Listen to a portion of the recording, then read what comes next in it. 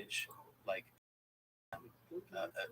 Spanish conquistador in fucking the NBA, where you could not believe what a killer he was. Like, you've never seen that level of competitiveness, and how that dude could dominate. We've never seen. Are like, oh no, I've seen highlights, and I'm like, no, you don't get it. Like, you don't get how dominant he was. Jordan, Jordan.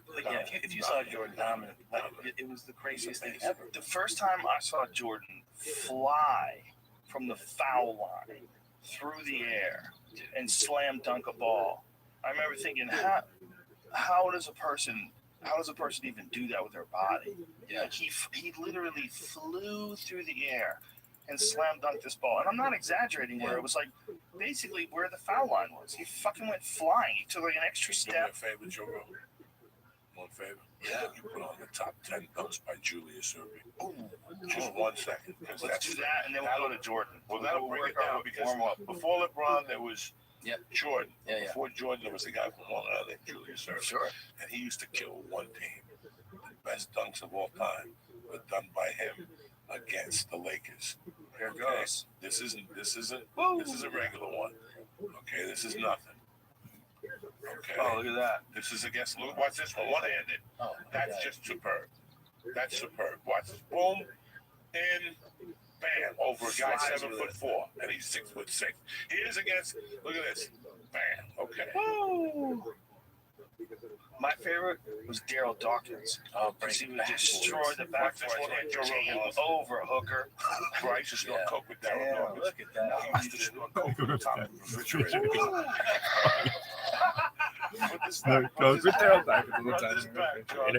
He was gonna call my podcast, but he died 3 weeks later. Oh no! 3 weeks before. He was off the train. I went to a psychic. No, he did. That's against Bill Walton. Look at this one. Against Oh fucking, my God. That was watch this one. This is against this guy. Oh, watch these beautiful. two. That's beautiful. The elevation, man. The problem is that's what everybody wants to see. You don't want to see all the shit leading up to that. Yeah. It's like when I watched the Hawks. This was tremendous. Hurry up and get Against an the ad. Trailblazers. Look at him against Bill Walton. Bam! And Bill Walton kept calling for a foul. Look at him. Bill Walton, all his shit. Look at him. Look at bitch. You're gonna be this. But I'm slamming right in your fucking face. See? Bill Walton was calling for a foul.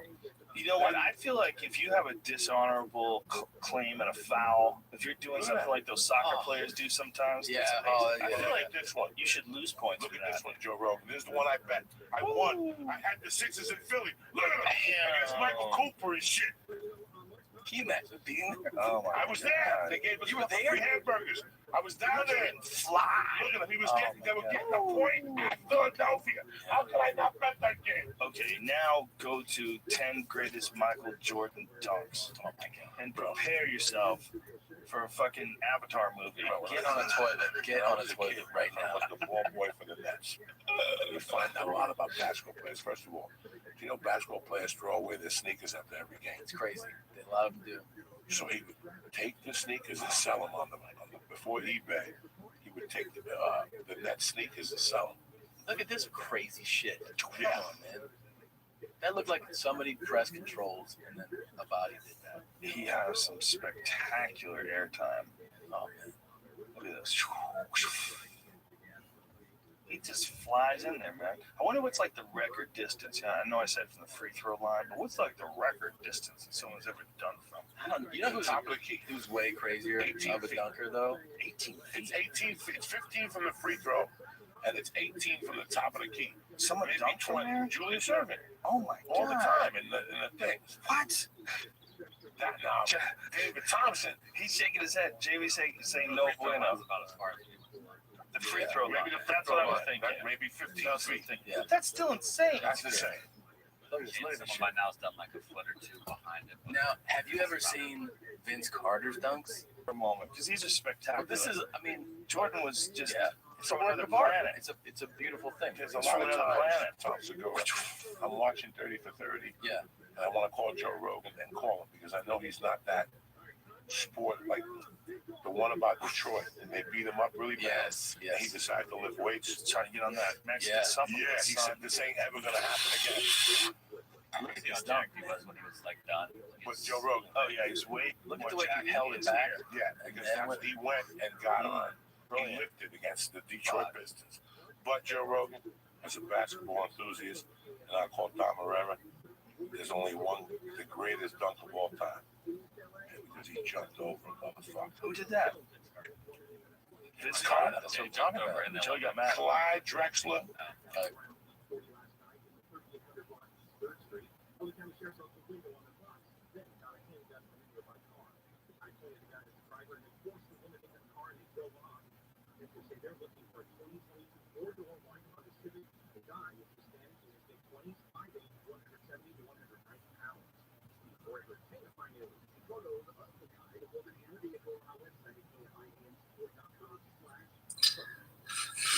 Everybody hold off their quest until I'm able to go through the list of updates for Stream Baby.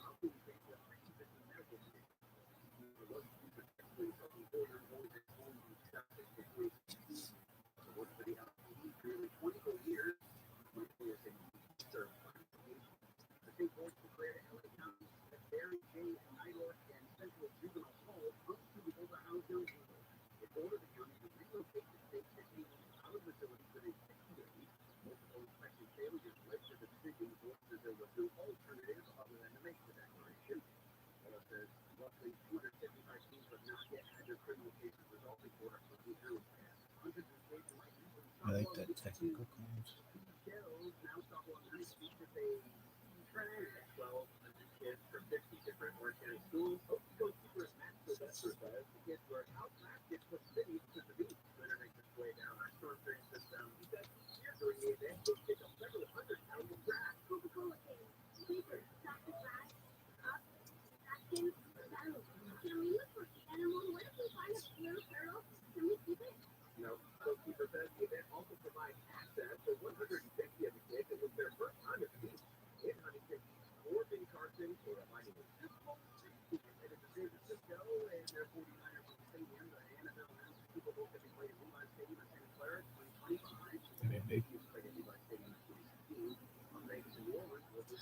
Everybody join Twitter Space, share it, retweet it.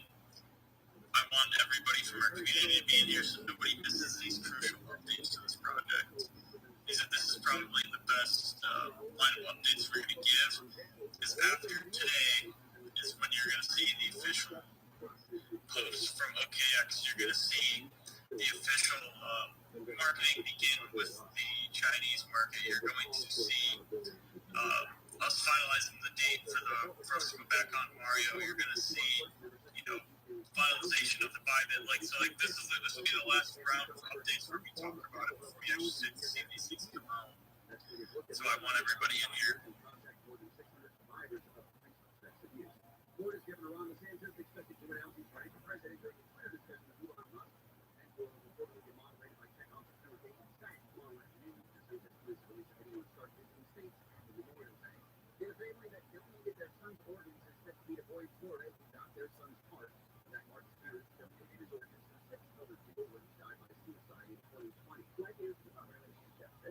So I want to see at least 50 people in here.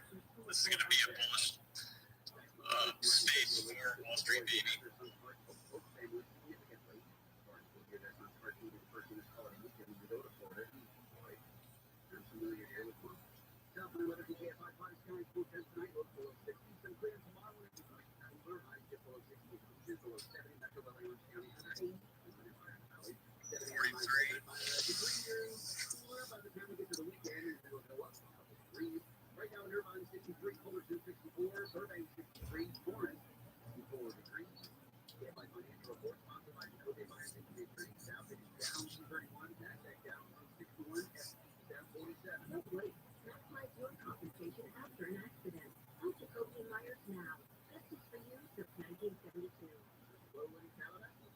Alright, we now have nearly 50 people, so let me go through this line item list.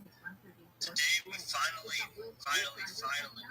got the OKX operations team to finalize and agree to host the AMA with us. We knew they were going to do it. As part of this agreement, there are some tokens available to people that join the AMA. They have 3 million followers. we will receive the tweet about the AMA. And I'm kind of glad that it may have taken this long. There's a lot of people that were trying to time this market, time the next month, have now completely been flushed down the toilet. And that allows us to actually capitalize on the growth with their community. And I do want to say the reason I did not start the Twitter space with the Android phone, it's an S23 Plus, to host it. I don't want us to be in the middle of a record attempt and to have to leave to go to their account to host it. So I do want them to host the AMA, and this will all be coming out within the next 24 hours. Their tweet, the date, everything. So there's no more toying around with those updates. So that's the first line item. Number two, the Wall Street baby Chinese marketing. In a last minute decision based on some of our own internal due diligence research, and plus we got a really good deal on it. The same guy that marketed Pepe and Refund in these Chinese markets is now going to be marketing us in these markets, making us top trending on Weibo, which is like the Chinese version of Twitter.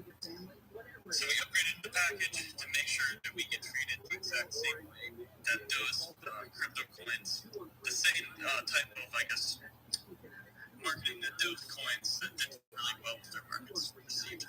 So that is a little bit of a change. Number three, our guy that's flown over to, I think it's pronounced Cannes, Cannes. The guy that's flown over there, he is, I believe, tomorrow we will have our first out of the two partnerships that he is there to finalize. Jordan Belfer and Hezbollah. Tomorrow we will finish the Hezbollah partnership, and that will take, that could happen anytime in the next 24 hours. So that's being finalized tomorrow. On top of that, the Jordan Belfer partnership, if you actually look into his official schedule, they won't be meeting him in Monaco until I believe it's like the 28th when the Grand Prix is there. So that's when they'll be meeting. That's the official date that he'll actually be meeting. But that's when we'll be meeting him. So tomorrow we'll be looking forward to the Hezbollah partnership, some finalization details, or at least the next update into that development. So we have the OKX finalization with 24 hours. We have the Chinese marketing starting within 24 hours with a premium plan that further benefits everyone in this community. We have officially flushed away everybody that couldn't patiently wait for these developments to happen, which is a beautiful thing. I am in this glorious state of marketing they've ever seen. I'm also in contact with Jake Gagan and some other just regular influencers to start working with us doing an AMA there. We're also the guy that got us the Mario AMA is now officially working to finalize the follow-up with him, even though their team already agreed to do one. We're just going to have our guy that works with them finalize that quicker. So now we've pushed these last few weeks. A lot of us waiting for development. A lot of us continuing to follow the chair sideways, and that was the most, insane round of marketing that any of us can see. We obviously had Jamie tweet about us today. That helped build a little bit of credibility with Jordan Belfort and Hezbollah. So that's good to see. Jamie did a space with, or a crypto debt space with Jordan Belfort at one point. So that definitely helped. So, here we are. We're 24 hours away from the first wave of intense marketing. Millions of people finding out about this project. Do as that info as you will. I know exactly what I'll be doing with it. I'll be watching the fireworks go off tomorrow.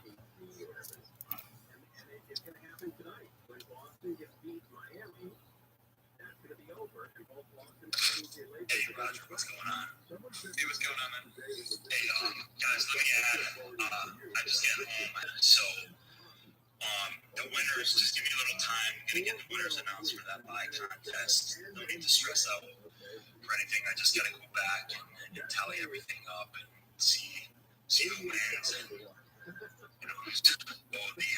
the automatic guarantees and, NFTs and whatnot. So just give me a little time to get that situated. Let me add this, guys. I know earlier this morning, I was really harping on the community to get involved with Twitter raids and whatnot. not. A lot of you guys really stepped up, which was awesome. But I want you, everybody in the community, I really want everyone to understand this. All this marketing that we're talking about, Roger has fronted the vast majority of it. Correct me if I'm wrong, Roger, not even including the hundreds and hundreds of ETH that you burn, but just for marketing, I think you're up around like the $60,000 or $70,000.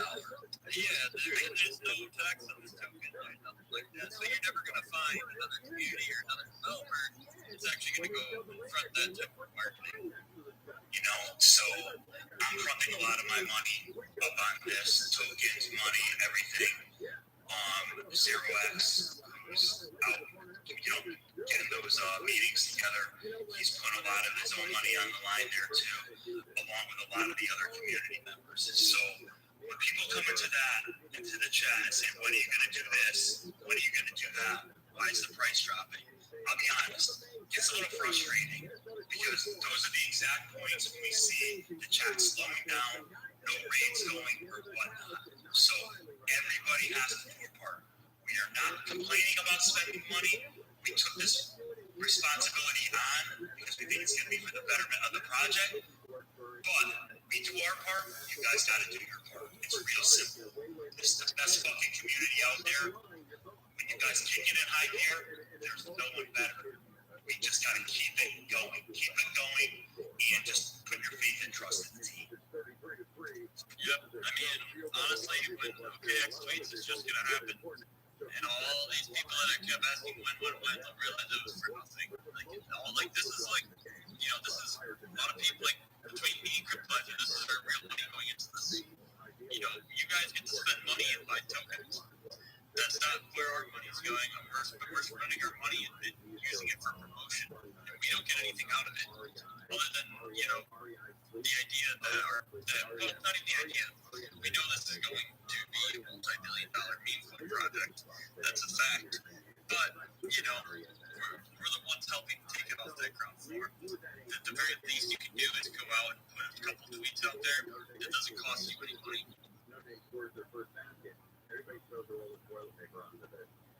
And please, I know a lot of people aren't too familiar with tweeting, but listen, at some point, just say, let me go figure this out. Let me make one tweet. Let me share it to the community.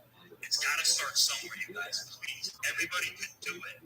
It's not that hard. I'm not trying to belittle anybody or scold anybody, but the more people that get involved for the very first time, it gets to be an exponential type growth where one person turns to 5, turns to 20 people doing it.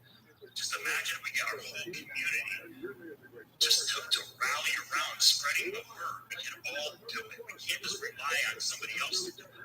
You got to take the initiative and just do it. And believe me, it's going to pay massive, massive dividends for all of us. And that's why we're all here, right? So we got to just work for it. Okay?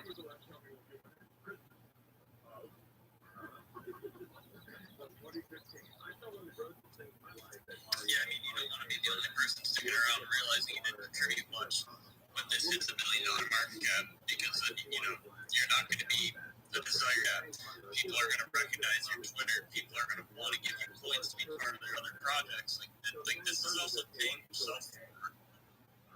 Like Cryptolizer, when this is a multi-million-dollar market cap, his account, his Twitter is going to be worth hundreds of thousands of dollars because people are going to want to get involved with their projects. One, because he's a Wall baby whale, and two, because they want him holding your token. You're an invaluable member.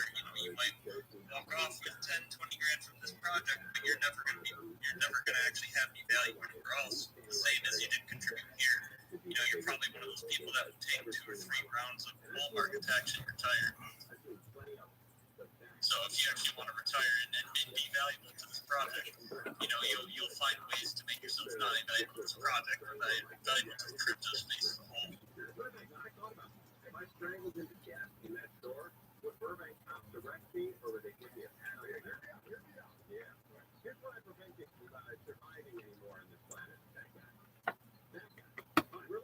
Lago, you were requesting to speak. I've unmuted you. Yeah, I couldn't agree anymore with any of your answers. We just sitting here back some time. Just like average overnight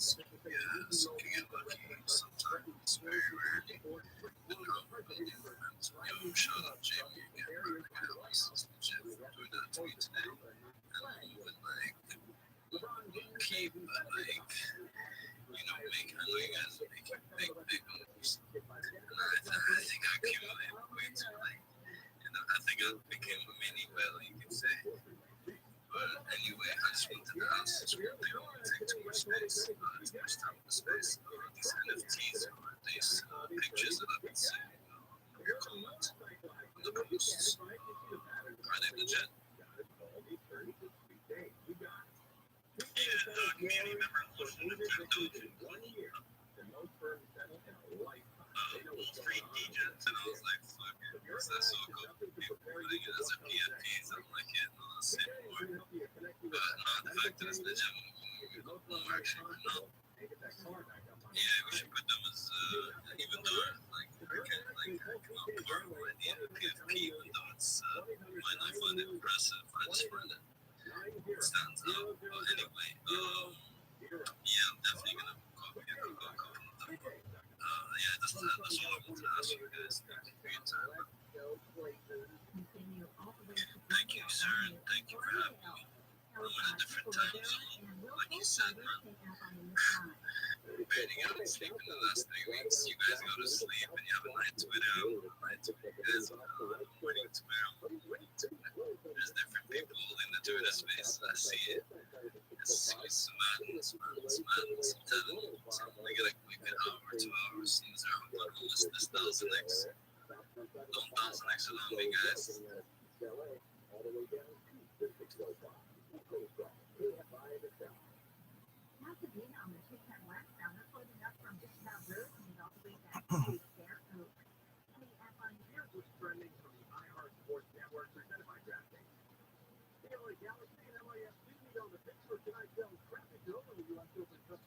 If anybody else wants to come up and speak, you know, like I said, anyone that misses the space, I just bounce the people are recording. Everyone's gonna come in tomorrow and be like, why did you guys do this? You miss out on important updates. Honestly, it's kind of like built-in karma for the ecosystem of crypto.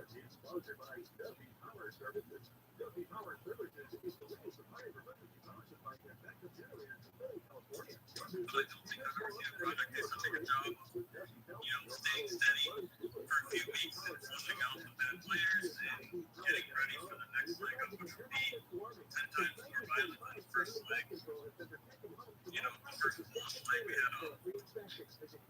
So, we literally set ourselves up for success here. So, marketing. So we started talking about it, and a couple of Chinese holders steered us in this direction. At first, we were thinking about just doing like a basic marketing program, and they kept saying, listen, really consider upgrading.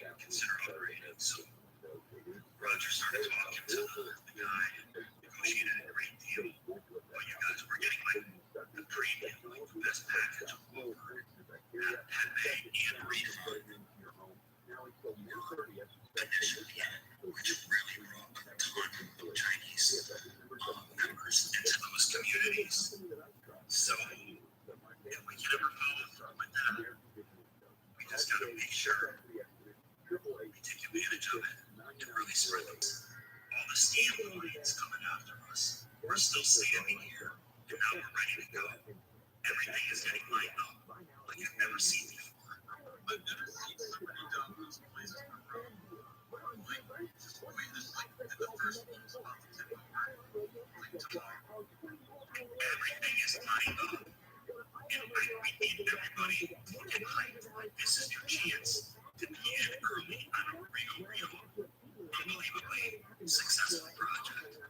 Everybody's got to step their game up, rally around each other, support the project, get on Twitter, and if everything kicks in, you guys, this could just be like phenomenal. You've never seen the team working so long. And yeah, you know, maybe that lets some negative sentiment on the terms these last 2 weeks. But I'm telling you, everything that we needed to get done behind the scenes is done. It's done now. Like, I'm back. Everyone is back. We're all back. We're all little segues returning, guys. Like, we've done our part. We paid our part. and this thing's just like straight ready to fucking like completely take off. Like I said, I've never seen so many things lined up for a project I saw today on Twitter. And one actually has OKX suspension hold token. You know, you'll make like 500K just mention hold token. And Wall Street Baby's supposed to be mentioned by them tomorrow. And we'll be listening to AMA from their main Twitter. You guys, that's all. It's probably going on. They got zero eggs for team up top there.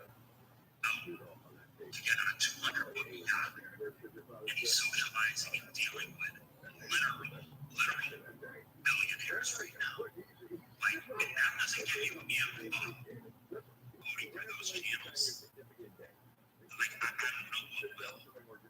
Like, really, you gotta think about that. We could all be a part of this, okay? I'm saying a billionaire is gonna come in and put, $500 million into this, but you know what? Just the exposure alone, you guys, that's how this shit works. I'm getting that exposure. I'm not gonna lie, I'm already seeing it on Telegram. What's the news in spaces? Why pump? Why this? Why that?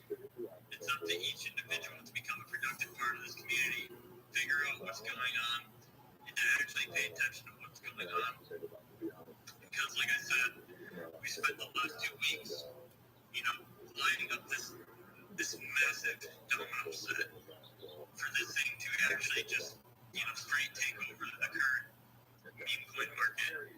And we are going to succeed in those numbers, and the first dominoes are coming down tomorrow.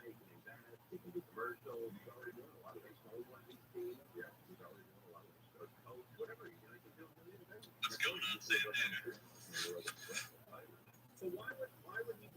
What's up, man? Excellent. Honestly, I've never been more bullish about this project. I'm just looking at the.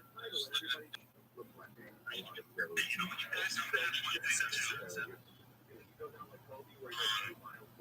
We created that Chinese Telegram, and community members might join. Just so at least we're going to show there's like a lot of membership in that community for when Chinese investors go to look for it. Is that a good idea, you think? Or yeah, right? No, couldn't hurt anything. Yeah, we should definitely be branching out outside of Twitter and Telegram. They finally gave me access after a week. After a couple weeks, I've on the Facebook group, I had to message some of the admins to get me in. I finally in the Motion Bets Facebook group. But yeah, so I'm doing some posts over there and interacting with people. I'm actually talking to the founder of Wall Street Bets Facebook group right now. And from our conversation so far, he wants to have a after he's in Miami, which I would assume would be today or tomorrow. So he might be ready to move to the next, that next domino. So I forgot that I need to talk. Yeah, I can get that in works because like I'm not, I have the history there, so my stuff probably doesn't even come up with a lot of members. But like, if we can get like some real solid support in that community, that's a ton of eyes on this. They don't even realize they exist yet. So it's definitely begin. I bet you I could get him to all the background on there. That would be dope, yeah. Even like I took a screenshot at the tweet from Jamie earlier, and I posted it in the group, and I'm like, hey, what do you guys think about other Wall Street Bets supporting meeting point? And stuff like that, when you do that, you should post it back to the main group, so like I can write it, and other people can write it. Yeah, let me do that.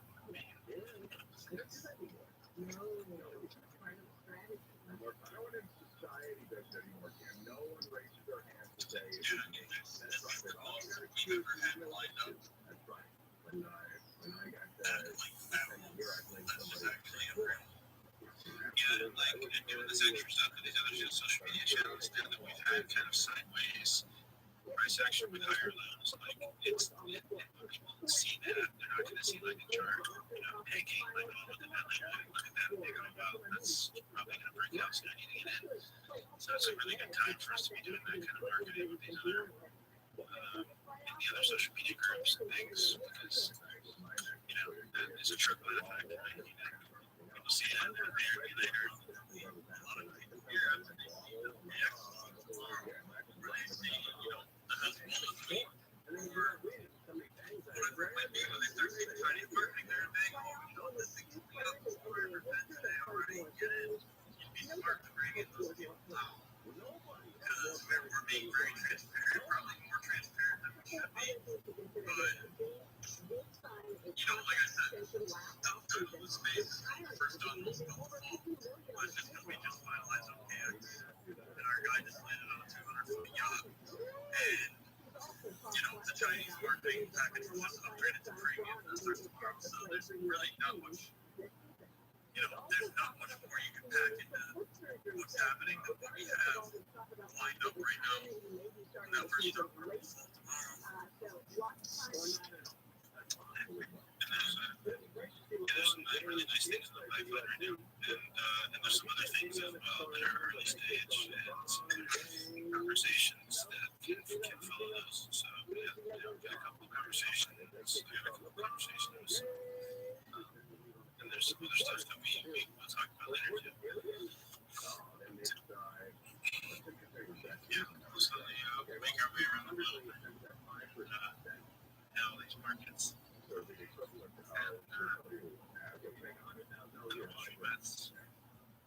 Just keep working on making best groups and some of the other things. That's what's, some of those efforts are, some of the things that have been holding us, in a steady pattern of events, new investors coming in. It's just a matter of time. Distribution is good enough to where it can't stay down anymore.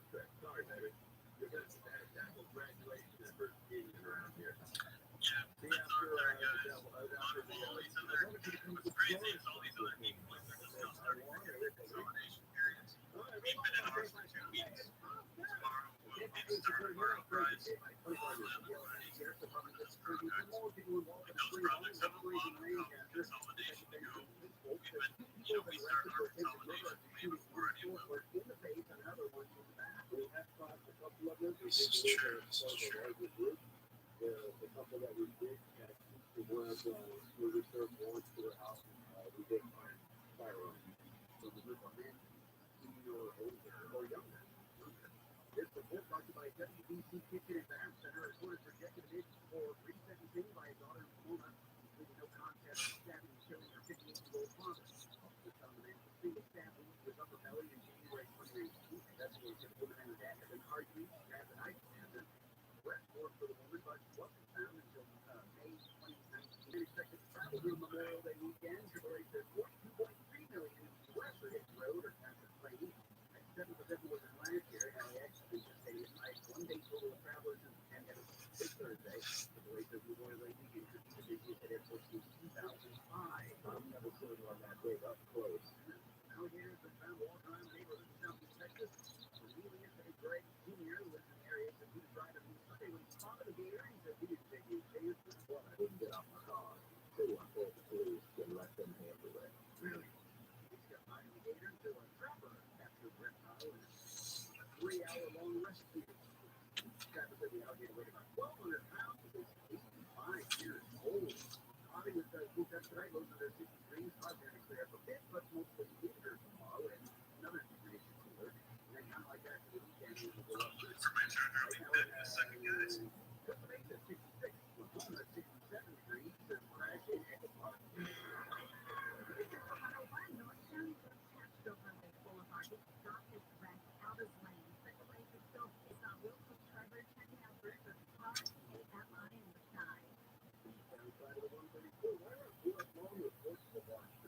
In the far right, not something you want to hit. That's just, if you're on a motorcycle, that could be a real bummer. The traffic stays well, even beyond that.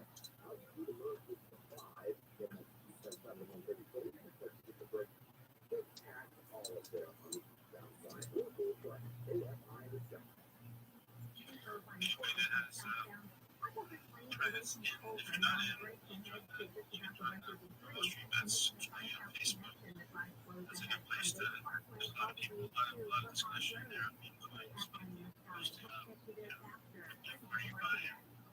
It's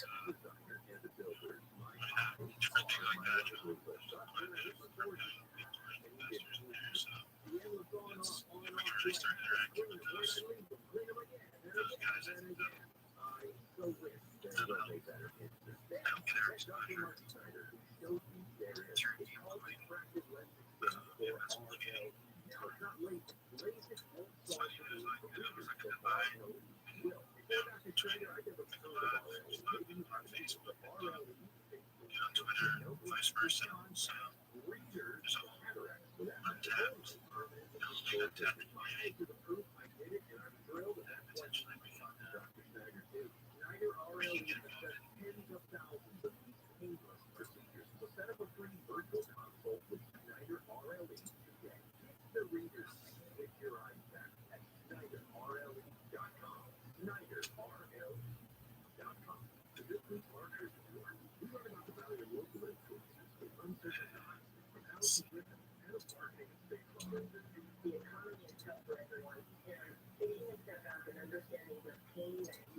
Interesting to see these Chinese influencers, and some Chinese investors are interested in supporting us.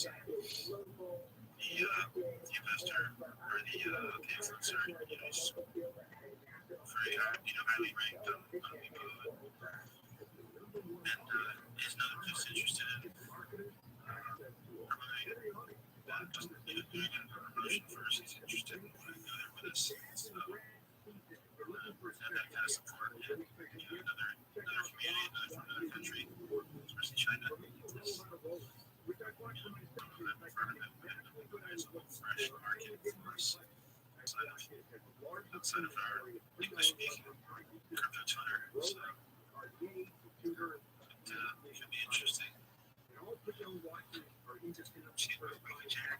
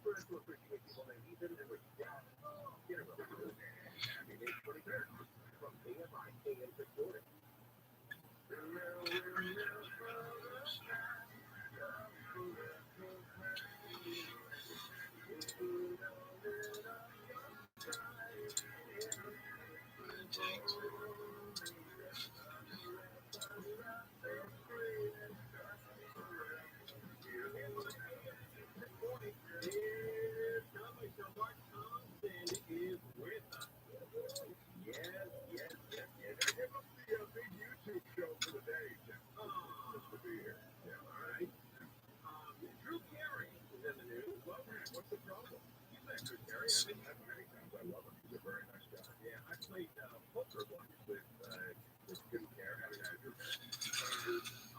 Drew Carey was either a better poker player than I was, or he had more money than I was.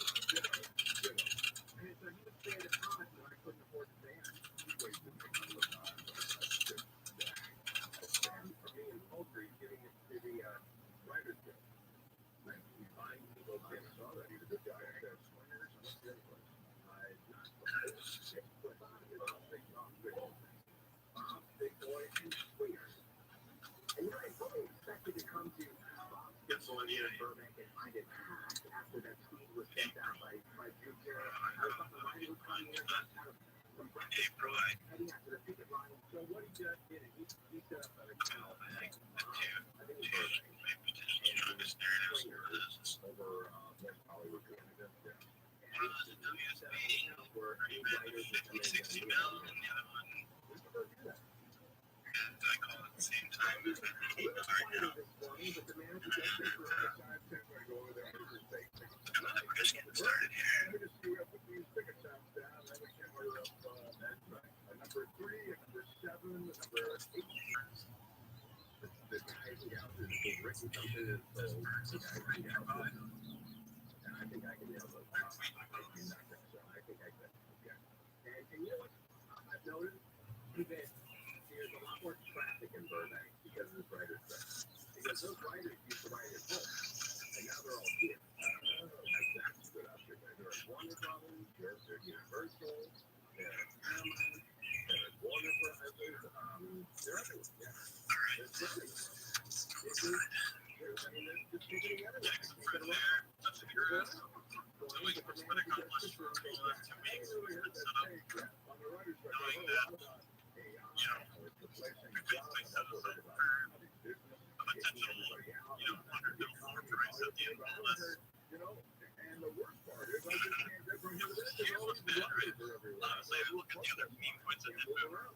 You know, people tend to have the same, I guess, you know, let's call it tendencies. That's kind of an awkward statement. But anyways, when you think about those other meme points, you know, some of them did go to 6 figures without any consolidation. You know, those consolidation periods might end, you know, around where ours did. You know, what goes down, what goes up must come down. So it's almost like a blessing in disguise that we got that out where we did.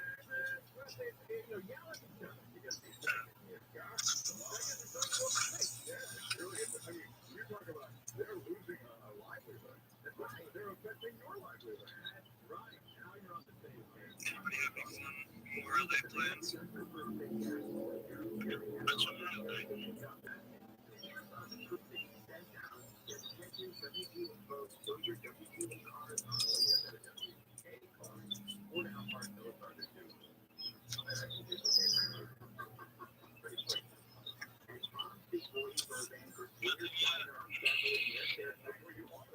Oh my god, I'm watching my dog chase a bird right now.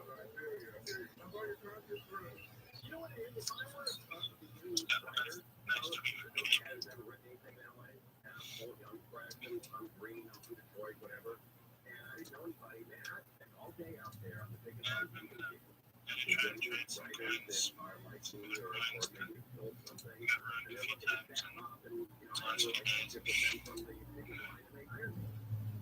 Yeah, I haven't tried touching anything. If I have any extra money, it's going right into WSB. Yeah, I try not to take anything out of WSB, so I gotta pay the bills, so I gotta try to flip things other ways, you know.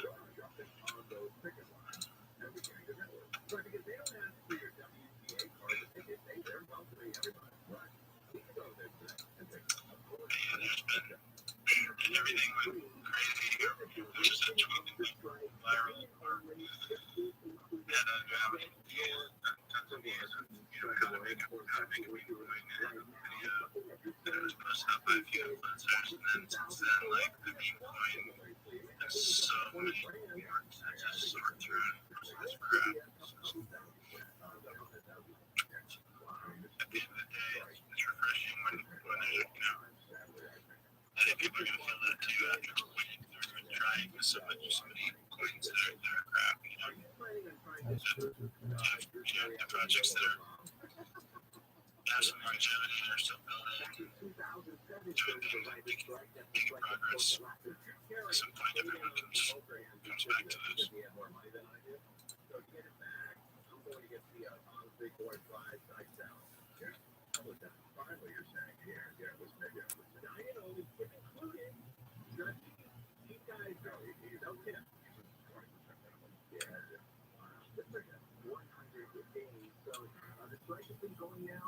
When's our Chinese content starting?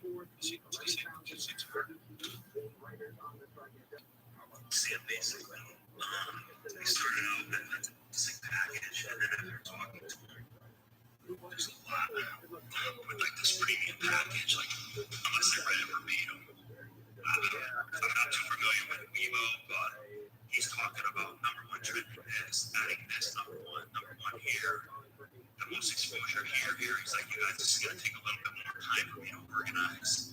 So that's why there's gonna be a delay until tomorrow. But I think it's all right. I mean, it definitely sounded like the stuff he was mentioning seemed pretty. You seemed like it might be worth it. You know, some pretty bullish stuff for exposure and all the access to all the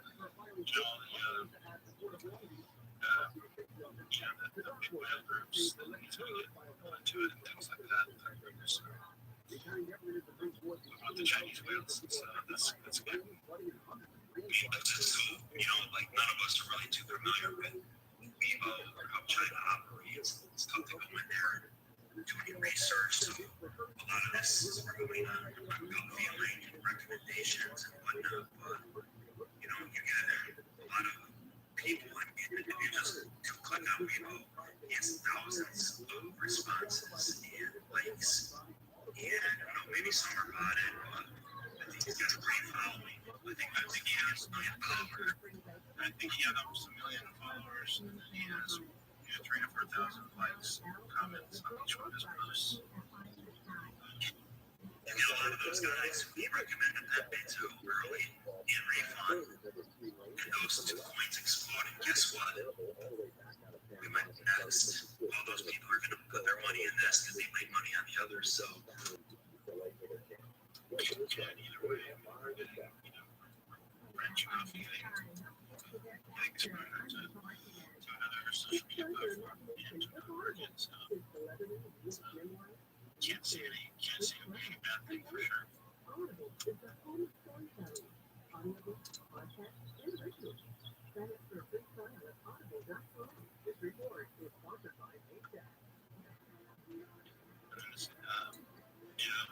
It's interesting that OKX made, that we're going to be front and center for that writer page to have 3 million followers. And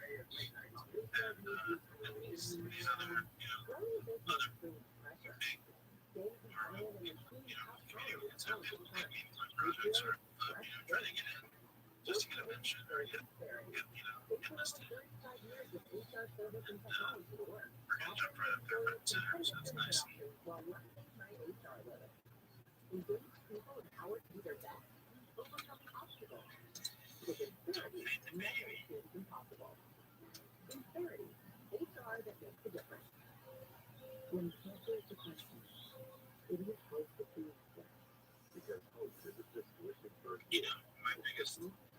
My biggest mistakes in crypto points are fading my own calls. So all the times that I've sold too early or not put in, like every single time, my biggest losses are me fading my own judgment.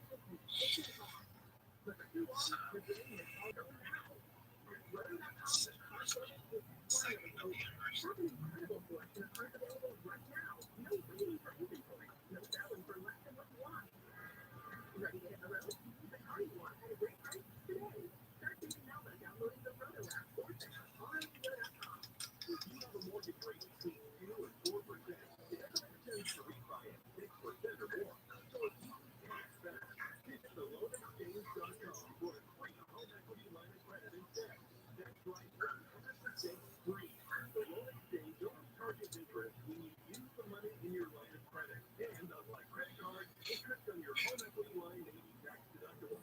With your tax advisor to know for sure.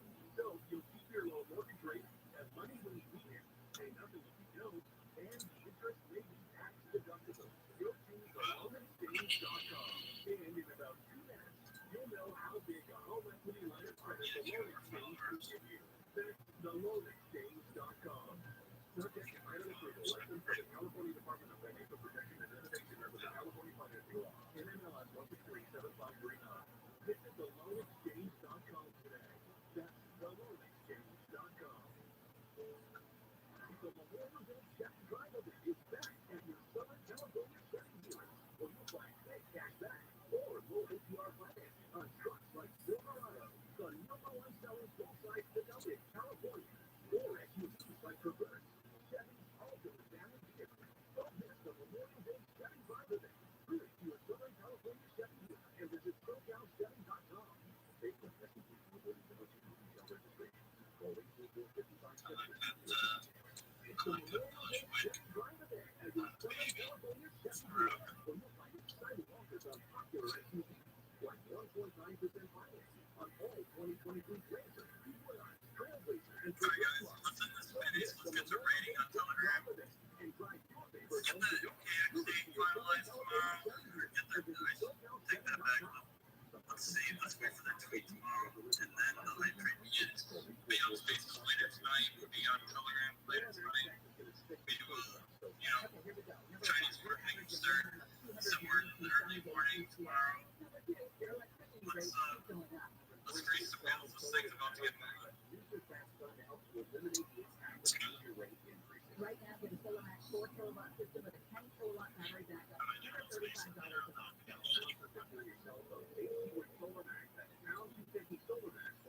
Oh.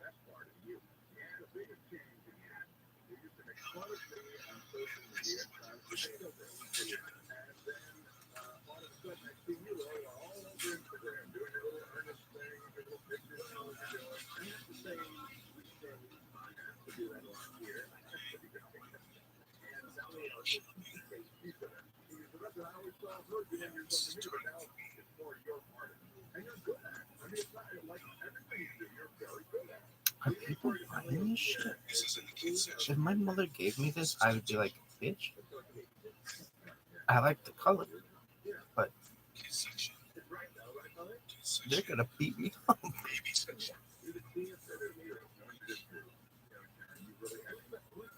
This is a baby section, kid section.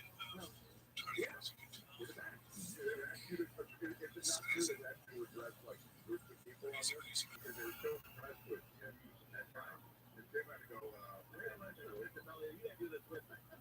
a guy in this call happened about 2 weeks ago. It was a big Zoom call with 16 program directors around the nation, mostly cost savings, sports and regular. And one of the guys, they meet you. They say, this is Steve WBUZ, Detroit. We were knocking it out. We got 6 exits down. The Joker. Like, okay, Steve, what you say? How you guys getting all those hits out there in La La Land? By the way, how was that strike out again? And I would say, oh, well, that's easy. Delio? Delio would answer the question. I can't remember what I told you. I gave you some direction long ago. I moved out the next day. This is Jerry from the band in New York, man. Over the match stand, those days. Nick's kicking ass. You got my shoes? Delio. All right, here we go. Yeah, Ron DeSantis going to announce on Twitter. Florida Governor Ron DeSantis will launch his 2024 Booking on Twitter Spaces, the social media site platform for audio chat. It's not clear if not the Twitter slogan. Twitter Spaces, that's Twitter Spaces. Where's that from? Living Space. Yeah, I bet Twitter's going to try to steal that. Twitter Spaces. So the same event will be on Twitter Spaces, the social media site platform for audio chat. It's not clear if not if they're formulating it's an addition to that. There will also be a long video from DeSantis' campaign, followed by trips to presidential primary states. For more on all of this, we'll get to political reporter Aaron Navarro. Hey, Aaron, how do you feel about working for CBS for getting the next time the announcement? Joins us now, Aaron. You were able to confirm the details this afternoon. Not really surprised that DeSantis is announcing the candidacy tomorrow, but it is a surprise that he's doing it on Twitter and eliminating the mainstream media. How do you feel about that, Chris? With Elon Musk, what's the strategy? So Elon Musk and former President Donald Trump have very similar audiences. There's overlap in the support there. While Musk is not Senate is going to endorse DeSantis, it's pretty darn close. And this is a way for DeSantis to cut into that target from support online. Black Republican strategist noted to me, quote, no one has more street cred online with many people than Elon Musk. Another noted he just aired the big name that's a lot of strategy media to DeSantis as he starts the presidential campaign. That's a good point. Certainly Elon Musk has deep pockets. He's well known. He's a successful businessman. At the same time, he, in the past few months since he bought Twitter, has been sort of flirting quickly with white supremacists, with conspiracy theorists online. Oh, geez, I wonder why DeSantis going with the network there, right? I wonder why. Sort of flirting quickly with white supremacists. Yeah. Looking to send a message by appearing with him, and what message is that? So it's the white supremacist message. They're going to put that out there tomorrow and try to get that back to you. Elon DeSantis news go back, at least around in history. Has been supportive of the DeSantis word in general. Both ground against the media, spoke really bad at themselves as anti-establishment. But another thing that was kind of just noticed to me was that the potential takes Trump off Twitter. Trump may develop the sort of vendetta with Elon, they take this consulting Twitter, and he kind of has. So how long do we have to wait? November next year? That's the month? Yeah. November next year. Yeah. So we got June, July, August, September, October. 17. All right. Got my job for live on KFI AM Big Board.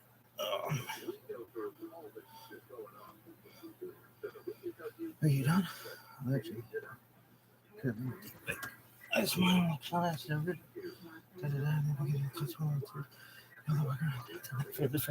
Doing out because I discuss. Neither here nor there nor anymore.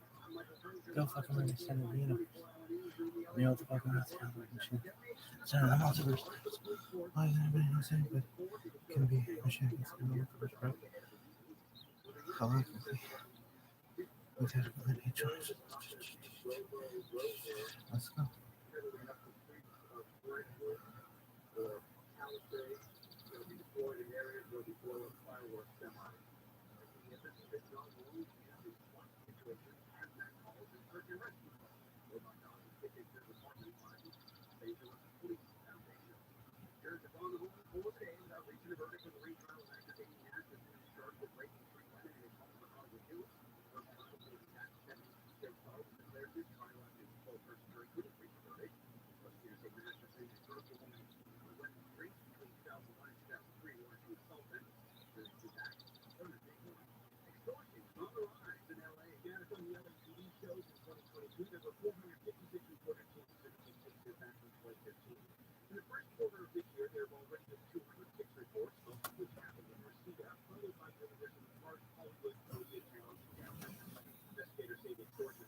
Yeah, some leaking.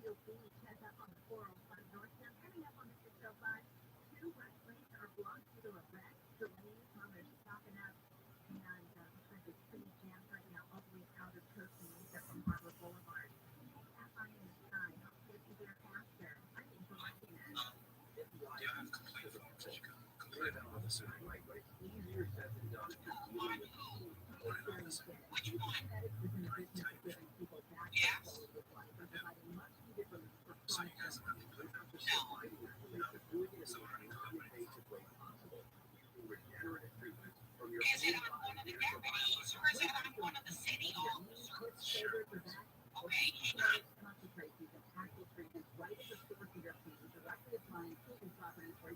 I need your name, address, and phone number. I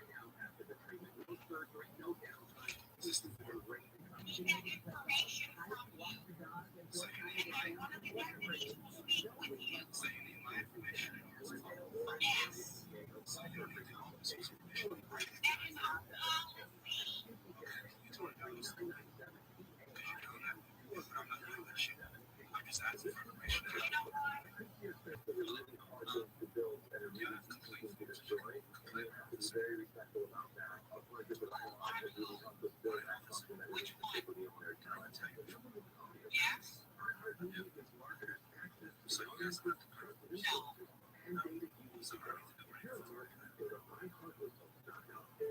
Is it on one of the deputies or is it on one of the city officers? Okay, hang on.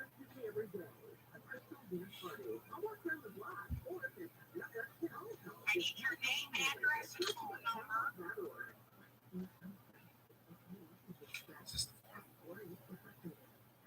We don't have a form. I need that information from you. And one of the deputies will speak with you. Yes. That is our policy.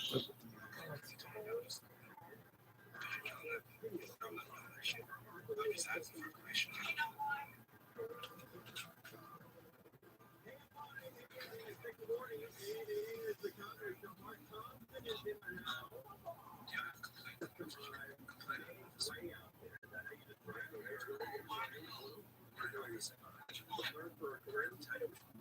Yes.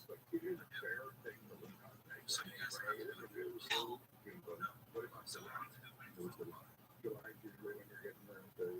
Is it on one of the deputies or is it on one of the city officers? Okay, hang on.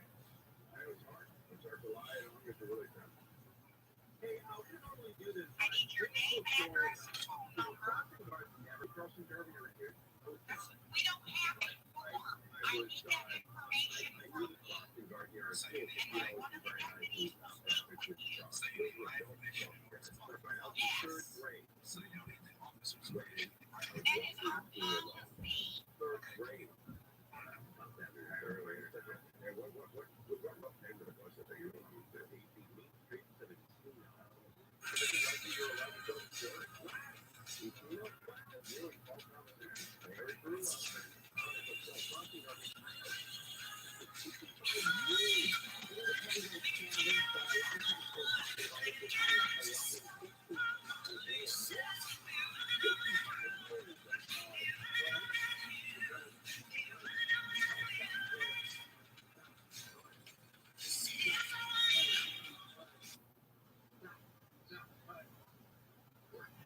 Why don't you ever talk about the men that don't pay child support? Because it's women like you who spread your legs for guys like that. Why don't you ever talk about the responsibility of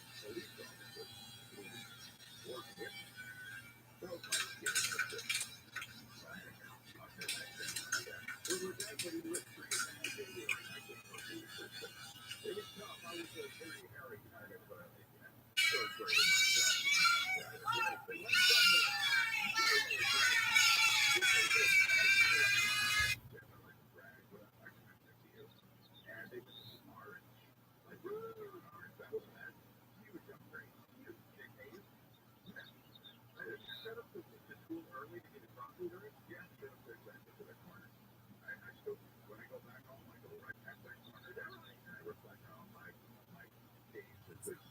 ever. My girlfriend broke up with me 5 days ago. 5 days. As she broke up with me, she told me she cheated on me a couple of nights ago. We lived together and she paid the last month. She offered that I can stay as long as I want. I have nowhere else to go due to how expensive rent is in the area. The only option is to go back down south.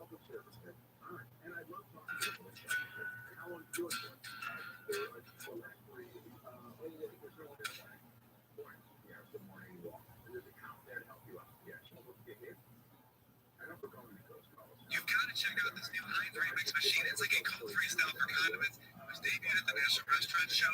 First, you choose your base. They have ketchup, ranch, barbecue sauce, or Heinz 57 sauce. But then you get to pick your mixes. They have jalapeno, buffalo, smoky chipotle, and mango.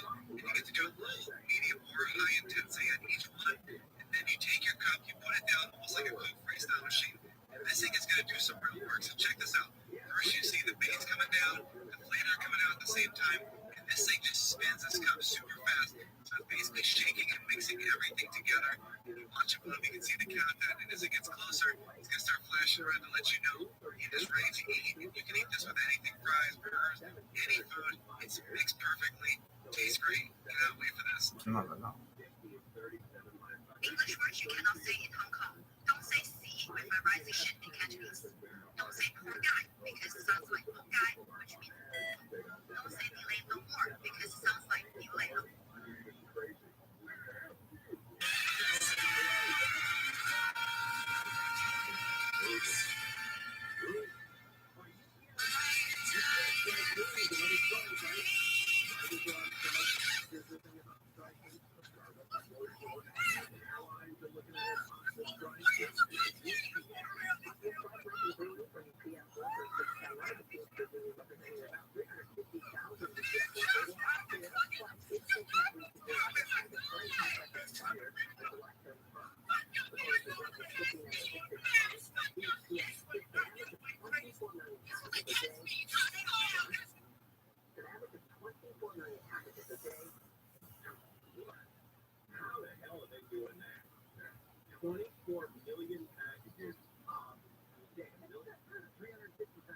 Here's a this motherfucker right there.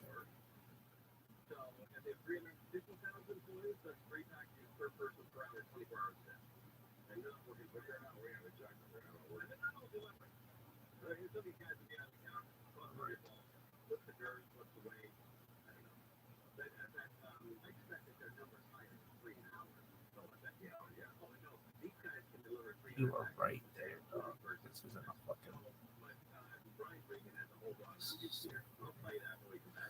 There should be some kind of.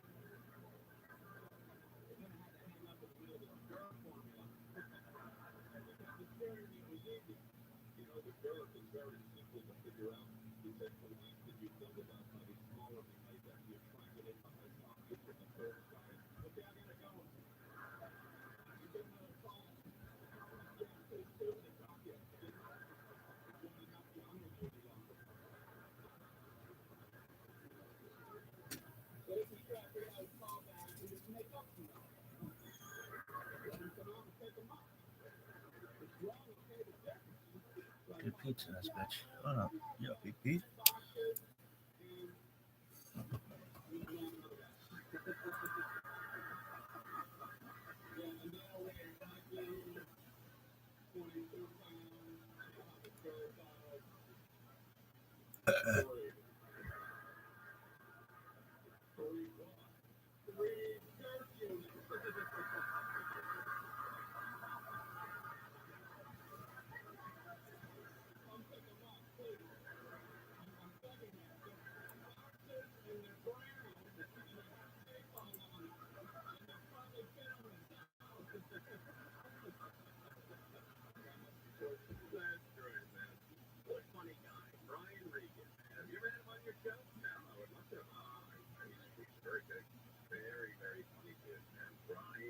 Greetings from Podcastville. It's Wednesday, March 27th. This podcast is brought to you by CBD Lion. Picking a reliable CBD company was like pulling fucking teeth. No more. They got 80 brands on there. But lucky for you motherfuckers, I found CBD Lion. If you go to cbdlion.com and check out their third-party lab results, you're going to be fucking amazed. And right now, the church family gets 20% off at checkout when you put in church, C-H-U-R-C-H, at checkout. That's church, C-H-U-R-C-H. CBD Lion, the reliable CBD company. Also, let me ask you something. You start to lose your hair a little bit. Maybe sometimes you go on a date and things, the plumbing ain't working like it usual. Let me tell you, I got something for you. A company called Hims. It's a wellness brand for men. You've heard us talk about it for years now, but let me explain something to you. 66% of men start to lose their hair by the age of 35. And once you notice you got thinning hair, it's too late. Is that hairline slowly starting to get 4hims.com, a one-stop shop for hair loss, skincare, and sexual wellness, if you know what I'm talking about. Listen, you got no snake oil pills or gas station counter supplements, prescriptions, solutions backed by science. That's what I'm talking about. So, what I'm going to do is get the church started, the church family started with Hims Complete Hair Kit for $5 today while supplies last, subject to doctor's approval, and restrictions apply. See the website for full details. This could cost you hundreds if you went to a doctor or a pharmacy or some other guy from the street. No. At 4hims.com, we got you covered. So go to 4hims.com/Joey. That's 4hims.com/Joey to see how Hims can help you. The podcast is also brought to you by, listen, ZipRecruiter. You know, now ZipRecruiter makes it easy. Hiring is challenging. What are you going to do? ZipRecruiter sends your job to over 100 of the web's leading job boards, but they don't stop there.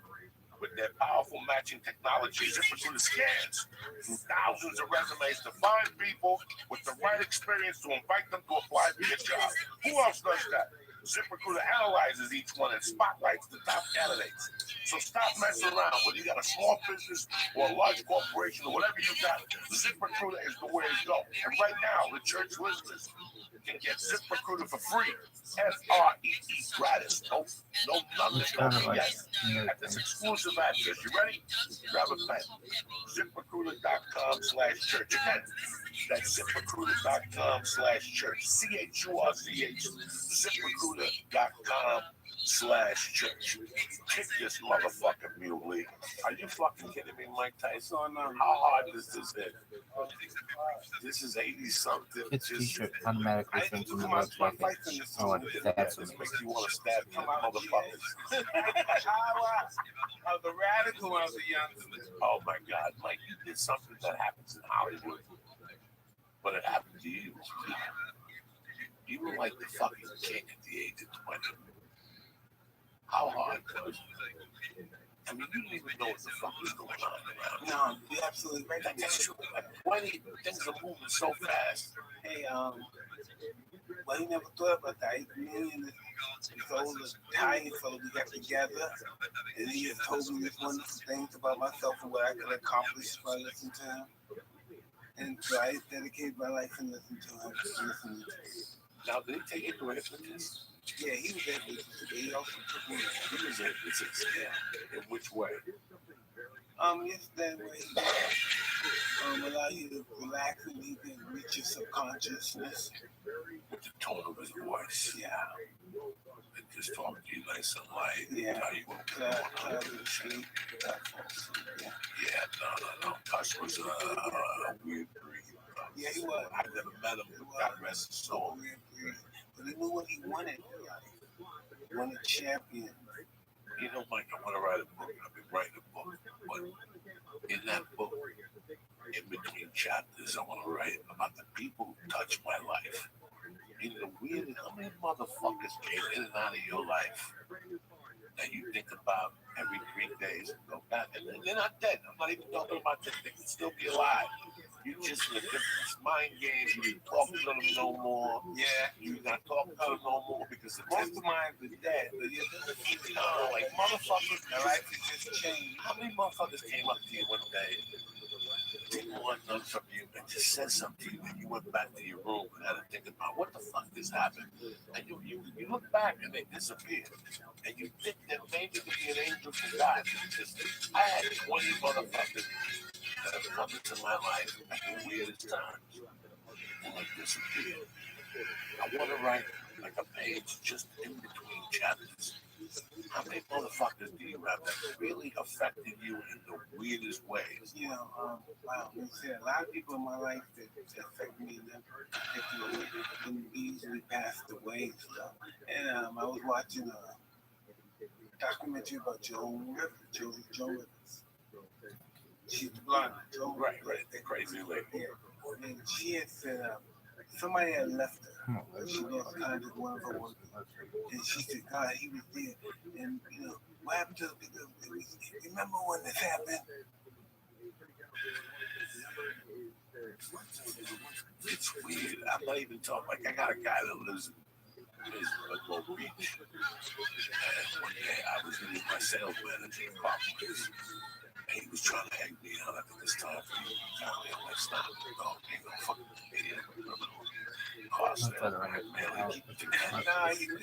I didn't notice it this time. I didn't notice it. One day I sold the car that night late, and they were washing it the next morning.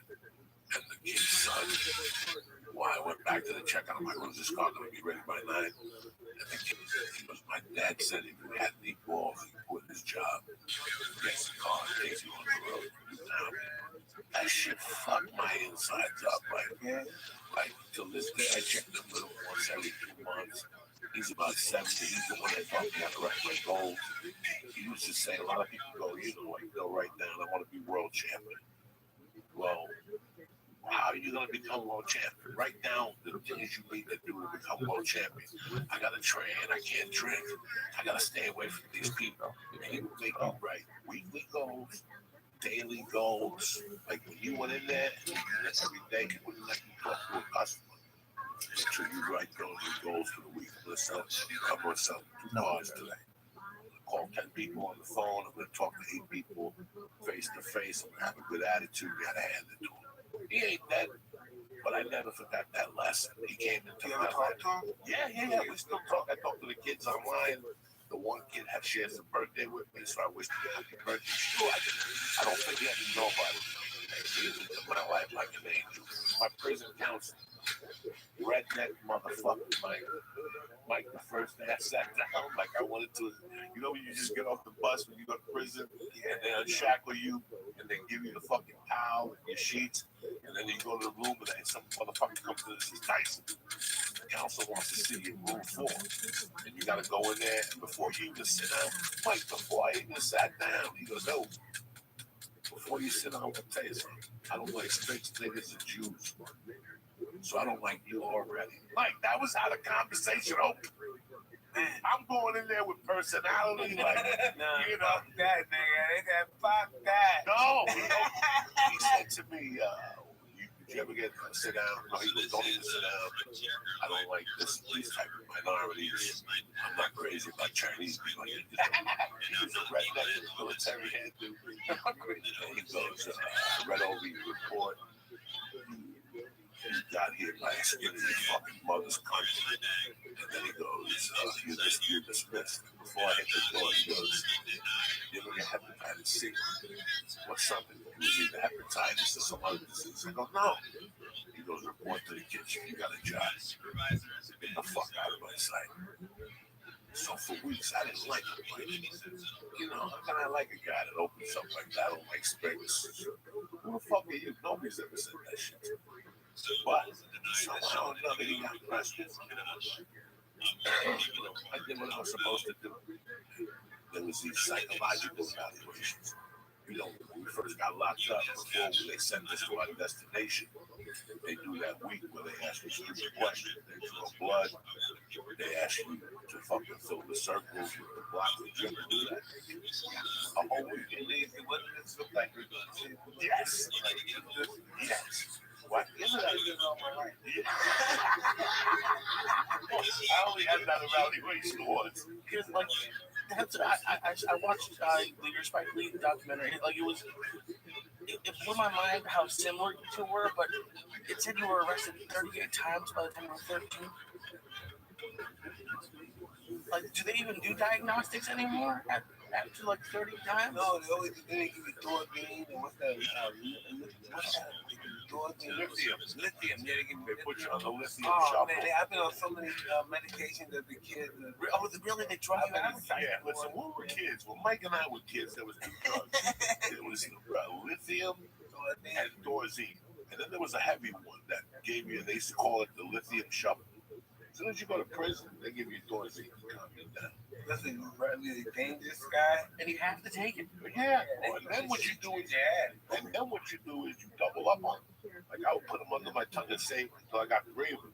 And then I'd eat them all at once and get fucked up like 15 Sometimes you can sell them stuff, but you sell them. Sometimes they always make sure like they're under your tongue and shit like that. So you do that diagnostic.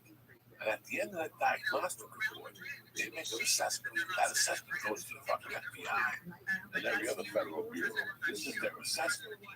And I gotta tell you, I believe it's an 87% assessment because it was big amongst the prisoners. They would say, did you get your report yet? And you had to file a petition to a lawyer to actually get it. Yeah, mine, I was like a fucking retard. No, it didn't. Yeah. No, it didn't. No. He told me I was a retard. No, they think we bullshit. They don't want you to know the result. They didn't really want you to know. So once I got under his skin, once he became my buddy, kind of sort of, even though I know he hated minorities, I would go up to him when I was walking. Go boodle. His name was Mr. Boodle. Go boodle. When are you gonna give me the diagnostic? He's like, get the fuck out of here, stick boy. Like he would say shit like that with a giggle. And I was already used to that from Jersey. There's no Tino. So he couldn't bother. When I was a kid, there was a dude on my corner, and he used to say shit to me every day. And I loved him to death because he toughened me up. They knew I did Santeria. So every time I walked up the corner, they go, hey, what are you and your mother gonna invite some black people over and jump up and down and kill chickens today and shit? I mean, he would say shit to the Irish. He would say shit to the Jews. Everybody, he made a comment from his fucking balcony. So I made this guy out to be like Mr. Tino. And finally, like a month before I got out, I went up to him like, "Hey, Mr. Tell me what it said on that thing." And he's like, "You don't want to know." Like, you gotta tell me what it says on there. And he walked me into his office. He threw his fucking file on the table. And he goes, "It says in there that if I had something you wanted, you would take it from me. That's what it says, that you're a fucking thief. Is that what you wanted to know?" And Mike, I broke. Like, I'd rather have you punch me in the stomach 80 times than the feeling I had at that moment. Because at 25 years old, I was told I was not to amount to anything else but a fucking common thief. That's devastating. And he told me this 4 days before Christmas. Like, it ruined my fucking Christmas. But at least I came to terms with it. I go, if I'm gonna be a thief, I'm gonna be the best fucking thief there is when I get out of here. Yeah, I was a thief when I was a kid too. Yeah. And then I got in trouble and stuff. And I always had, come to a place like booking people, it makes you feel real bad about yourself. Because it feels like you're a predator and everybody outside of Brooklyn is prey. And you're looked at funny. Watch out for him. He's going to try to rob you, he's going to your house, keep your doors closed. And we had that reputation. We always had a bad reputation. Before the podcast, we were talking about how there was a time in 1984 where I became a fucking animal. And I became such an animal, I would keep it from my friends. The kids I grew up with, I would keep it from my friends. I was working in Manhattan at the Sheridan Center, 52nd and 7th. And I got out at 1 in the morning. You know what that's like for a 22, 21-year-old kid? With $2 in his pocket, a half gram of blow just to get the party started. Oh, no, it's beautiful. I was the king of New York, but I did shit those nights that, that went on for like 18 months. Those nights, I still remember being a fucking party. They invited us out to the club on the rooftop. Remember the rooftop? You went in there after 11, it was $17 all you could drink. And after 3, it was $14 all you could drink. And we went home with Paul Newton's daughter. How was that like? Not the fucker. We all went back. Party? Yeah, like it was like a party. She had like an apartment that had different floors. And on every floor, there were people smoking coke. You were talking to people. And I ended up in a bedroom with a friend of mine and this girl that went to high school. Both of them grown up together. We're smoking coke. We got that Tuesday. Now it's Wednesday. Now it's Thursday. One of them still up. That cocaine is flies, right? Flies. Nobody's eating, drinking. Everybody's still up. Everybody thinking about fucking your dick's fucked up. Your dick's fucked up. Every time you pee, you get a toilet paper and you wash your dick just in case somebody decides to suck it. You don't want it to smell like pee and helmet glue. You know what I'm saying? Man, I didn't know these fucked up. Oh, just being fucked up. And I wanted to fuck this girl, but she was our friend. I knew she was a dirty whore, but our friendship was bigger than us me trying to fuck her on the coke. But one night, this morning, it was like 11 in the morning. My buddies, we were there so long, they towed my buddy's car. That's how you go to somewhere too long. So it was Thursday morning, and all of a sudden, we were looking for a light. And we was going to look at the drawer, and Regina opens the drawer, and there's a fucking ounce of fucking coke like a bag. It's like heaven. And I look it up. I look at heaven opened up. I look at Regina. I go, Regina, take some. Get the fuck out of here. She's like, take some. I'm taking it all. She put in her purse. We walked out of there. We had no cash to get back to Jersey. We went upstairs and borrowed money to get his car untowed. This is what the 80s. New York was fucking crazy.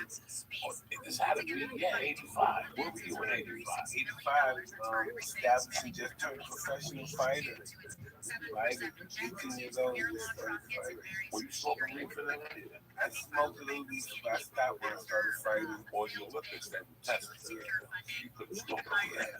When did you start smoking weed? 97, 98, 97, I started smoking back. They calmed you down? Hey, I wish I could smoke it. I only smoked it once when I was fighting. I had an awesome fight. I fucked the guy, I broke the cheekbone, the eye socket, the jaw, and back, man. Fucking, man, I fucked him with his rib. I'm like,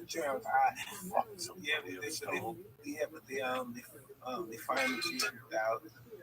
Oh, they tested the afterwards. Yeah. Oh, so they really look at marijuana as an enhancement drug. Yeah, I believe so.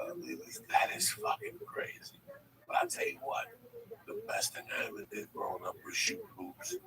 And there was nothing like shooting hoops when you're stoned to the fucking gills to play basketball. It's not like training boxing sparring with Jim.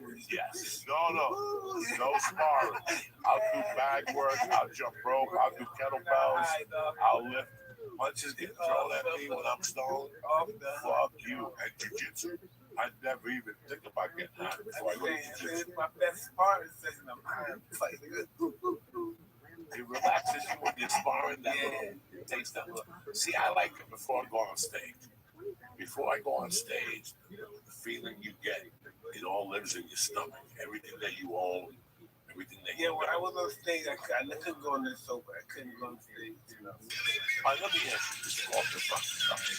I watched you go through a one-man show, and I think it came out on HBO. Yeah. I sat there going, look at this man, what he's done. But then I go, to him, this is dead. Because he's beating people up in front of 18, 50,000 people with a billion people watching you on stage. What's the difference? You went up there like you have been doing stand up for 20 years. Listen, the line, block out. You know, some fighters block anything out, but everything's blocked out. You know, but right there, it's just too fucking perfect. Turn around and aim the fucking face. So, how we're doing that, you know, but I put all in the same perspective as fighting. When you went up on stage, fucking brilliant, because I've been telling people that ever since I started jiu-jitsu, my stand-up game has gotten way fucking better. I've become a better stand-up. Now I know when to breathe. Now I know when to attack. Now I know how to beat him up for 3 minutes and back it off. Being on stage is exhilarating, man. It gives you something of a high. When you got off stage, what did you feel? When I got off stage, I felt that I needed to get back on stage. Really? Yeah. Now, where did you rehearse this? In Vegas. In MGM Grand. How many times did you rehearse this a week before you shot it for HBO? Wow, we did it for a long time. And then they said, let's go to Broadway. First they took it to Broadway. And then once we did it on Broadway, they said, let's shoot it here. We shot it there. How long was it on Broadway for? I think we did 2 weeks. And would you switch the stories up every night, or did you stay to a... Sometimes I'll stay 2 months. Because something else pops up. Yes. Like sometimes you're in between 2 stories, and you got the 2 stories, but there's a bridge between those motherfucking stories that'll make those stories so much motherfucking better. Just one little bridge. Always change. And how did you feel when you got on stage? Were you tired? Were you vulnerable? No, I thought it was I need to get back on there again. I wanted to be out there. I wanted people to see me. I wanted to applaud more and stuff. And how long would you do? How long was the original? I used to do it twice a day. I did it twice a day in Europe. I did it twice a day in 3 shows. And who wrote it with you? My wife wrote it. No shit. And you just told her the story. They told her what happened. First, she said, "Whoa, I don't want to talk about that. You think you really want to know that?" I said, "No, but everybody know. By lying, they go out there and say, 'He's lying, motherfucker.' They know. Everybody know what happened. So that's why I have to tell the truth. Everybody knows. No one could come up and say, 'Hey, that's bullshit.' Everybody know that really what happened." You didn't care like me. I don't give a fuck what you said. I put it all out there. Everybody knows. I just never, I told everybody before. I just never told nobody on stage like that. Everybody knows. I was telling Lee yesterday, the other night, to get on stage. And sometimes Lee might feel like I'm bullying him or whatever, but what I'm trying to explain to Lee is the more you go on stage, the more you peel the layers off. I can make you go up there and talk shit for every night for a year until one night you're fucking dying, and all of a sudden, you start talking about fuck this. Let me tell you what I saw when I was 4. I was walking around the block and I saw a dude stab another dude. All of a sudden, the crowd is silent. But all of a sudden, you just took off your shirt. You just put your heart in their hands, and that's a weird. It took me fucking 11 years of comedy to even think of putting prison, drug addiction, the pain I had growing up, finding my mother dead on the fucking floor when I'm gonna hit an acid. It took years for me to come up on stage and get the balls to say that because I didn't think it was interesting. I thought that everybody took these lumps as That's a what I always child. thought too. And I thought everybody kept doing the fact that I thought everybody felt dirty about it. I used to feel dirty about my childhood was that I was born. I felt real bad about that. And it was just really bad. It's like, no, this is never going to turn out good. There's no way I was going to become this guy that I am now. For how long did you feel it? For how long did it take you not to feel the real Mike Tyson? Like for me, I was 44 years old when I felt it. I broke this stupid jacket. My first name was Jose Antonio. That's my motherfucking slave. I'm 24 this shit. My street name is Coco Street. And my name today is Joey Piazza. And I've had to keep going. I've had to break this up into 3 characters. Understand who the fuck made me. You feel that way like at one time you were little money, tough money, dirty money. You were dirty money. And then you became this new champion of the world. That's what you became completely crazy. Now you feel being a fool. Nasty like that West Wing of NWA. You know what I'm saying? Like you were in NWA. When I was a champ, I really didn't hurt anybody but myself. So, we had a lot of fun. I bought a lot of cars for people and girls and stuff. We spend our money on boats and cars, houses, playing whatever. Yeah, fuck where the next dollar was coming from. You know, it was coming hard. If it didn't come, you could still rob it. No, it wasn't about robbing. No. I mean, what in the back of your mind? 25 years a walk.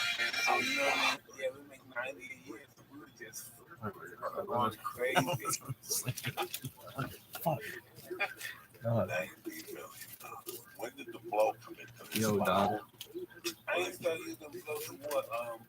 2006 probably. Oh, okay. That came later. You were champion. Yeah. On everything. Yeah. Did you, when you were growing up being dirty, like, did you think drugs were going to be a part of your life? None. When you were hanging out with cousins. I thought, yeah, my mother was alcoholic. My father was a drug addict and stuff. My boy, he was a player and stuff. So I always did drugs, but I wanted to do boxing so bad I gave all that stuff up. You really respected yourself. You never thought you'd do drugs again. Or you were knocking motherfuckers out of the money. No, I always think I wanted to smoke a joint. Oh, you did at least want to smoke a joint. I wanted to smoke a joint. But I was drinking like a fish though. So my mind works like this. This is how my mind works at 10, 9, 11, 12, 13, 14. This is how my mind. Listen, I'm not going to do weed and no more drugs. No why? That's illegal. But I'm going to get drunk like a motherfucker. I was an alcoholic my whole career. Oh man, blazing, fucking full blown alcohol. What about during training camp? No, I didn't do none of that stuff during my training, but listen, after fights, I'm a monster. Right to the bars. For how long? Huh? How long would you go after your Until we got the next fight and I start training again. You were saying something before that was interesting. When you, I mean, here you are going against fucking champions and beating people up. Now you have to, I consider when I go up on stage, I'm going up in front of a mirror. And that's why you get those nerves sometimes. You were saying that before you got on stage, your nerves would be out of fucking control. You needed to get blasted. Why? No, I just have to, I'm not comfortable enough with myself being sober and performing like that in front of other people. I have to get stimulated. What kind of pre-show stimulation did you have? You know, you shadow box, smoke a little joint like an hour before, 15 minutes, 30 minutes before I get on stage. And how much did it make you feel? Yeah, I'm just ready to go. I'm pretty uninhibited. When you get off stage after an hour, how long was the 1:15? Yeah, 1:15. When you got off, did you feel that night when you get to the hotel? Not pain, but a little discomfort in your thighs because you were. For me, when I get off stage, and this has just been the last 10 years, when I learned how to become a headliner, became a headliner. Yeah, I was headlining clubs, but I wasn't a motherfucking headliner. There's a big difference. Sometimes my legs feel sore after 2 shows because I'm ripping my feet like a fucking animal into the ground and I'm letting everything go and I ain't backing up, bitch. In my mind, this is why I do this. Go. That's why I haven't been doing shows for probably a year because I won't do a show unless I'm in 100% physical shape. God bless you. I don't go on stage. Why? Why? Because my stage is a lot of energy, it's explosive. I'm doing stuff. I'm jumping all over the place and moving a lot. And I can't do that. I can't do that right now. My show. I can't do my show like today. I'm burning so much energy. I'll be too tired. I can finish the show. When I do 2 shows now, like I do 2 shows a night, and I fuck by the 3rd, 2nd night, something, and I work out in the daytime. You know what I'm saying? The money on the elliptical, 20 minutes of weights. I'm an old man. I ain't looking at this. A kickboxing school. I'll take the hour class and stuff like that. But I do agree with you. When I was 400 pounds and I was going up on stage, when I get off stage, there'd be 2 puddles under my arm. The cocaine would be sweating the night before because I would never do coke before I went on stage. I'm only got to think. I did coke on stage once and it didn't turn right. Shit, is it fucking bad? My nose is stuck clogged. You do not want to do cocaine. I'm talking funny through my nose. I like it. No, I did it one time. St. Patty's Day, 1992. That was the last time I did cocaine before I went on stage. I couldn't even do cocaine at 1 PM if I had a show at 8. Now, don't get me wrong. While I was up on stage, you know I had a gram in that drug pocket. Oh, no. Because as soon as I get off stage, before I can talk to Mike Tyson or Joey LaBamba or give Lee a hug, I would go, hold on, I got to pee. Because I had to keep that adrenaline going. So I would, as I was peeing, I would do my first 3 bumps. Then I come out and give you a hug. And then I was Joey. That's it. That was how it was for the last 10 years of my career. I couldn't do right. I had to have it in my pocket. I don't want no problems. If you told me it was on its way, I went up on stage and that would be cracked because I didn't have it. I want it in my pocket. I don't want to do it. Just give it to me. Hold it in my pocket. Don't make me feel comfortable. That was the reason why it took me so long to quit cocaine because I didn't think I'd be funny. But I knew one day when I went up on stage, coked out like the night before. Like if I had done coke for 2 nights in a row, that next time when I get off stage, I would tell you material, but my soul and my heart wasn't connecting with the material. Like when I want to say, I thought everybody knew I was on cocaine. You did? Yeah, everybody knows. I'm like, oh shit, they know. And they look at me and after they know. I got bugged out, yeah. My God, Mike. So you had to break down your life. So we're still a dirty Mike, and who are you today? Listen, man, I'm a guy that's just want to establish my relationship with my children now. You know, me and my wife are cool now. We don't beef, we don't fight, we work as a team now, but I'm pretty much establishing my relationship with my sons and stuff, letting them know it's all about sacrificing and just, you know, dedicating your life to something that you really want to achieve something. And then after that, maybe if you achieve your goal, then you can hang around and party and have fun. You have to establish yourself first before you even, you know, I couldn't even enjoy myself when I first understood what sacrifice was and what the prizes was from sacrifice. I couldn't imagine I wanted to achieve things in life. I became very what's the word? Very ambitious as a young kid. I can't understand. At 20, 18, 19, I've established so much. My kids, they don't have that kind of drive. I want them to have that drive and believe in themselves. What do you think is missing? Kids today having that drive at 20 that we had growing up. I didn't stop. Yeah, well, let me say, I don't know. Maybe it's mindful. Maybe our pampering them. Maybe I think me and I think we allowed them to have everything they needed. And the young kids probably a little bit more. They able to go out the country and travel and go on trips and stuff whenever they want. Maybe that's a little bit too much. I don't know. I mean, we love I have a daughter, and I love her with all my heart. We put money away to do this and do that, but I have a son. You know, if he had drug debt, the guy called his mother and said, "Well, such and such owed me money for this, and she has to pay it." And this kid, the little spoiled kid, we always make sure he had his apartment and stuff, and he never have to worry about it. They didn't struggle for anything. And no one's ever given me anything but opportunity, you know. And I'm saying this is probably my fault, you know. And you know what I would do to a kid like my kid? If I saw my kid, if I even saw him walking the street, you know what I would do to him? Bad stuff. You don't want your kids on the street at all. No. Never to repeat what you did at all. Not even a little bit. You made a commitment to that. You said, fuck yeah, that. But sometimes I worry maybe they need a little struggle in life. You know? You make them mow the lawn. Make them No, they don't do that stuff. See, that's my mother instilled that in me. Even she was a functioning alcoholic, but she wouldn't just give me a 20. Like if I came to this, I want that toy down the block. She would go, all right, sweep the front, take the garbage out, wash the bathroom. Do I gotta clean the bathroom? You gotta clean the bathroom. Fill up the beer case and ask Peppy if he needs help in the kitchen. It would take me an hour and a half, and she'd throw me a 20. So I knew if I hustled her for a 20, you know what I'm saying? Like I knew and I was spoiled until my mother died, and then I had to find the realities of the world. My mother used to bring her boyfriend over and stuff when they go to bed and get tired. We used to always rob his pocket. And the kid, she brought in the house, and always robbed him before sleep. Trust me, I robbed a lot of pockets, but they were from my mother's. But no, my mother died without.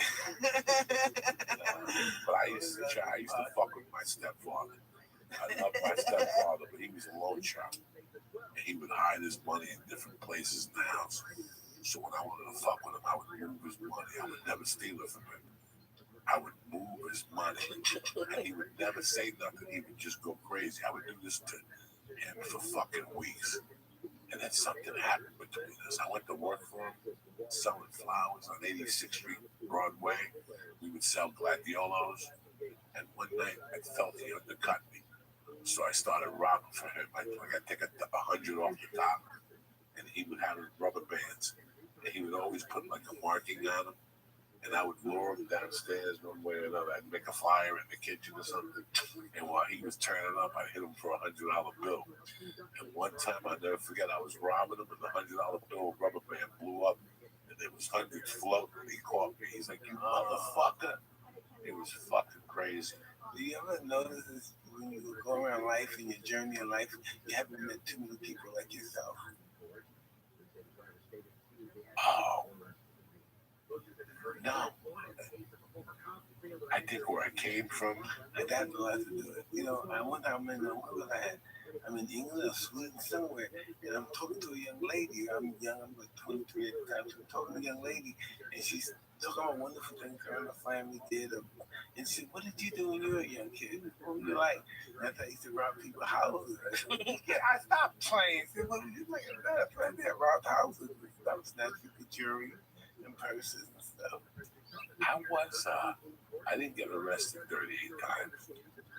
But, you know, in that area where I lived, yeah, we had police contact. But they would throw you in the backseat of the car and give you a ride home, punch you in the stomach. You know, they would smack you in the face. Cops were different back then. But the worst thing I did at that age, in the 8th grade, people were moving into the house across the street from me, right? Like, they had like New York license plate, so I knew they had to go back to New York to get their shit. So on the second load, me and my buddies watched them, and I broke into their house and robbed a couple things. I took the kid's stereo. The kid had a badass Fisher with some fucking Blaupunk, not Blaupunk, but Fisher speakers, and the 8-track with the cassette and the thing. I mean, I was living life. It's 75, and I robbed this motherfucker. I'm like 12 or 13. Mom, they come back, they call the police. I got the stereo set up in my bedroom. Guess what happened? I ended up becoming friends with the kid.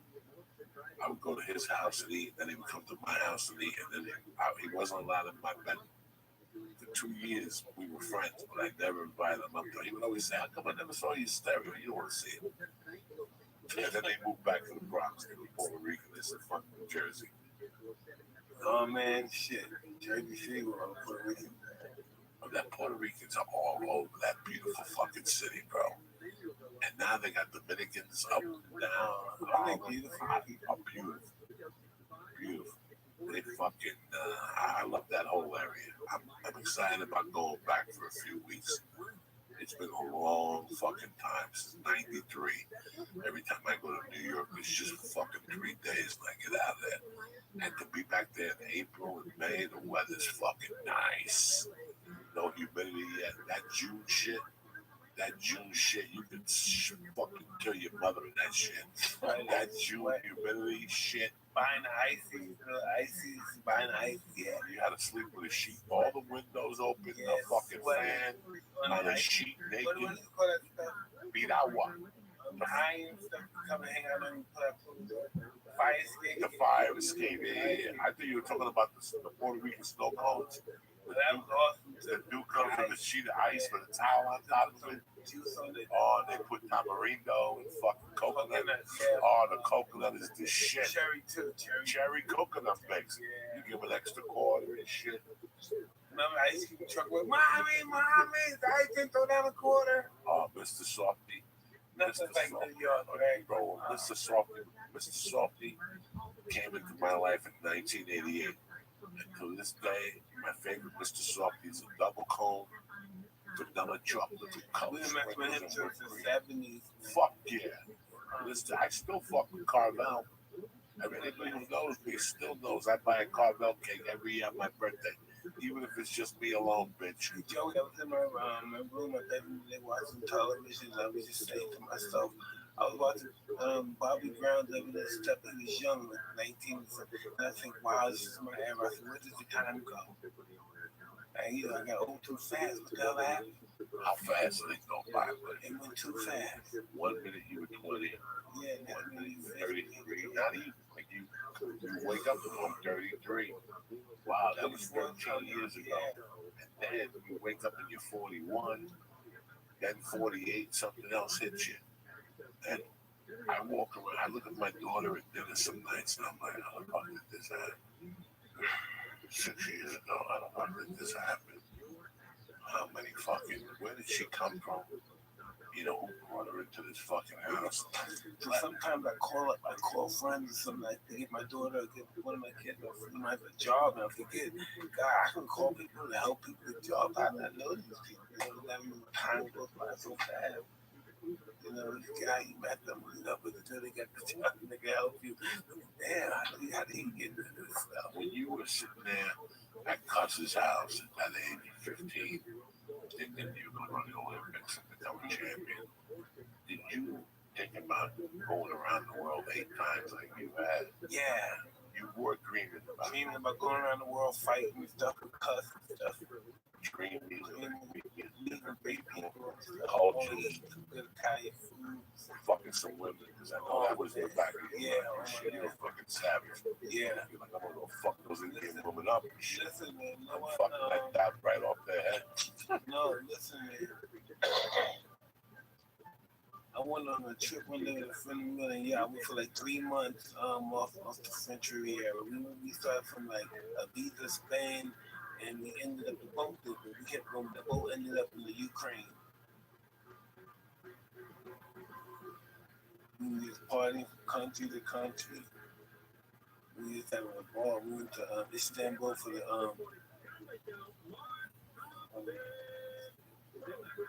No Mecca? That thing where you walk around? race car drive. Oh, shit. What's that? The Grand Prix? You been to the Monaco 500 too? You been to Monaco? Monaco. How beautiful is Monaco? Monaco is very beautiful. You know, it's like a servant. It's like a different kind of country where it takes care of itself. You know what I mean? Right. Mediterranean was, yeah. What country didn't you go to in your journeys? All right, let's see where I want to go. I want to go to Iran. I haven't been to Iran. I would like to go to Iran.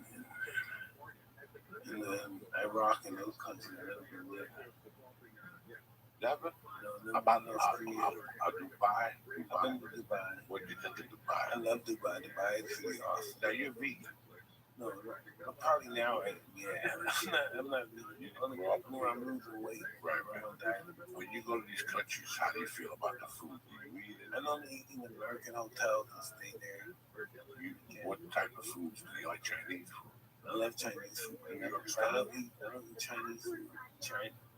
Okay, I get it. What about, like, you were in Japan various times. What did you think of Japan? That's not too bad. The food. Food's not too bad. I can eat Japanese food. What do you feel when you go to a place like Africa? And When I first go there, I feel a little apprehensive. the first time you went, Yeah, how old were you the first time you went to Africa? I was an adult. I was a fighter. I was champ. But I was apprehensive because of all the rumors I've heard about Africa and stuff and all the things I heard happening on television. But when I went there, everything was just brilliant and beautiful people. Beautiful. I just came back. I came back from Egypt like a week ago. What kind of rumors did you hear before you went to Africa? What kind of rumors did you hear about the I Africa? get violent and stuff. And you gotta be careful. I stay in the hotel and I come outside the hotel. Did you go to Nigeria? I've been to South Africa. Have you been to South I've Africa? been to South Africa. I've been to Algeria. And I've been to Egypt. I think some of those places I'm been there. Now, Nigeria is where the party goes down. That's Nairobi. That's what I hear. That kingdom. I thought it was Nigeria where they have the most pickpockets, and that's the most corrupt Yeah, I had to place get down in the fucking world. Con artists. Yes, that's where it all goes down in Nigeria. I was just for I didn't know if you had been there. Never been there. No. Let me pay now. Go anywhere. You don't get No, the I don't care. You've been to Norway, Switzerland. What is your reception now? Because back then you were heavyweight champ of the world, like the toughest guy ever. And now, like, not that, like, you're still him, but you're also, like, a comedy actor. Like, you're funny. Like, you're like a sweetheart No, now. the only thing is that's funny is that people who never saw me fight know who I am. From watching The Hangover and doing other things I've just done, outside the box from like actors, and so they know me from that. But they've never seen me box. Their parents have to tell them I was a boxer before I was an actor or something. And nothing like that. That's crazy. Is it Mike Tyson? Is Mike Tyson an actor? No, he's not an actor. He's a boxer. They don't understand. I watched all your fights. I get out of jail. I'm put in a halfway house. I'm working at a car wash as a host. And I'll never forget, I came up hot for a UA. It was my second one in the halfway house, and I wasn't allowed break time. So I missed the Buster Douglas fight. It's like God didn't let me watch. They didn't want you to watch. They the wanted you Buster to cry. Douglas fight. And the next day I was fucking like, hey, this was 20 years ago. We can talk about this shit now. You know what I'm saying? They want you to cry. I like the next day, it was the weirdest thing. Like, God didn't let me watch my main dog fucking do his thing. How crazy is that? That's why I said you and I have similar lives, Mike, in a lot of ways. But I know that every 3 years somebody came into our life that opened our eyes a little more. My wife, this one I met in 2000. I met this white chick. She's from Tennessee. What the fuck does she know where we're from? You know what I'm saying? She watched the motherfucking Sopranos. And one night, you know what this bitch said to me? Like, fell in love with you? No. I was coked up. And she said something. I fall in love with the motherfuckers that call me in. Because they see something that nobody else does. You know what this motherfucker said to me one night in the middle of my coked out? We got back. She goes, I've been dating you for 8 months and I can tell that you were raised without a mother. At that time, I had 2 options. I could throw out a fucking window, but I went with option B because she broke me down like no other motherfucker broke me down in 8 months. That's why I cherish my wife, because in one sentence, she changed me as a man. How I had a fucking I wasn't acting like a person. She said I was missing somebody's love. You ever have somebody say some like shit like that? No.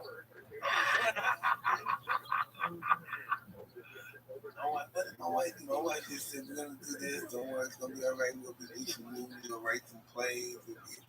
I ain't in the world going to do it. What we're going to do. And here you are, podcast. Yeah. I'm making plans to build a fucking stadium. You're so good. You look good. With luck. Trust me. I'm a great believer in luck. I believe in luck, but I also believe that we got to get ourselves to that place to be lucky. No, I believe the harder you work, the more lucky you are. You really believe that? So real hard, yeah. That's why I get the edge, because I work hard. I mean, when I went down to your studios, you were showing me all the things you had planned.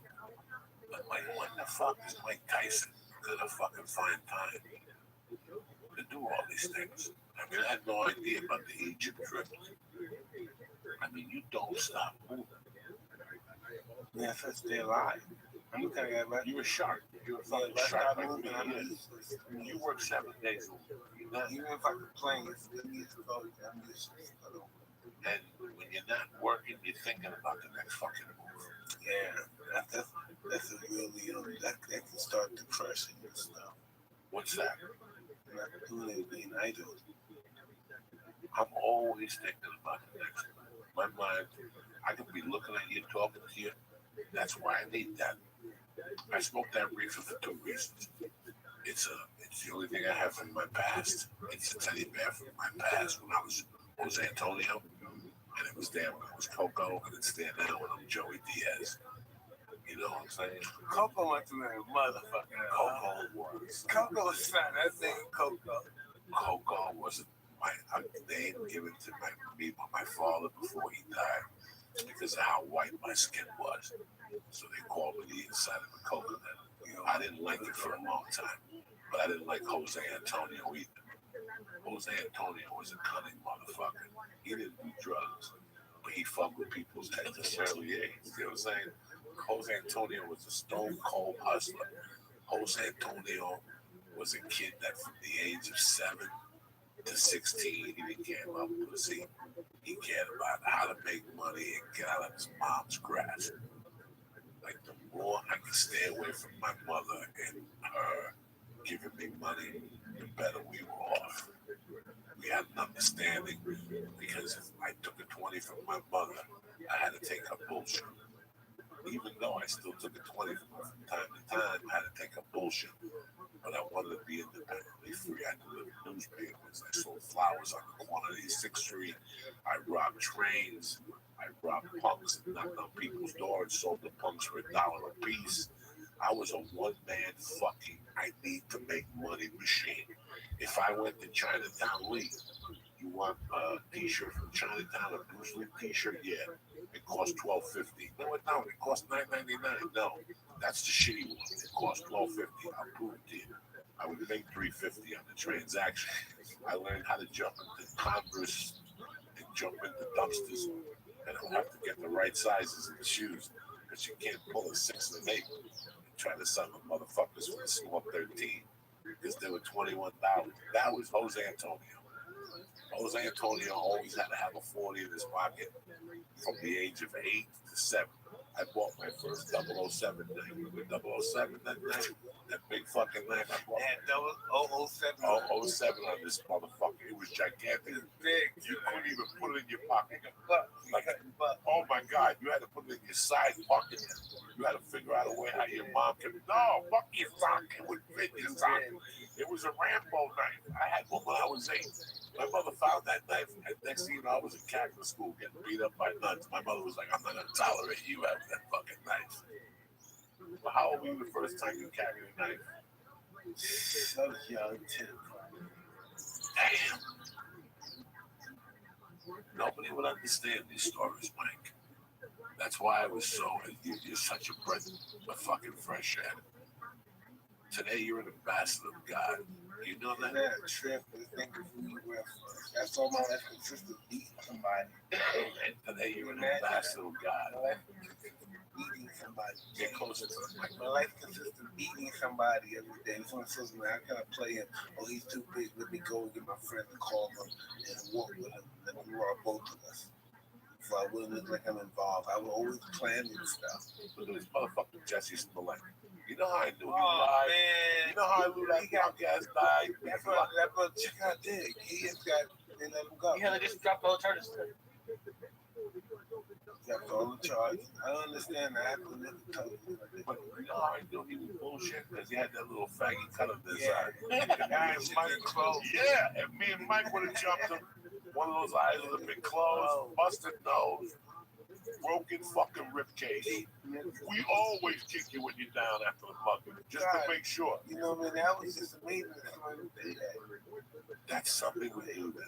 Well, like I told you before, it's called a place called Hollywood. People do shit in Hollywood they wouldn't normally do. Who would suck an old man's dick to get in the movie? Only in Hollywood. You take your dick out the Bronx, that motherfucker's getting cut off, and then they're gonna take it to the blood bank and get whatever they can for it. They'll get $10 an ounce of blood there and shit. Get some age. Only in Hollywood. I was telling Lee last night, I go, Lee, how much would I have to pay you to stand outside the door at NBC? And for me to walk out past you, a woman who just ate 3 Quaaludes and suck your dick when you fucked up. And I grew up on Cosmic. You gotta be honest, what other city would that happen where the cop would look, you know, that woman's been fucked in the ass and she took a couple of sleeping pills? I mean, most of the women that said Cosby robbed her or raped her said inside the trailer. A lot of them said inside the trailer. How many people in the trailer? In the trailer on the set. How many people did he have to walk past a woman with to know what the fuck was going on? But how much do I have to pay you to turn your head? What, $15 an hour in benefits? He must have been really going for it. He was going for it, dog. Look at the read those affidavits. He was giving bitches sleeping pills and shit. At first, he would give you something like, you see what the Russians did, what the Chinese did, and what the Cubans did? A bunch of diplomats went to fucking China, and a bunch of diplomats went to Cuba, and they had to leave because they had AIDS, and now they're suing the government because the Cubans played the tuning fork, and the Chinese played the tuning fork, and it fucked up with their head, and now that the government's saying no, that they have no sufficient evidence that the Chinese and the Cubans are using fucking commies and taking over. That's not the point. The point, I forgot what the fuck the point was, that bond had me going. What was the point? They fuck with you. What would you be willing to do for a paycheck? Yeah, what you willing to do for a paycheck? Well, Mike, what is it like? Obviously, not assaulting people, but when you're at that level, what can you explain what it's like to just walk around and go into a store or a restaurant? Like people will just do whatever they want for it. Like, do they do whatever they want for you, or like what is it like being at that level? I don't know. Just say something. What do you do? Ask me what somebody did to me. What happened? Like, I don't know. Like when you walk into an office or something. No, I'll say this. I'll be in the street. I'm in my car. And I pull up on the corner. I see a girl. I say, get in the car. I don't know what she gets in the car. She goes to me. Don't know. He's like this to get in the car. He says, "Come." Don't know. That's pretty That's great. right. That is fucking crazy. It's called, listen, my 50. This is crazy. You won't believe it if you didn't see it. If you did not see this, you would not believe it. Now you could pull up to a girl. And this girl looks together like she's a nice girl. She wouldn't do nothing stupid like that. Let me ask It you. made my friend laugh because they can't believe somebody actually did this. These guys can't believe it. I'm like, get in the car, boom. Don't say where we're going or anything. Hello. Like I said, OJ was getting bitches after he killed that motherfucker. The next day he had a pedophile. He sucked his dick. Charles Manson got some awesome. He got married to a young girl. Yeah, 18, 20-year-old. Yeah, he's got 7 bitches on hold. They were killing motherfuckers for him. Like when you got out of prison, how did people treat you for a while? That's interesting. Or were you back to Iron Mike like nobody fucking gave a fuck? Or were you fucking with your own head? A little bit of both. But I was Iron Mike again. I was pretty cautious. You know, I was Iron Mike. I'm pretty cautious, but I was still stupid. What was going on in your head when you came out that people were looking at you? You know, I was there, that chip on my shoulder. Angry? Yeah, I wanted to see the fucking fuck you, motherfucker. How long did the anger last for before you realized? A couple of years. But I'm cool now. Yeah.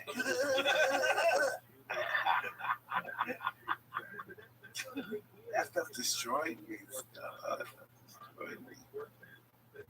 That movie they made, like they said they based it off of.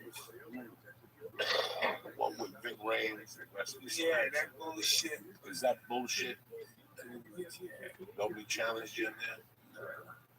They didn't fly some fucking dude in from fucking Kentucky to try to beat you up and shit. They were saying that I always hear dumb shit. Then I heard that movie and they were like, this is based on Mike Tyson being in fucking jail. Ving Rhames playing Mike Tyson or some shit. I knew that up here, by the way. Listen, right? If anybody would ever think about them, and them guys just had me down. They held me down like that. You had no bad experiences in there? No, I had, listen, yeah, I had one of the best. That was like, for that 3 years, that was like kind of like, that time my life had a ball in prison. I had a ball. Seriously? Yeah. In which way? I had anything I wanted. I had, I got my, she's my, not my teacher, you know, to go to school in prison. I got my teacher pregnant in prison. I'm serious, I got my teacher pregnant in prison. My friend from Chicago got the driver to a doctor to get an abortion, but I got her pregnant in prison. So it didn't stop you. You got locked up. But I still had a little bit of money when I locked up. You know, I didn't have a lot of money. I had about $5 million still when I got locked up. So I could still make things happen when I was locked up. I said, send that money here, send that there, send that there, that God's house, that God's house, that God's house. You read good at that? Yeah, whatever I want. No one to the child hall. My mother was brought to me from the street. I had a menu. They give me a menu. So what do you want to eat tonight? I was some Chinese food, fucking, I don't know, chicken. Were you boxing at all? No, they just running around training, doing exercise, weights and stuff. And that's when you changed religious faiths. Yeah, but I was Muslim before I went to put people in. Okay. What were you raised? Catholic. Fuck. Hey, I can't say that because, you know, that's a good Catholic. This good Catholic. No, I listen, I'm Catholic. I'm still Catholic. I just don't go to church and mingle. You know what I'm saying? There's no reason to go to church and mingle with those fucking people. Your feet up.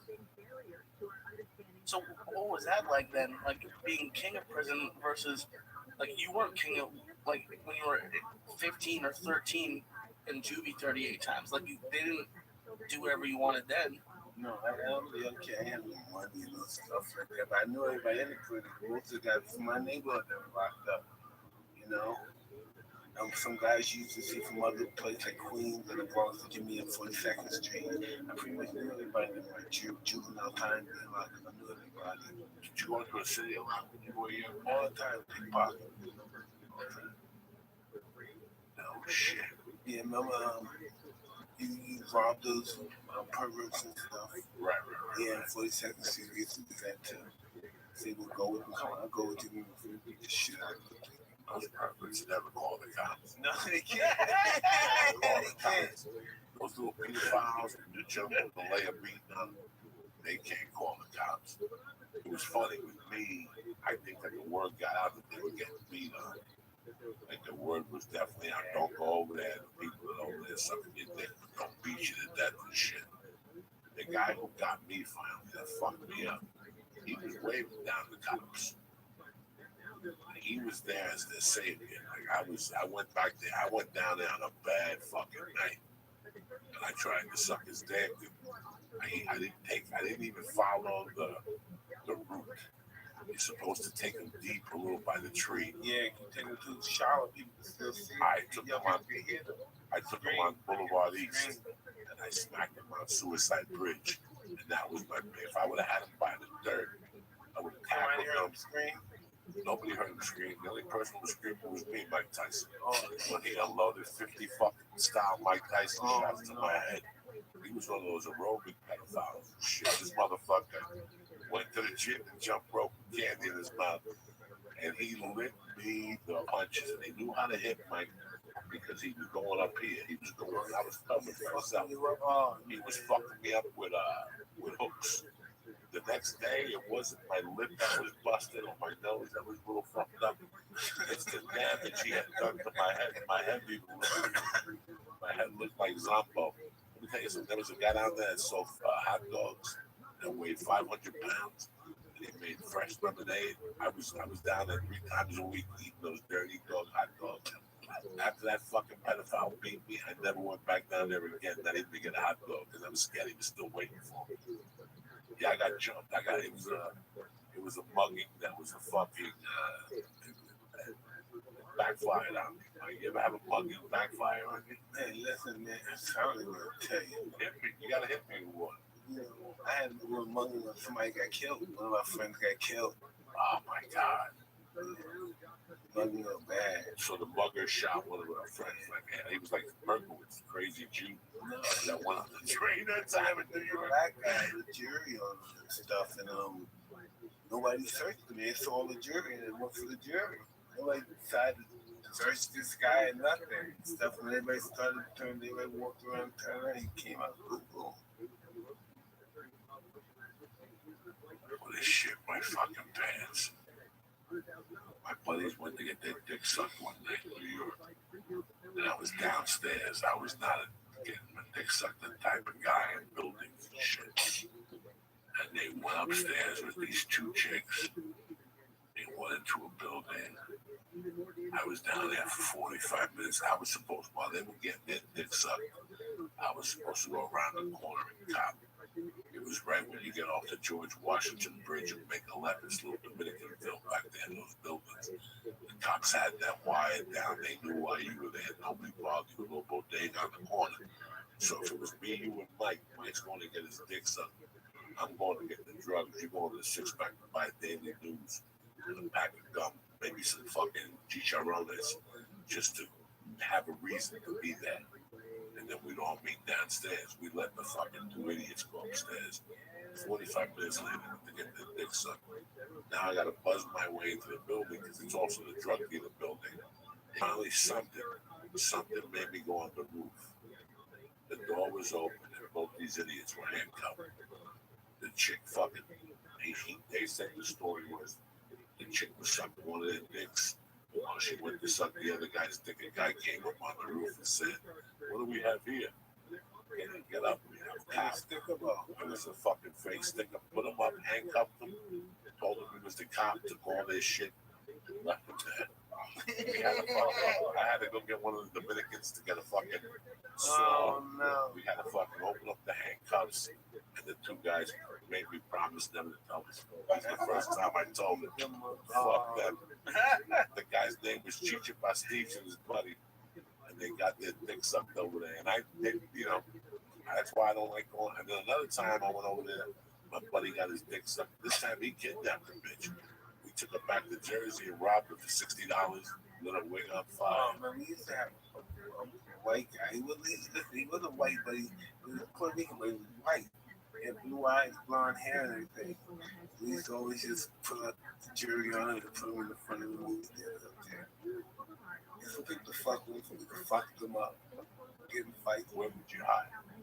Where would you hide? It would be right here. You'd be right in the front, right behind him. A couple of girls behind him and stuff. And a lot of jury on and stuff. It's got fights. They think you like you want to rob them. It's amazing where your mentality goes when you're street. My senior year, I wasn't even in high school. I had already quit, but I was still hanging out with those guys. I was working. And we went to the city. We picked up an 8. That's how life was. We always plotting. Yeah, we're always plotting. I'll never forget that. I went to picked up an 8 on 135th in Amsterdam. We went to my buddy's father's liquor store. It was closed at 10. We broke into it. He had the key in there, one case of lips, 8-ounce cold beers. And we started drinking. We went to this bar. We were fucked up. When I was a kid, I drank Bacardi only 10. Oh. Bacardi. How old were you? From like 10, 11, 12, 13. Oh, Jesus Christ, Mike. I started out light with boom phone. Are you serious? Yeah, I started out 13. What's that, Gordon's Gin? Yeah. Oh, Jesus Christ. Straight or with a little tonic on the twist of line? Fucking straight. And what else? Wild Irish Rose. I remember Wild Irish Rose. And Thunderbird. All that. I remember that should give you a headache for 8 days. I want you to drink that. Thunderbird will give you a headache for 8 fucking days. That shit will kill you, man. That shit will fucking kill you. What's the word? Thunderbird. It was a commercial? That was the slang on the street. Oh, okay. That was on the street, dog. What up, G? What's the word? Thunderbird. I'm in. I got 50 cents. Mike got a nickel. Lee got $1. Let's go. We'll get some potato chips. Go in there, Lee. Tell him put it on your tab. Remember when you can run a tab at the bodega, dog?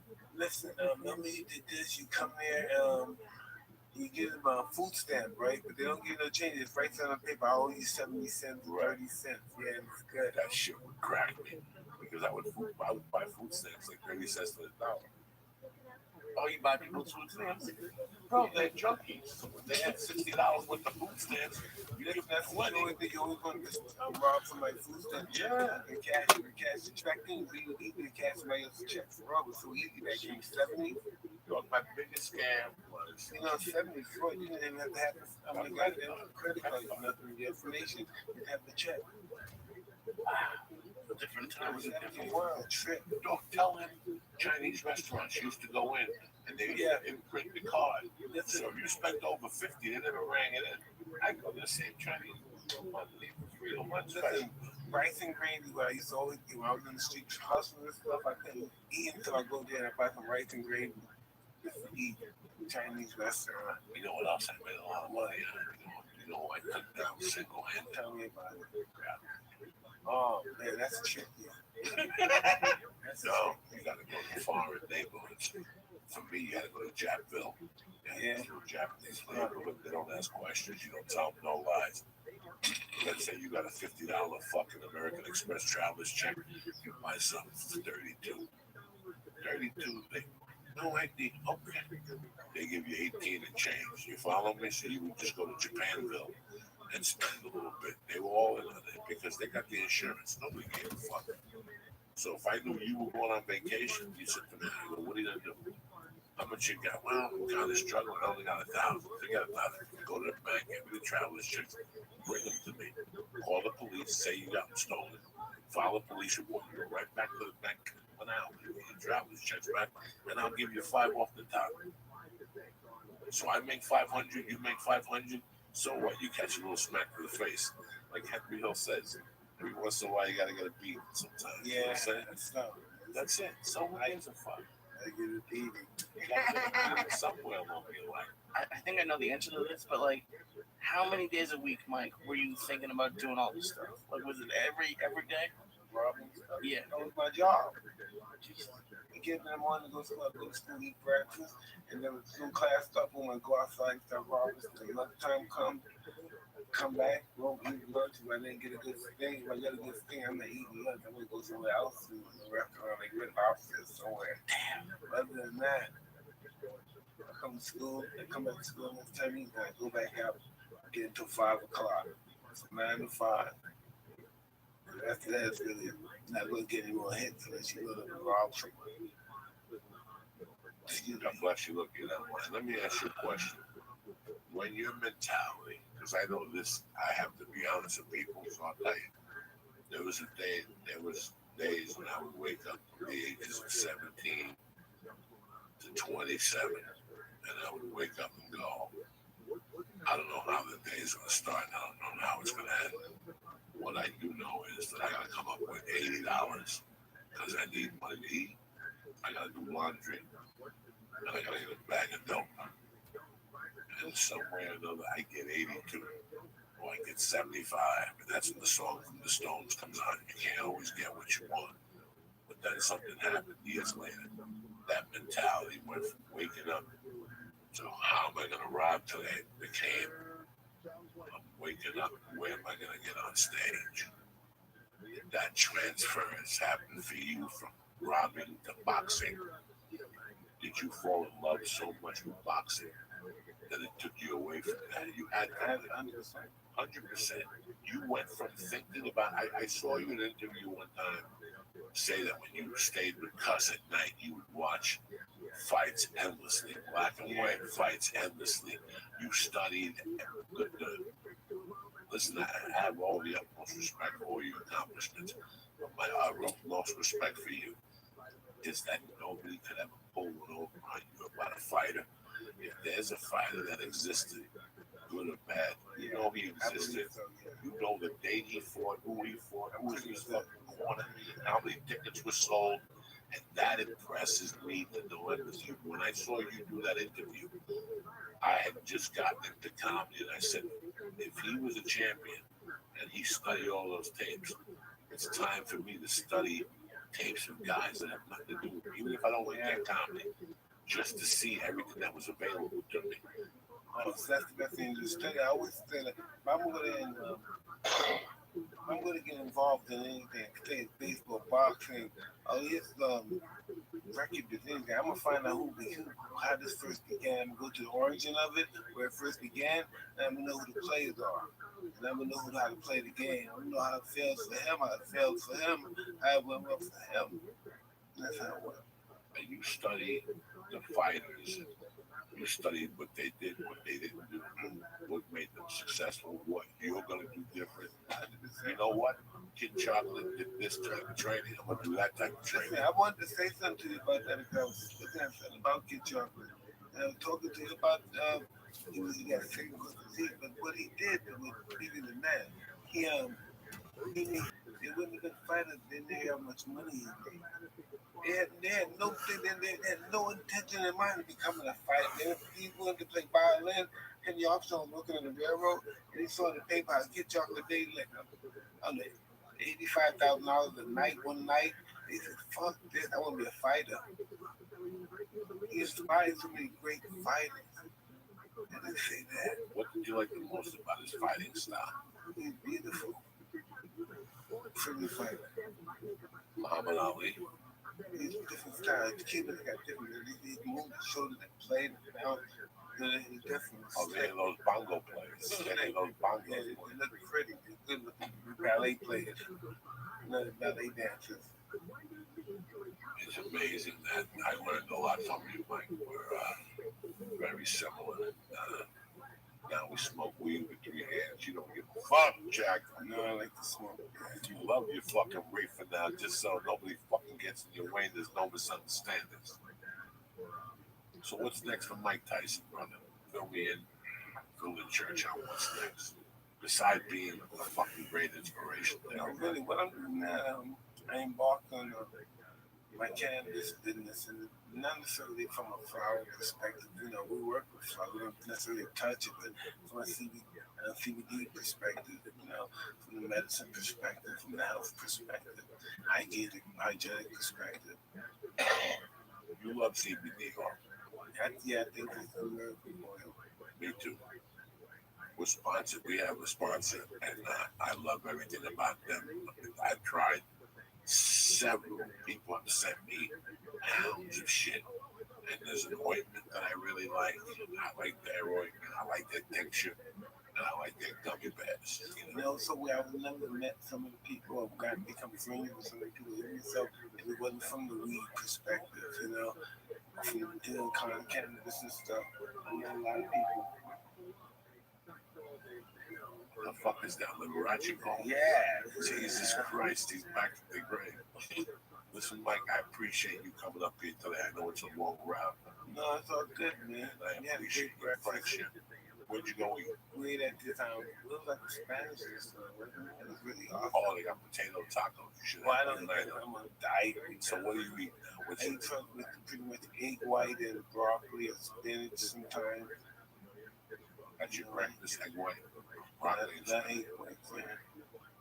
You gotta eat a yolk from time to time, but I'm gonna tell you what. You No, gotta eat a yolk. That yolk keeps the helmet good, though. I got to keep it stay down. I'm just one of those guys when I'm on my weight gain. Boom. What are you looking to drop? Probably 40 pounds. Really? What are you walking around at now? I don't know, probably 260. You look beautiful, man. And no, but I want to be healthy. You just have a physical lately or something? No, but I just know my body. I mean, sometimes I'm one of those guys I get depressed and I say, fuck life, instead of eating, I hate myself or something. And I have to suffer and lose it. When you get the cannabis going, are you going to sell cannabis in stores? Will I be No, we're going to distribute to those people in the store and they're going to sell cannabis. selling cannabis? Yeah. What's it going to be called? Tyson's Knockout. That could be some of them as well, yeah. I want you to get me. KO Kush and all that Yeah, I stuff. want you to get like a 29% called Coco's Bet. You smoke this shit, you ain't coming back. I like that. I like that. And I'll put Coco's Bet, you know what I'm saying? The return of Coco. The concussions from Coco. The best thing about you, man, I tell you what, I've done a lot of podcasts with Joe or whatever. More questions everywhere I've gone the last 3 weeks. People have asked me what type of person you are. I'm going to tell them. Really? Holy moly. You're a champion in and out of the ring. And what you're doing for people, you smile. You know, Tom Segura wrote a bit about you, meet you on an airplane. It's on Netflix. You're just that type of motherfucker that God put on this planet. We are street people, Joe. That's what I know that. I know. That's it. That's all I keep. I put the dog. I revisit the Look street how much every money day. we have staying in street people. I don't give a fuck. I got a suit.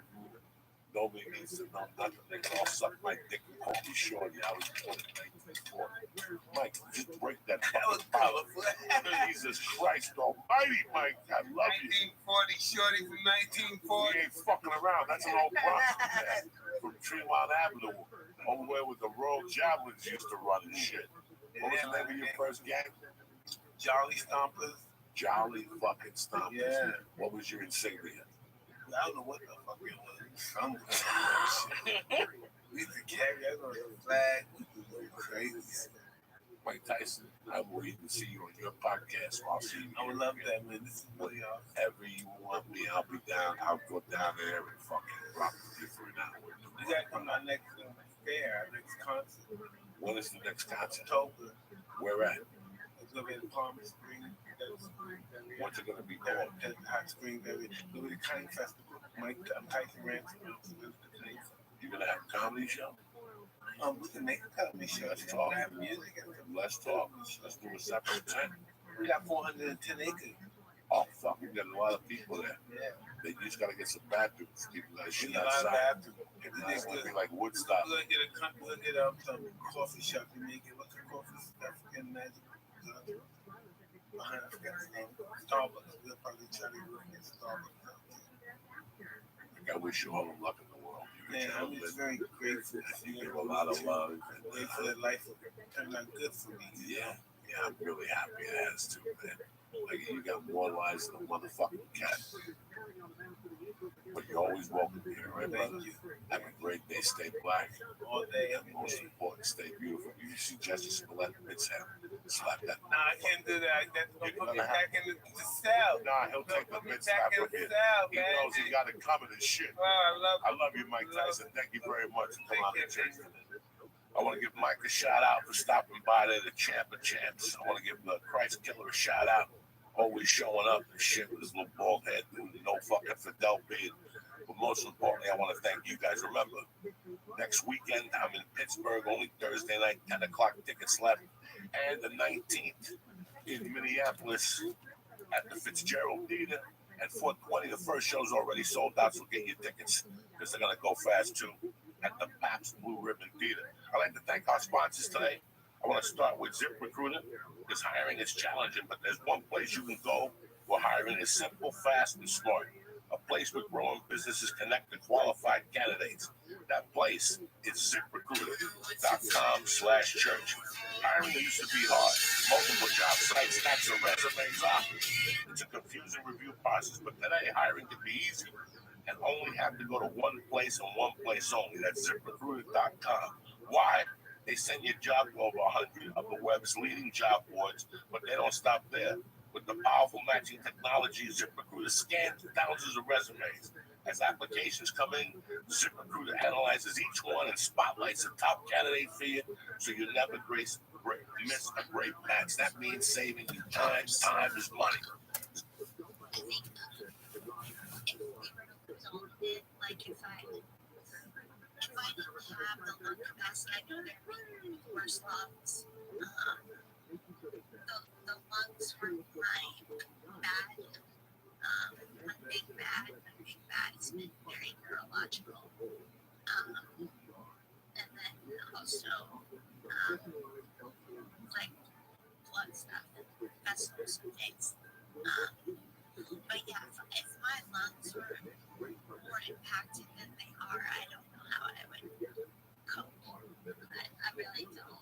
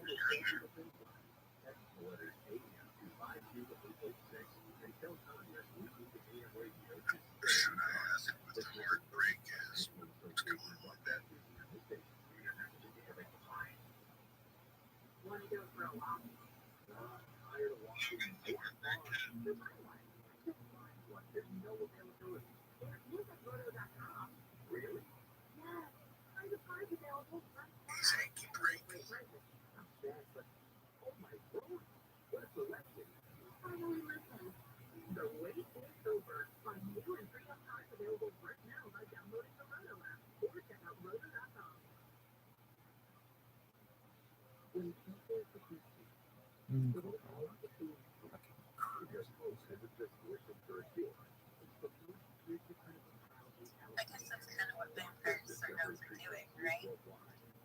They're still a vampire.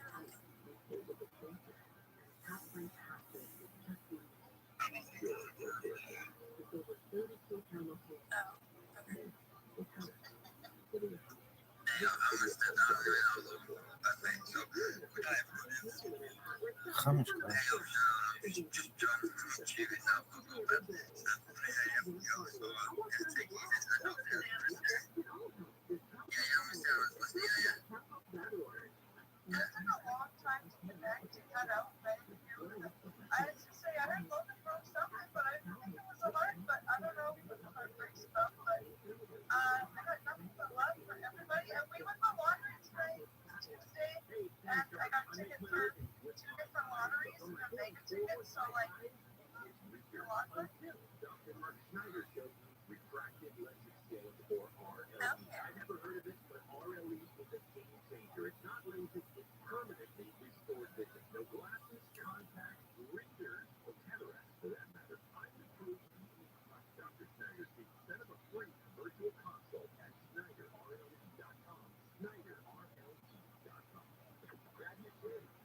Did we get an answer on why there's heartbreak?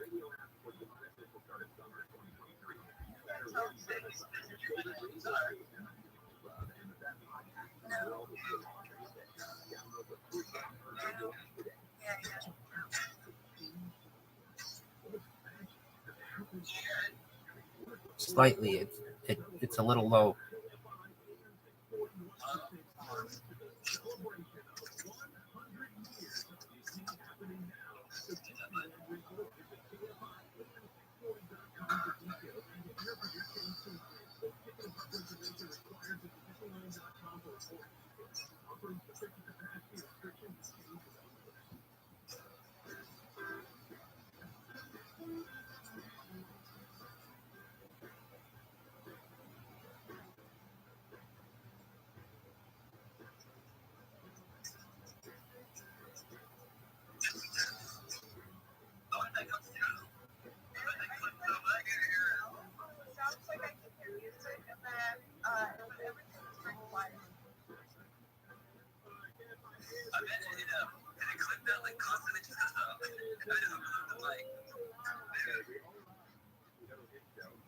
It just needs to be a little louder. But that was very interesting music, Marty.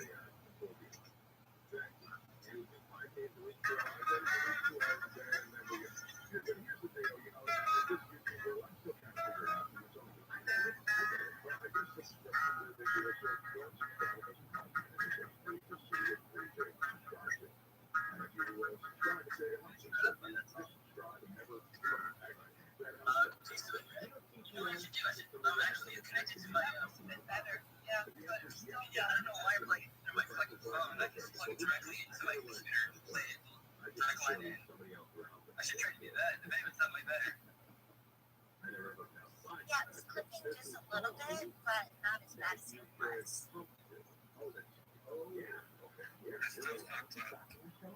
Yeah, I'm just gonna connect it to my studio thing here and plug it in directly, so that there's like way better sound. So I don't know, it's gonna take a minute though. Screen, I love how you keep it real.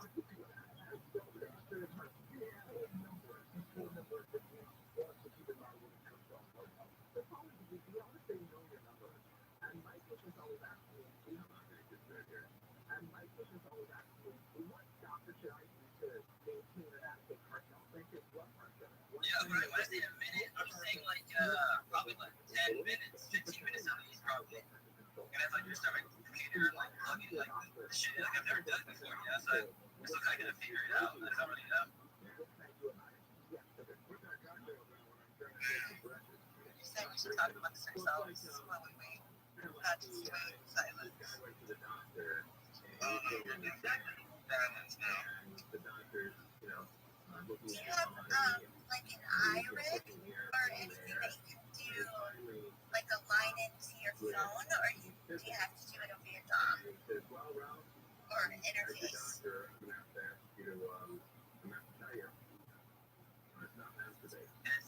dog. Well, I don't know. It's what do you call it? It's like USB powered bus port or whatever they call it. I don't know. I mean, that's like a dog, right? Like, I don't know. They don't call it that, but The amp or what the hell is a dog? digital audio workspace? Oh, thank you. Yeah, a DAW is like Logic or Ableton or GarageBand or something like that. Or Pro Tools. And this is a measure of your control of sugar over a 3-month time frame. Who controls their sugar? Here's a lot of people, they don't know this. I do because I'm, actually a scientist. But when you eat a baked potato, there's more sugar in that baked potato than there's in your what? What? And now, is that true? Have you heard that before? I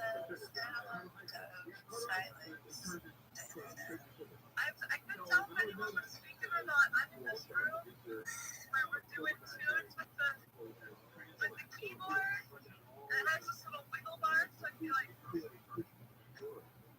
know if y'all can hear that.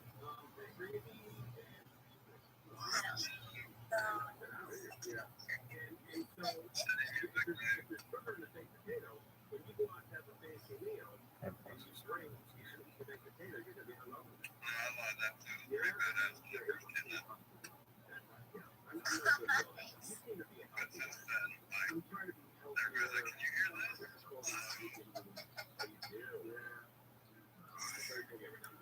I'll play a little bit and then I'm gonna put it away because I'm tired.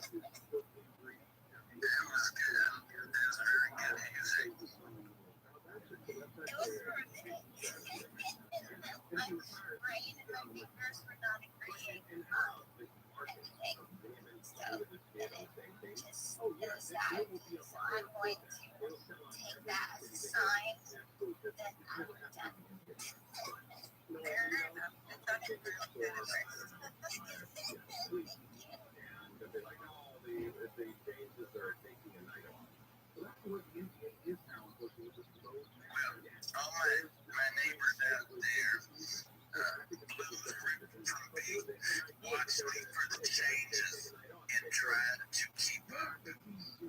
Thank you.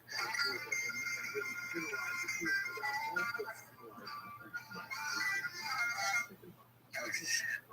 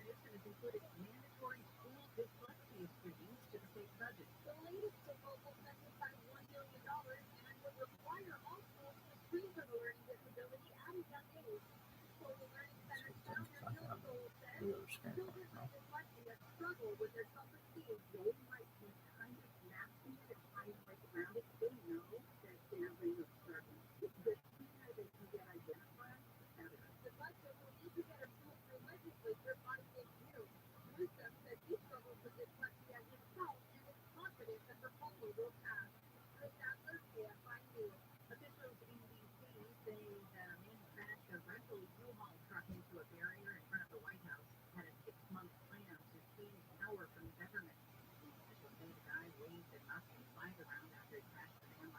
Newly released court documents say Tsai Kandula told investigators his goal was to get to the White House, seize power, and put in charge of the nation.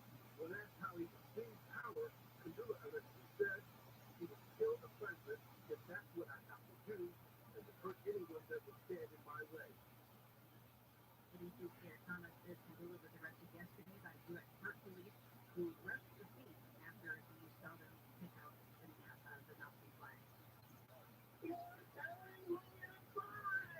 114 items that once belonged to James agents are heading to auction. Nearly 400 lots of personal items and documents that once belonged to Hollywood heartthrob were found in former agent's estate in New York. Things up for auction are the original Warner Brothers contract for his 3-month famous movie. There are also 2 handwritten notes contained that reportedly reveal intimate details of his life. Items will be auctioned off starting Thursday. Southland River KFI, cloudy tonight, lows in the 50s, morning clouds, low to clarity, sunny skies for the afternoon, highs in the mid-60s to low 70s at the beaches, metro Atlanta and New York Beach, around 70 for the valley, 70s to low 80s for the Inland Empire and Antelope Valley, couple degrees cooler Thursday and Friday. The 62 in Fullerton, 58 Rancho Santa Margarita, 62 in Pasadena, 59 in Sonoma.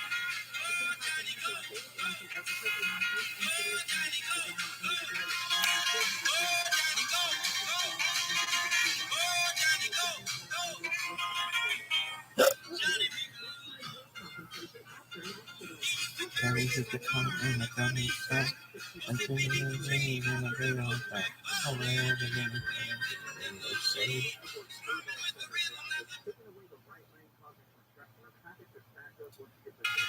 Go, Johnny, go, go. Go, Johnny, go, go. Go, Johnny, go, go.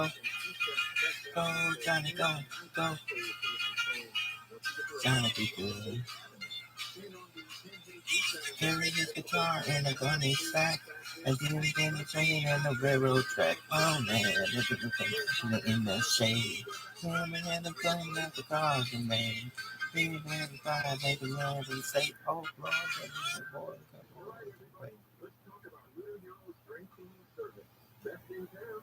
Who's this bitch? And it's not looking great, she be good. Make sure it's done right the first time. That's just what a hero does. Where does heroes give you long-term solutions? Not Band-Aid fixes. That's true. What do hero people every drink twice? Heroes don't cut corners. Sure, everybody says that, though. Do you truly like hero cabling every drink twice? We think you're doing the job right, no matter how big it looks. Above all, remember, you're always a hero. No particular place to go. So we marked way out on the Kokomo. The night was young and the moon was cold.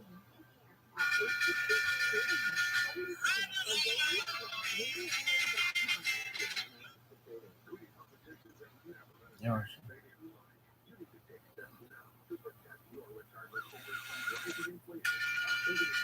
And no longer my automobile. But you can see me at the wheel. I feel the heat of burning now. Usually I see running wild. You can play the radio with no particular place to go. I no longer my automobile. I need to tell the way I feel. Oh, Josh Red, I love that one. One of the best of all time.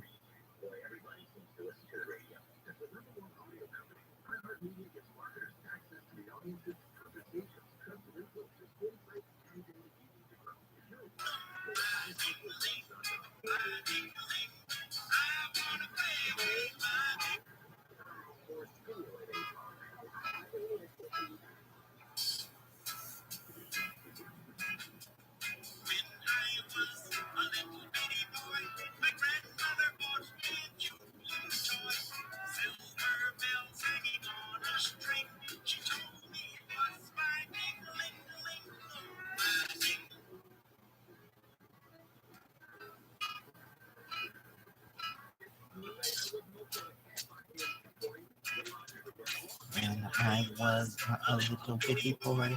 My grandmother bought me a new little toy. Silver bells went out a string. She told me it was my ding-a-ling-a-ling. My ding-a-ling, my ding-a-ling. I wanna play my ding-a-ling. My ding-a-ling, my ding-a-ling.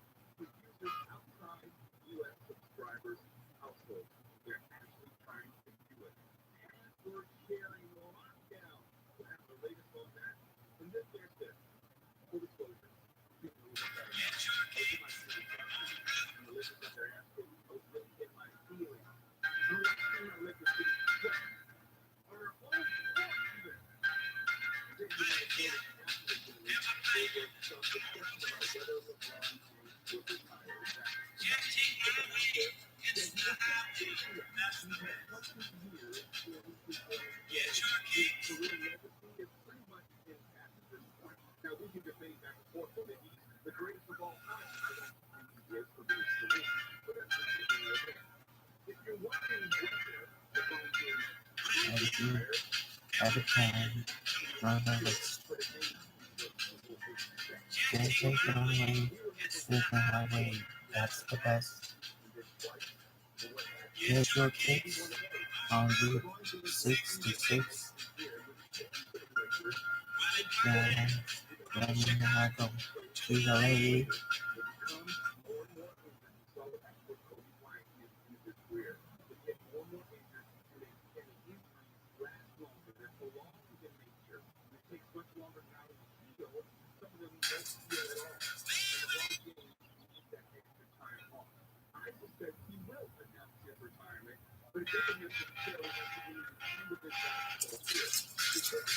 Believe, why can't you be true?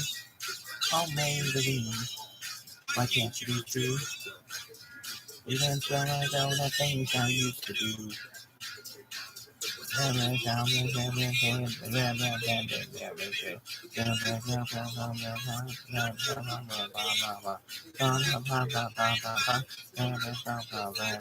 Baby. You did not know that song at all.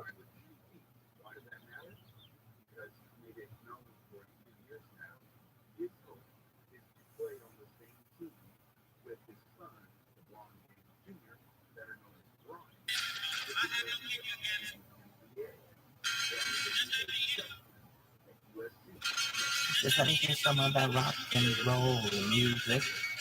Any old way you choose it. It's got a backbeat, you can't lose it. Any old time you use it.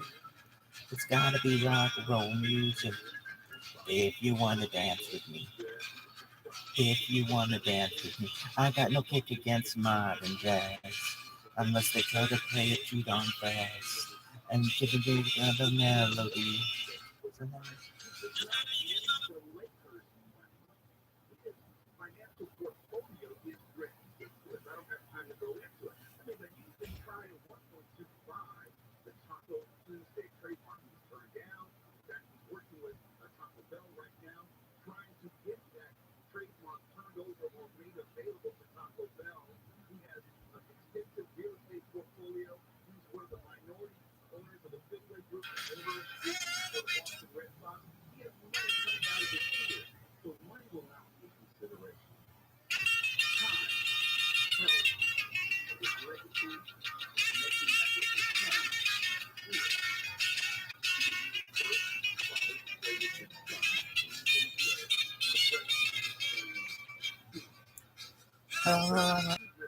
You let me get in the back of my bed, now get a plate.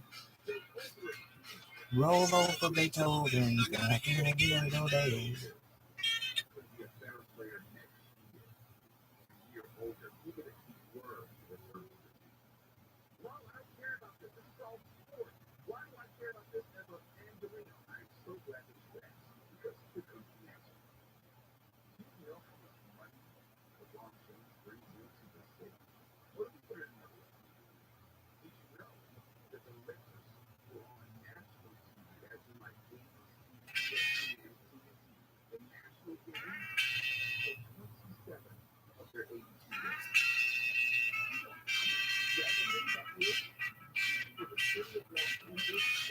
All the reindeer gathered on your land tonight.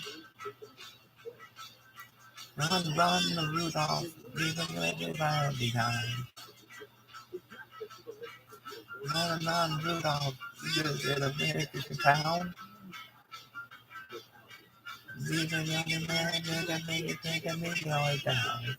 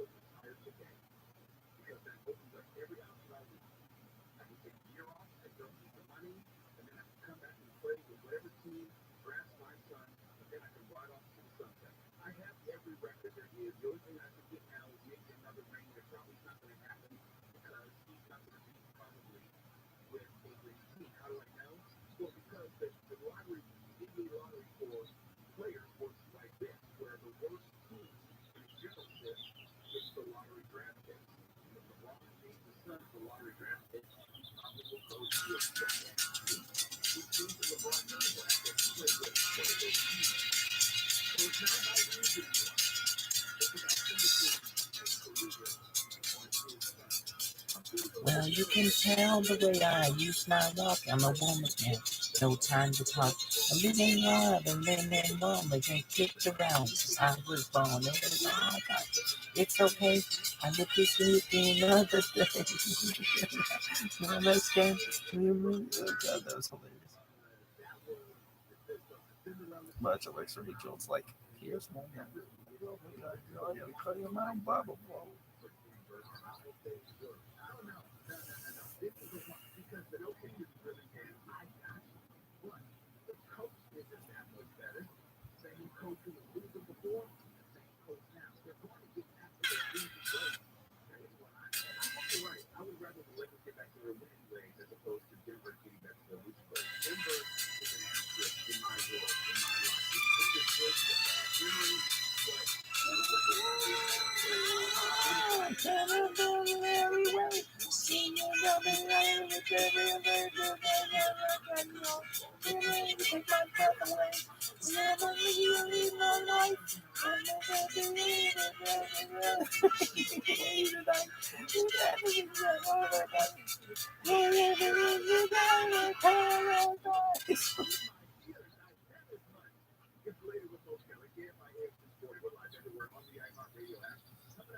They speak quickly.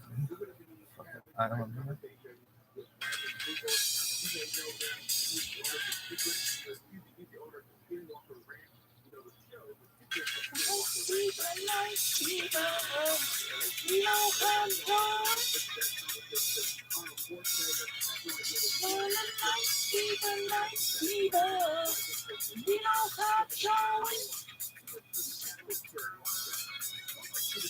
Here I am, standing in this moment in my life. Never gave it so long.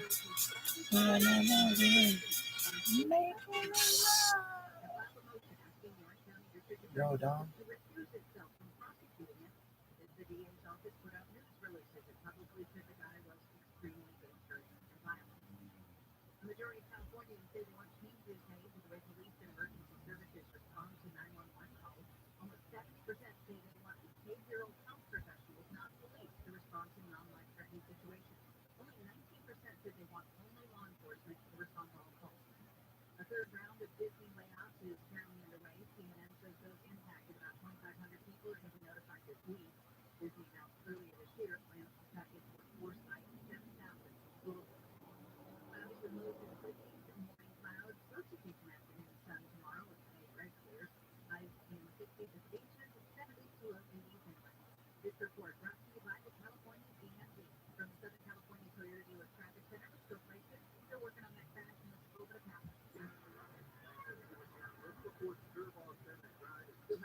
Ain't looking good, they don't drink like niggas. Niggas, we are very consistent. If a nigga drink Hennessy, that's what the fuck that nigga drink. That's what he drink. Hennessy, you ain't gotta eat ass, and that's what he drink on Monday, Wednesday, Friday,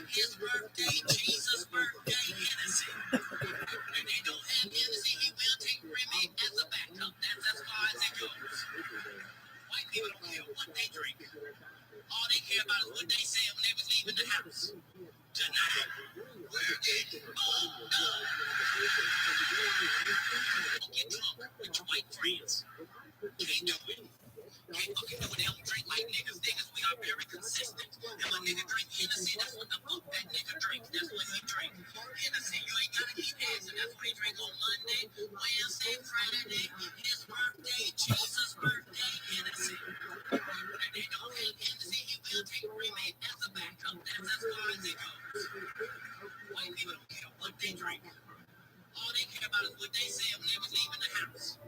Tonight, we're getting fucked up.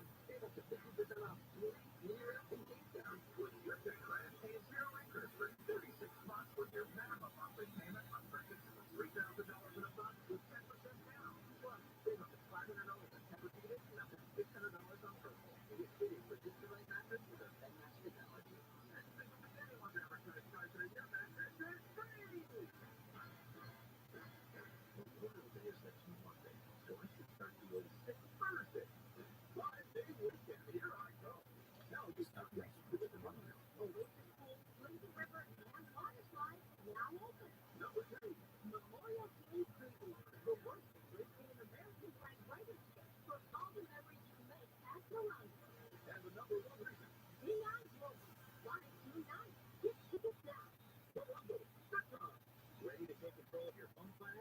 Well, then you better take that next turn to a Verizon store. Because my plan for Verizon is the kind of control we all deserve. Get exactly what you want. Only pay for what you need. Get my plan at your Verizon store today. Here's the way to go swiftly. Smart right. Get out. Here it is. Over on Roto.com. Look it up. Roto.com. Now, Jackson hasn't seen any lower. Oh, my Roto, that's a great price. Wait a minute. No, find a new or pre-owned car with your at any time on any device. This could be a win. Isn't that a great price? By downloading the Roto app or check out Roto.com. Mental health issues affect all of us, even if we don't always want to talk about it with others. That's why the Los Angeles County Department of Mental Health is hosting events where you can meet others who are going through similar experiences, find resources, and enjoy a community taking action for mental health. Come together with your community for events all over the county, like the Lunch and Learn event at 4117 Overland Avenue in Culver City on Friday, May 26th. Go to takeactionLAC.com to find this and other events near you. I'm attorney Garrett Capano, founder of 1-800-NO-COPS, reminding you to exercise your life and just shut up. It doesn't make you look guilty, it makes you look smart. 1-800-NO-COPS. Greetings. This episode of Church of What's Happening Now is brought to you by Onnit. Onnit for all your supplement needs. Go to Onnit.com right now and press in. Church, bam! Get 10% off. This podcast is also brought to you by Utopia, California. Listen, you motherfuckers know I'm with Star One Gummy Bears. But this peanut butter macaroons will put a motherfucking M in your skirt. And they're vegan, correct? They are. And kosher. And kosher, like a motherfucker. Rabbi could eat it. Are you fucking nuts or what? 20 to life, no parole. In studio, my main man, Action Bronson, the flying Jew. A half and half wild fucking traveler of the stars. Get it. It's the Church of What's Happening Now, motherfuckers. Monday, August 14th. Tomorrow, 29 days, 29 years, I got sex for free. 29 years. Congratulations, man. Are you fucking fuck them or what?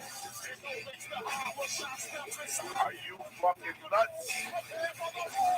20 to life, motherfuckers.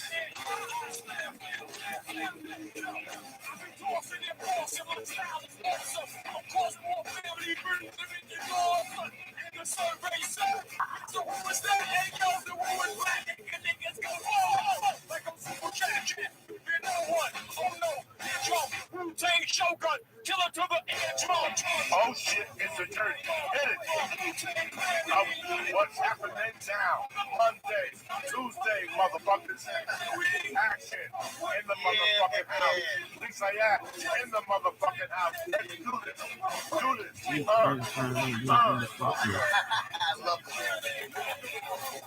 What's happening, you bad motherfuckers? Thank you for a great weekend in San Francisco last week. I think actually back in San Francisco too. Sure, thank you very fucking much. How many nights did you do there? It was 2 nights. It was phenomenal. Phenomenal. We did a little intimate setting, 500 people on Saturday, the night before Outside Lands. That was fucking crazy. Some fucking beautiful women in the front row. They definitely wanted to have sex. I was acting Sadiddy because I love my woman. You know, at the end of the day, my dick is on a shelf. But it's a nice shelf.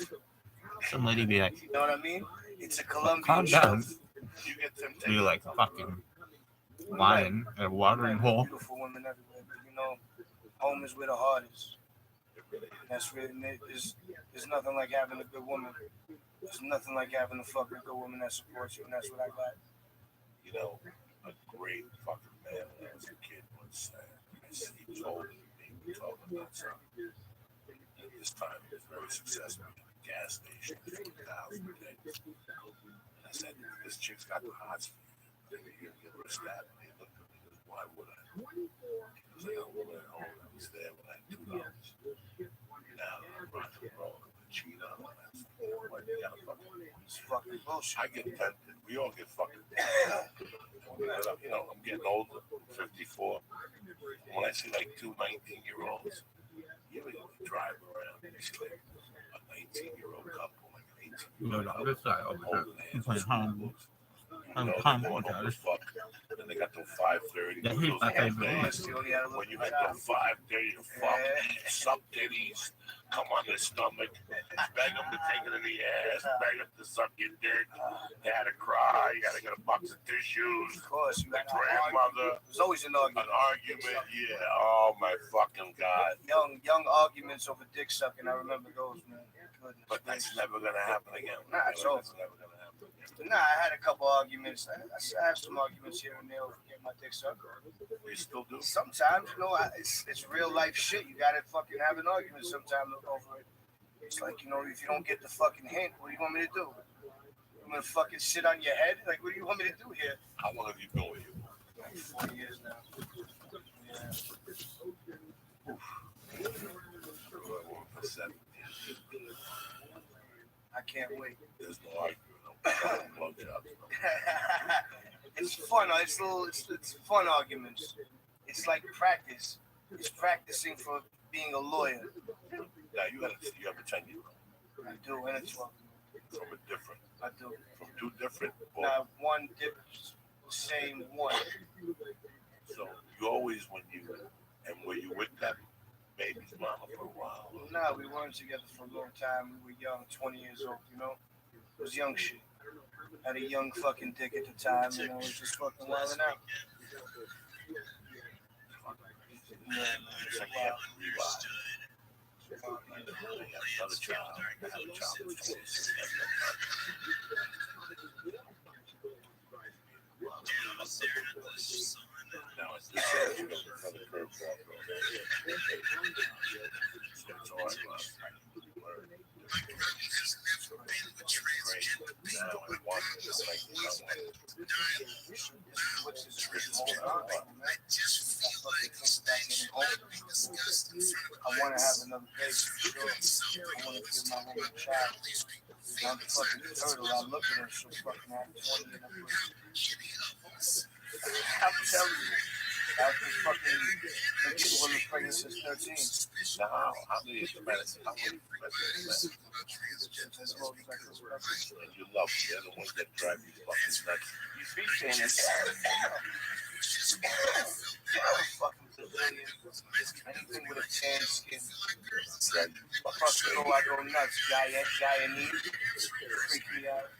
Love it.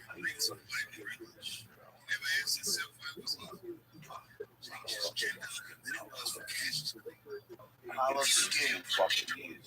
Man, shit, he was 16.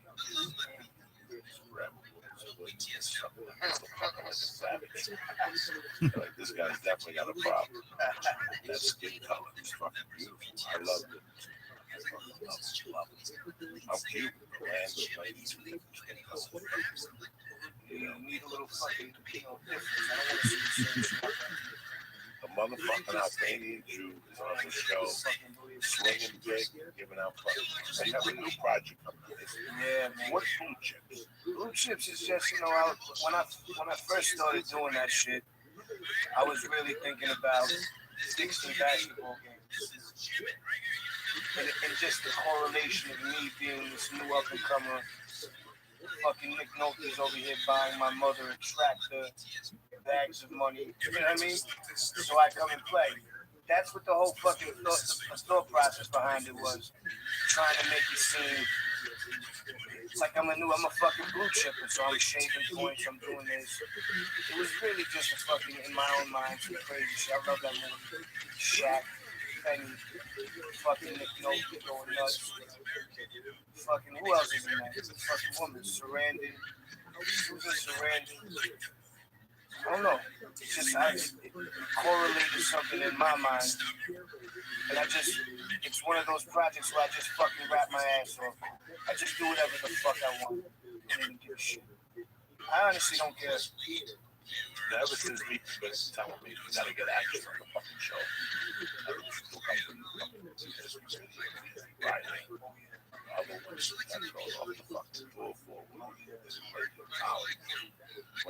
That's a fucking old. I didn't even fucking perform that fucking song. No? Not one fucking time I wouldn't be able to tell anybody the goddamn word.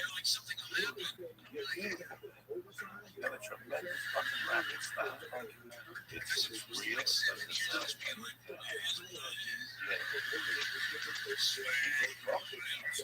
That one dancing. Oh my God, I was fucking dying one night.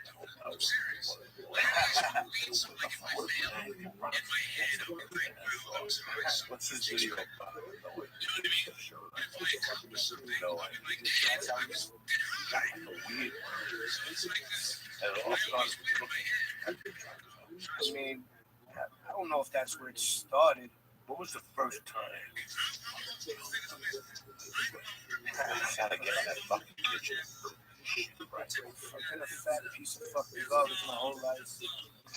I don't know. I just love food from the fucking very first time I tasted a hamburger on white bread or a fucking Albanian dish that my grandmother made. What's up? Like fucking burek. You ever had burek? No. It's like almost a stuffed pizza, but the dough is a little bit more delicate.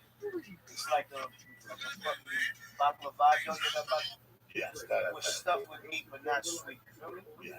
Something like that.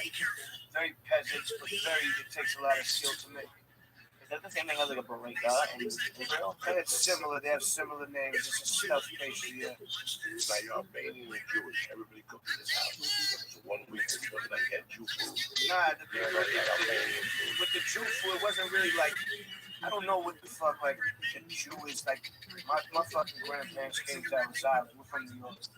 You know, grandfather's from fucking St. Mark's, Saratoga, right there in Brownsville. Motherfucking original Brownsville people. You know what I mean? My mother was born in Brownsville, so in New York, she eats fucking pork. She smokes weed. She's a fucking incredible person. You know what I mean? She married a very, very strict Muslim man, Albanian. You know, brought his entire family over, and it was just my mom and my Albanian family. So I grew up that way. I didn't know about like Jew food unless I went to my grandfather and shit. But it was fucking 50 people smoking cigarettes in the house, screaming, speaking a language I had no idea what the fuck was going on. You know what I mean? It was a crazy fucking time. Well, like,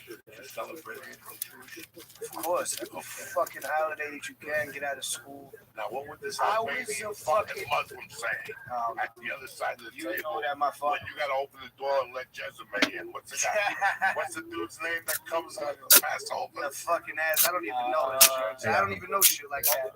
I just know that there's questions. Elijah. There's questions and shit. well, because I don't know what kind of questions. You have to ask some dumb shit. there's Jewish women who are really good cooks, but like Jewish food kind of sucks. Don't you fucking dare talk about Jewish. No, because okay, the pot roast is delicious. Latkes are delicious. Is that all you know? Nah, no, there's more, but I don't like Whitefish. matzo ball. That's sable, Yeah, salmon. I like salmon. But I don't like matzo ball soup. Are you out of your mind? You like kreplach? I You don't like kreplach soup? I don't think so. You like wontons? Of course, It's a I fucking Jewish wonton. What's the It is. kreplach? It's a Jewish wonton. That's all that is. That's all it is. But It's what's in fucking it? Is it- stuffed with meat. Okay. It's a skin stuffed. So the wonton they just put in the soup. The kreplach, they fucking fry the shit first, then put it in the soup. Is it one of the ones that have, what's that hot dog topping that they try to put in one of those? I thought sauerkraut. Don't they put sauerkraut in? Are you a fucking Jew? What are you? I don't know. Like, not really. I'm a Bro, reform Jew. I mean, listen, there's just a lot of fucking amazing food. Pastrami, you know, you don't like pastrami? Smoked meats that are cured, corned beef, brisket, pickles. You can't say pick. You can't say pickles. What do you get I at a guess they Jewish are. fucking deli? Yeah.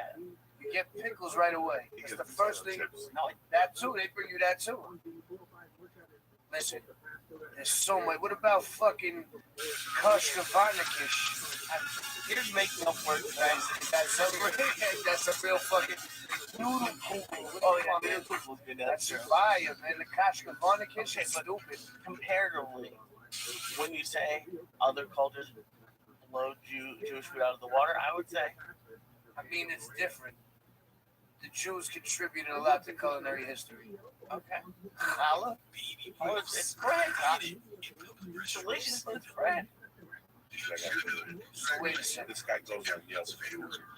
And he's the fucking guy that writes it to. Listen to me. I don't like bread. It's just bread. It's delicious, But but bread is, you understand how unique and how hard it is to make bread good? yes, it's the one. And the Jews have perfected it in so many different ways. Then what? Black Then bread. why do they keep us with matzah? Why do they make us eat matzah every week? Because they had to fucking get the hell up out of there. They had to make something quick. It was just a snack. It was terrible. I like fucking matzah with butter. I like a lot of things, man. That's crazy. You're a Matzah fucking with butter? self-loathing Jew. So you are. I guess so. And you technically are Jewish because it's on your own. And I hate myself because I believe in the stars. What stars? So many of them are in the sky. The ones that connect three. Is that like Kabbalah? Serious. Nah, I don't know what that is. I think I that's never heard of that. I'm from Queens. They call it synagogue.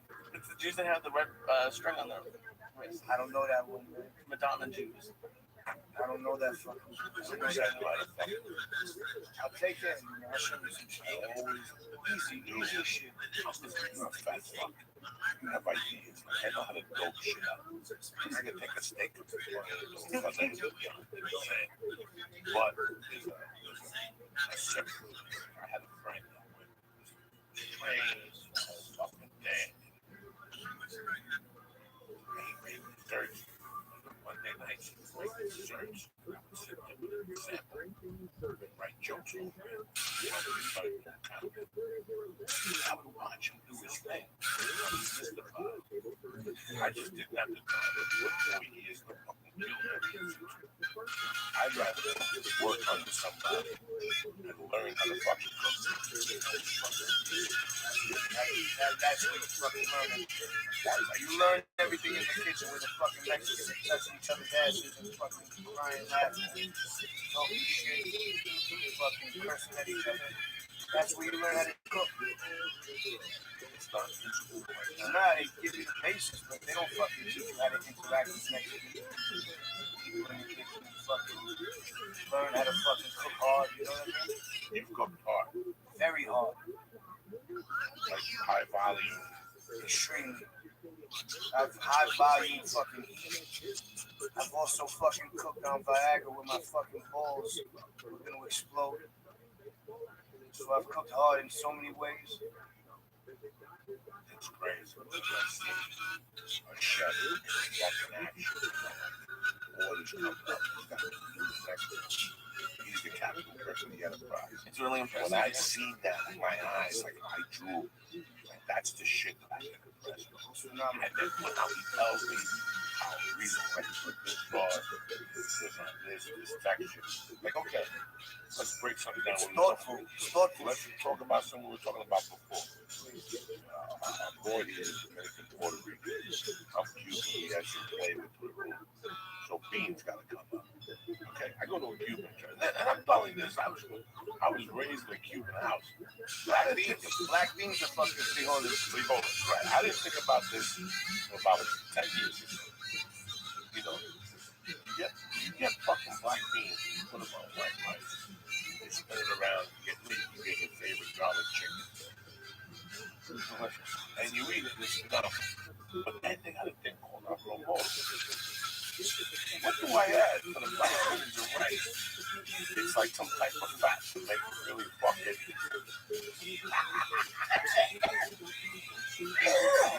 That you add a fucking little bit of laurel, like baby, you know, use the fucking black bean cooking liquid to cook the rice. That's the thing. So they take the fucking white rice and then they mix it with the fucking black bean liquid, and that's what makes the rice black. And it has that fucking flavor. You know what I mean? What's the name of that steak sandwich place in New York? The Cuban West New York. So yeah.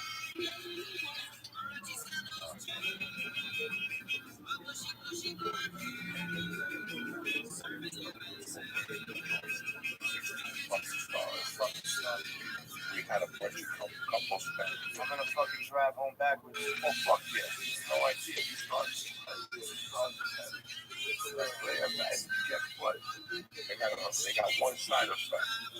Hunger like a motherfucker. They think I got a fucking big stomach. Hunger like a motherfucker. I got a $50. That's why I only eat it twice a week. I'm hungry as fuck. It's a tremendous podcast. People coughing. People took those mushrooms are bogus. How are they bogus? How you get bogus? They were fugazis. Hey, they were fugazi mushrooms. I can get you some nice ones. No, they'll Send them over. They have them over here? Somebody gave me this on the comedy show. Was it a chocolate or was it a full fucking one? It was a one. Yeah, it's a whole fucking You fucking shiitake. You're a portobello. They weren't gay. They were portobello. They weren't growing real cow shit. They didn't get like portobello. They were growing like puppy shit. That's what they were growing. Now, how many shows do you have on life? You know, I think right now I'm at 4. Right now I'm trying to do as many fucking shows as possible. I have a lot of ideas, man. I can't let these ideas just go to waste. I just have them like non-stop. What's your favorite one? Right now, my favorite one is you know, obviously Fuck That's Delicious is my favorite thing in the world because I get to travel, eat ridiculous foods, chill with my friends, and that's the show. That's what we do for a living. Now you go all around the world with that? Every fucking Or just the United States? No, everywhere. We did 2 seasons of going around the world, and now this third season coming up, we're about to do it New York Central. We're gonna do 10 episodes, tri-state area. Show motherfuckers you can go to Greece without going to Greece. Just go to Astoria, you know. You go to fucking Chinatown. You want to go to fucking Laos? We're gonna go to Jackson Heights. Take you to fucking Laos. Mad Laotians. Just there's so many different things all over the fucking place. You know what I mean? That's like the like Brooklyn. Always go fucking Fourth largest, Russians. whatever. Go to the Russians over there. But they got every fucking food. Like they break it down with science up in Brooklyn, like provinces. Sure. You know, like provinces, certain things. You know, so it's pretty interesting now Like I've been gone from New York for 20 years. So I can't imagine up to all those areas. I used to go to cop and people tell me that it's thousands of fucking cops. So where? Tell me some of your favorite places to cop. East New York. When I was growing up, Yeah. okay, you start in there was a church, the village. This was the late 70s. And then they just in Jersey, it was a hot spot. From like 80 to 85. It was anywhere from 170 to 120. That's a fucking hot spot right now. It's just something that was the fucking hot spot. I mean, Washington Heights has some of the best weed in the world. Washington, Fucking Dominicans, they got this shit, man. It's called haze. It's called ootd.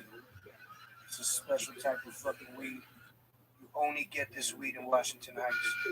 I've never seen it anywhere else. No one can tell me what weed it is. No one can tell me where it came from. No one can tell me who fucking else has it. Only these fucking Dominicans with curly hair. They got the shit. They got that the curly hair fucking and fucking screaming playing baseball. I love it. I served two. And Webster Avenue in the Bronx. It's a pretty fucking heavy duty place. And Jerome Avenue in the Bronx. Oh yeah. Became so to counterpart each other. I'm talking about 1990 to counterpart each other. Webster, one of those tourists, I may be wrong, but one of them said, fuck it, if you come to our spots on Wednesday, we buy it back, you'll enjoy it. And that got out. So fucking white kids, 4 in every car, coming over from all 5 fucking rich boroughs to buy weed, because bro, those are the hot spots to buy weed. That's a big deal. The That's special a big deal. The special is a big The deal. special, you know. When I left New York, there was 2 types of weed. There was green weed, and there was booty. That's it. That's it. And in some spots mix it, and they call it the master mix. And then we would go to Staten Island. There was a spot in Staten Island. That was all the time. I got too crazy. You were going over to buy a machine gun. You know what I'm saying? You thought you were going to buy a machine gun. Sit over there. Walk over there. We'll be right over. What the fuck is this shit? But then there's the flip side of that, where I used to get coke. And those were the spot in Brooklyn. I could go over and buy up to, 4 ounces of coke cash, 24 hours a day. They were there from like 84. I left in 93. I went back in 93 and they were still there. But the hot spot for cocaine was Washington Heights. And it was right when you went right over the bridge. As soon as you got over the bridge, you didn't have to pull to that light. You made the left, and then you shut down. And another left down the street. You pulled in, you went upstairs, you sat down, they had 2 bags, 25 and 35. They gave you a line of each. Boom, boom. You went back in your car. If you went back over the George Washington Bridge, you should be shot, huh? And they should shoot your mother in the head for being a dumb fuck for having it. Because that's basic 101. You don't do that. What you do is you take that car, you hide that cocaine, and you go down Broadway a little bit. There used to be a Cuban spot on the 75th, up from the hospital there. You park right out there, you get a little Cuban meal. You eat the Cuban food, you get on the West Side Highway, you shoot down, and you go across the Lincoln Tunnel, and nobody says 2 words, and you got a fucking meal. All right, you don't have $10 for the fucking for the Cuban meal. Stop and get a hot dog. Still take it. It's one of the most underrated things is the fucking meal after the drug cocktail. Nobody understands that. That's the whole part of the fucking thing. Process, man. That's the whole thing. It's the joy. It's the victory. Even if you go buy a bag of heroin, let's say you're a heroin type, because I had a brother who was a heroin type. Go and do the thing. That was you, the heroin. So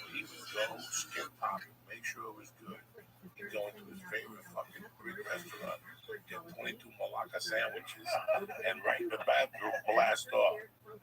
He even fucking told me he wanted to write a book about this is the 80s. This motherfucker told me this. He was being on the island, man. High on heroin. Listen, man, I got an idea for a book. You know what it is? What if I wrote all the best diners you can shoot heroin out? He had it all the way up to Coney Island. Because that's how crazy those heroin dudes go, bro. They go crazy. But he had a job. He was we call those people a functioning heroin guy. But he would go up and down that fucking thing and tell me what places he would go eat. He'd go in the bathroom, blast off, walk out, light his t-shirt on fire. But that was it. When I left New York, Washington Heights, the last summer I was in New York, the Dominicans were running shit so heavy up there. And then a fucking bucket of spackle from the roof of the building on a building inspection. As he tried to bust into these Dominican stuff. What's the movie with Wesley Snipes? When he takes over the building in the 80s? New Jack City. Like 4 Dominicans took over like a fucking 3-bedroom apartment. I swear to God, they had a lookout up on the roof. The building inspector came, they threw a bottle of bucket of spackle down. And that was the end. That set off like a fucking war. That was it. You got a good fucking operation going on. But I heard that New York is completely different. It's not the way. I mean, When I was still, I could still get a machine gun at 4 in the morning. Sure. No. 1,000,000%. Get a fucking M60 right now. Get an M60 right 2 blocks away from the house. And 4 in the fucking 4 in the morning. They got fucking 25 M16s, AR, whatever you want in the projects over there. That's crazy shit. They got fucking guns I never seen. They got fucking German guns that fucking James Bond was using in GoldenEye.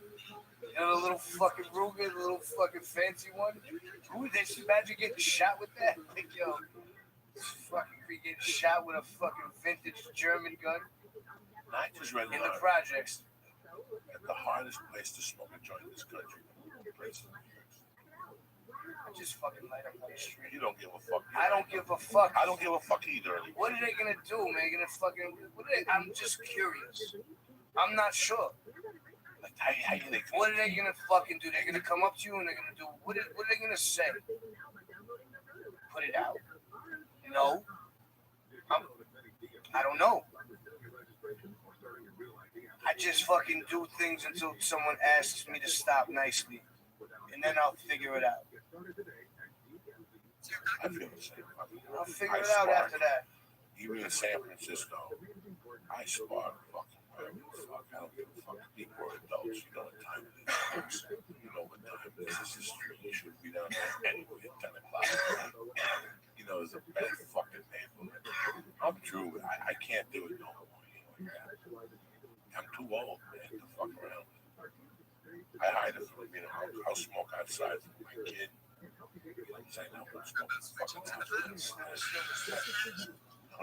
can't fucking smoke in front of the kid.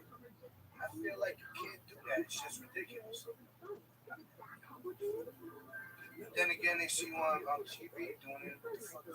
Well, eventually, someday, see, I don't know when I'm trying to tap out those YouTube videos. So you still think they're cooking? I get inspired when I go to these different countries and places. I get totally inspired to make things and invent things. That's just an edge I got over a lot of people and whatever we do. I really did this for many years. It's a unique thing. Thank you very much. This is my origin. I love instant gratification. I love to fucking make something for somebody, present it to them, and then watch the happiness on their face. You know? I don't like it when they don't like it. I like it when they like it. So I try and make it better. It's from the heart. No, when you make chicken parm, that's from the fucking heart. I can tell when you. That's totally from the fucking heart, man. What makes your chicken parm fucking superb? I want to see the Lee's care, face turn purple. the fucking care that I put into this chicken parm. I pound it down so fucking thin in every aspect that you're gonna get a crunch on every corner. That's what I like. That's the most important part. Okay, so then I make a 2-minute tomato sauce. Just fry up some fucking garlic, put some dried chili in there in the oil, can of pureed tomatoes. It's over. Salt. That's it. Let it rock. Just let it sit there. No pepper. No, it doesn't need it at this point. No pepper at this point. Then you take the fucking paleo mozzarella cheese, which is a big deal. Paleo whole milk, because it melts perfectly. No other cheese melts perfectly. I don't know any other cheese with this. They sell it in string cheese applications. They sell it in logs, bricks, whatever you want. It's fucking tremendous. So you cover the whole fucking thing. You put sauce on it real nice. You cover the whole fucking thing with the cheese. Even the areas where there's no chicken, you put cheese. You know? Just so you get a full blanket, a full quilt of cheese. And then you stick that motherfucker under the salamander.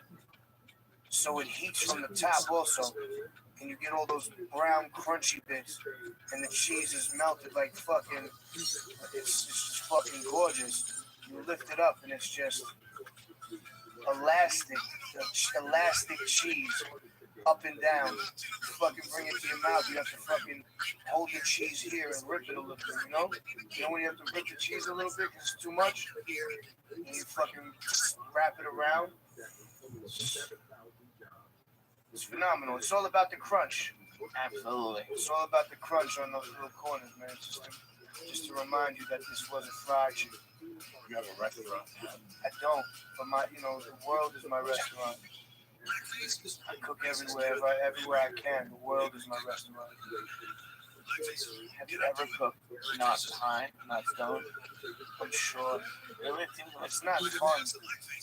I like listening to fucking salsa while I'm fucking doing my thing. While I'm cooking. Specifically Frankie Louise. One of my favorites. There's nothing like listening to a good Latin beat while fucking cooking. It makes you cook better. You know what I mean? It makes me cook better. It's a rhythm. It's a rhythm. It's a fucking Afro rhythm with Latin flair that you just can't get anywhere else. It's just something else. They don't make salsa music like they do in Puerto Rico and Cuba. Just fucking talk about the Cuban fucking Buena Vista Social Club. My man Ibrahim Ferrer, phenomenal. Fucking ridiculous, all I agree. You know what's crazy? Look at you.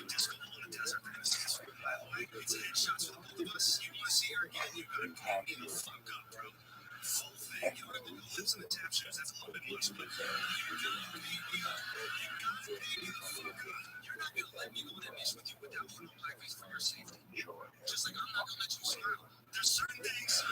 That's the beauty of coming from that area. Straight up. That's when I first moved to Cuba. We used to have to beef every day. Like, I think about it years later. I was in third grade. I used to have beef every day. So, like, fucking every day. I mean, you become this certain flavor. You get to be Jewish, complimented for a while. That's kind of like you go play tennis with them. And they don't get high, but that's good. You just go play tennis with them. But on the weekends, you play hoops with a bunch of Puerto Rican dudes who get high and they carry knives and shit.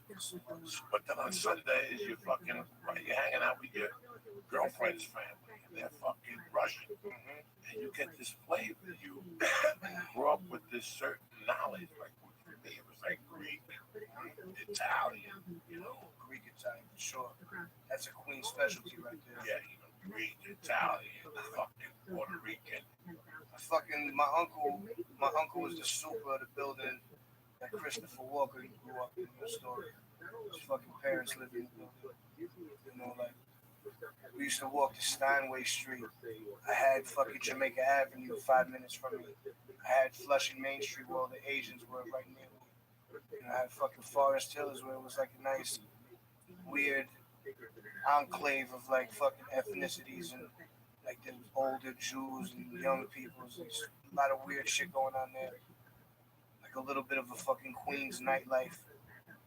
Just, you see a lot of shit, man. You see, I remember fucking one of the first people that introduced me to like loving to be in the kitchen is a fucking man from Ecuador named Rigoberto.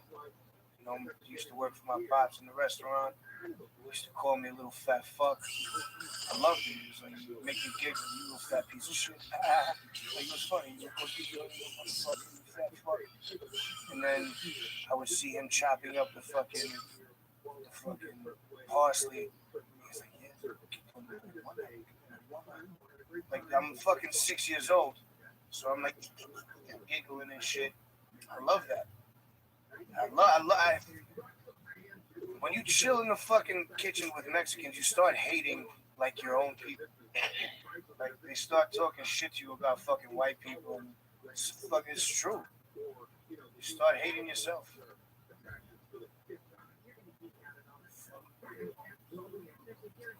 Viva Mexico. You're a very interested dude. That facet that I can tell. Queens, man. Queens, man. That's what this is. Queens is the epicenter of this shit. It's very, very, very eclectic. I think that the last time they did some sort of study, they found out that there's more ethnicities in the borough of Queens than there is anywhere else in this world.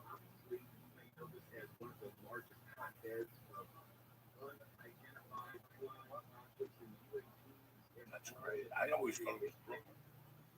Oh, good. I always thought it was fucking Brooklyn. Brooklyn came from fucking crazy. Fuck, everyone's from Ohio. Fucking, I don't know. The thing about you that I see is that his restaurant is so up the hook because you wouldn't know what you were really going to get that night. That's why I fucking love you, man. You get me. He would wake up in the morning and go, you know what, bro? I feel like a fucking fish, Greek style. And then, you know, but his employees are like, but wait a second. You know, Mr. Bronson, it should be, this themed restaurant. That's why it would be hard to know what you were going to cook, you know, that day. You might come in and want 2 eggs with bacon. That's not on the menu. It's a Spanish frittata with asparagus and goat cheese and mozzarella, fucking baked all over it with a little sauce. I fucking hate goat cheese. Oh, me, listen, I don't even like to look at it. Fucking makes me fucking. I love a lot of things in this world. Goat cheese, that shit fucking tastes like straight. You know what? You filthy asshole. You said something. I don't give a fuck if people get fucked. People get pissed if we go there. When you said polio cheese, I almost stopped because they have it out here. Do they? I think they do because I talked to some people out here and they never fucking. I was like, yo, you know about polio cheese in LA? No. What? Hotel bar, brother. Oh, come on. Shit. He's fucking sitting in my freezer right now. My mother's with a freezer. stick of hard Italian bread. Back in the old days in the Bronx or something. You go home, you get that whole stick of fucking hotel bar butter. Before they did this, is when salted or unsalted? Oh, unsalted. Gotta be motherfucker. Salted. If you're walking on ice, you might as well dance. If you're gonna kill that heart with fucking style. Oh my God, I would fucking kill. I liked the hotel bar. Like I would get the bar. That's how old school I was. And I get the Italian bread and I cut and just put fucking butter on it. From the age of maybe 10 to like 13. I've seen one of the chicks that doesn't matter. Life is literally about bread. And I would eat the guts. Nobody would eat. I would eat those fucking guts. I would heat them up with butter and let the butter melt into the guts. Fucking delicious. That's phenomenal stuff, man. It's letting butter melt into bread in any facet, any capacity, is where it's at. You let that fucking bagel sit with the butter for just a little bit. You don't eat it right away. You get every bite soaked. It's the salty soakness. Something special. Even the most simplest fucking meathead thing could be fucking mind blowing.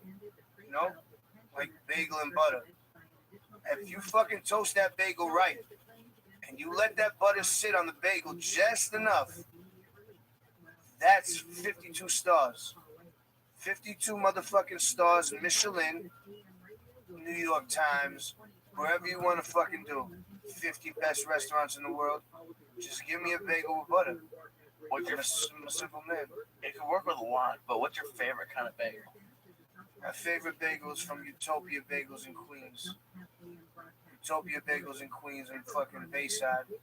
They do a bagel that has a hard crunch on it and still fluffy in the middle, which I really enjoy. And my favorite one happens to be a sesame.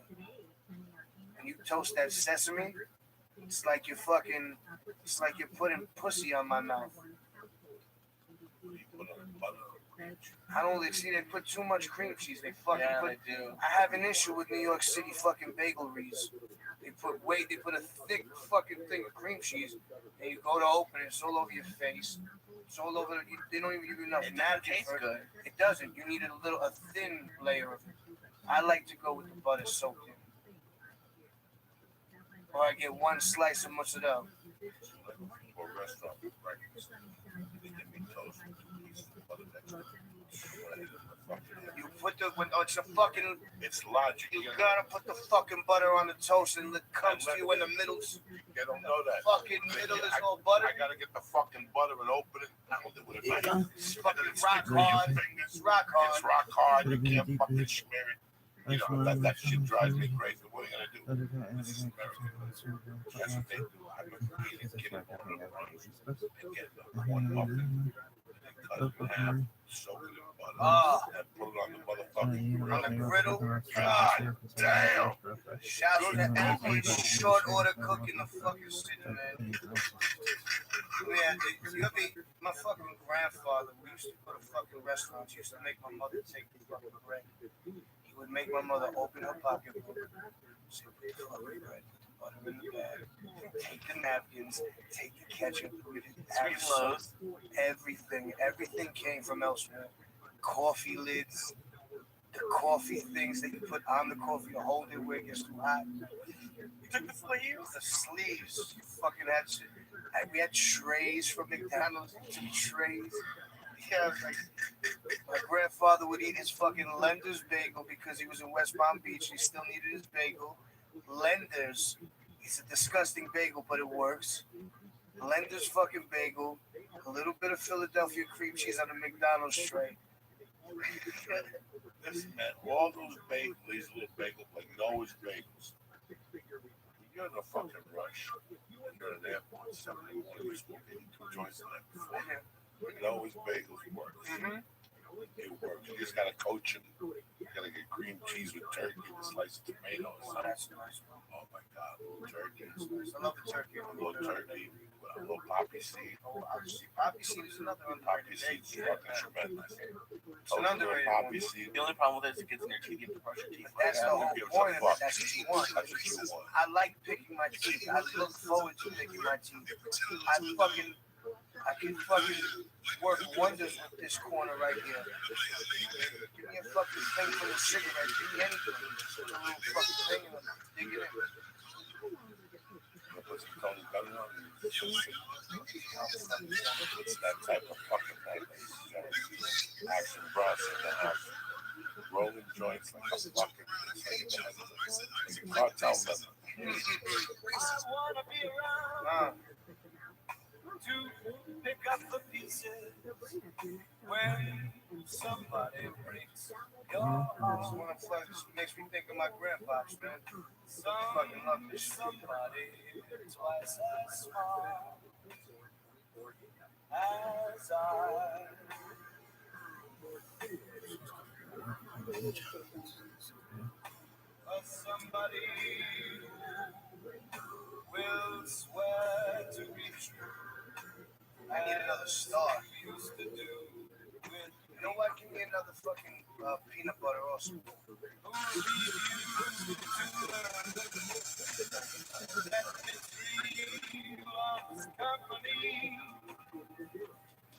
Wait and see. I mean, I wanna be around to see how he does it.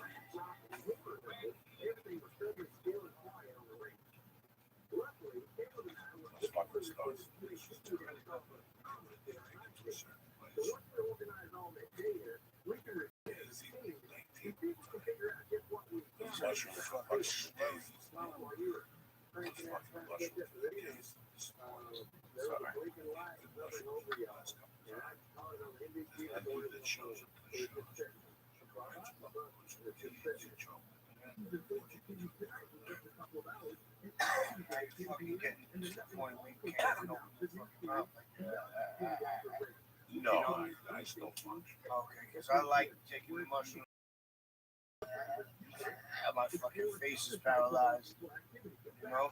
I can't go home. Nah, listen, I cannot walk in my house. I can walk in my mushrooms house. should be fucking bugged. No, I can't walk in the house. You fucking have like, I like watching the Nature Channel. That's one of those fucking things on. Last time I was on fucking mushrooms, I was with my girl and we were watching the goats. You know those fucking goats that climb up the mountain? And then they cut to a close-up of this fucking goat's face. I almost fucking lost my mind. I lost my fucking mind. I fucking jumped off the couch. It was out of my face. It was amazing. Why do you watch scary things when you're high? Well, it's not scary, I guess. It wasn't scary. I just didn't know that they were going to cut to a close-up of a fucking goat on the mountain. His face looked so crazy. You could see every crevasse. You could see every fucking vein pulsating. Could you imagine being stoned and just seeing like a goat on the mountain as you're driving by? That's what I mean. They're fucking tiptoeing on the side of the mountain. You know what I mean? Like, it's really next level.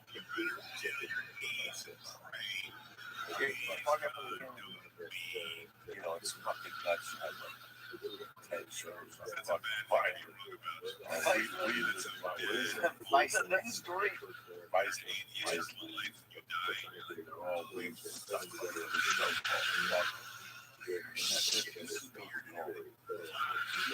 That's why I love Vice.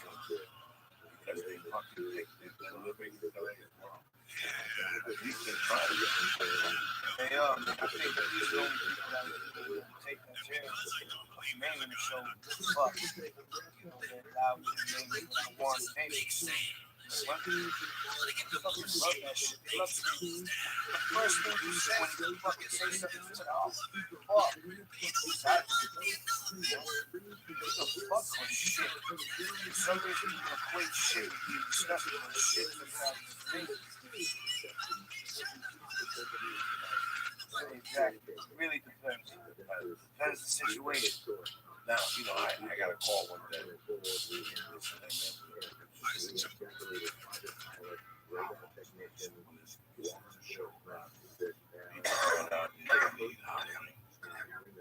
And I didn't know what to think. I tried to put on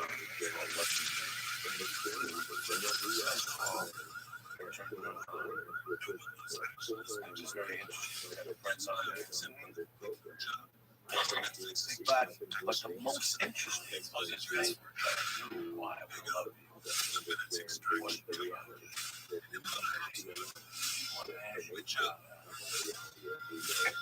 Sorry, TV chefs and chefs. Someone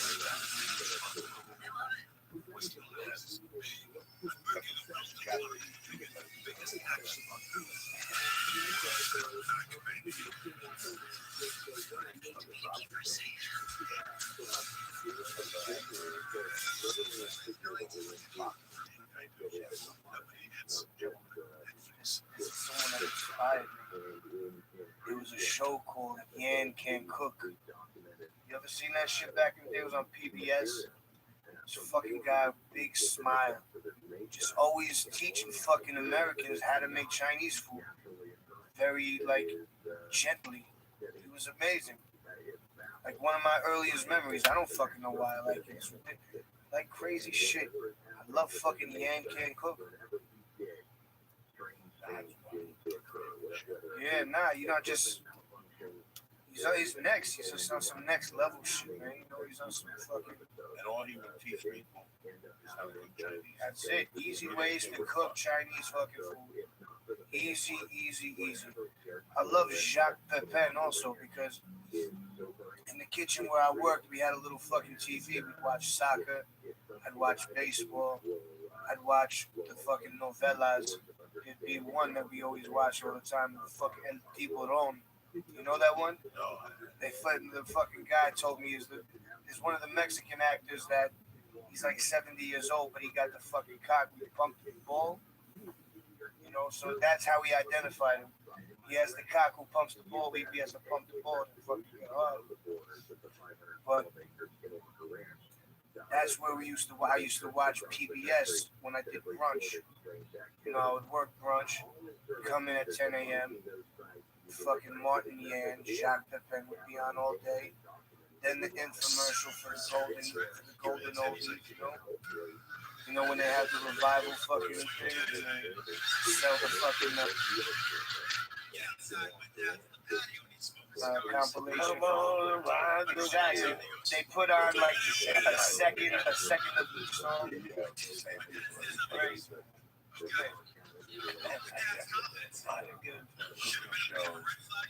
I think that the first guy like the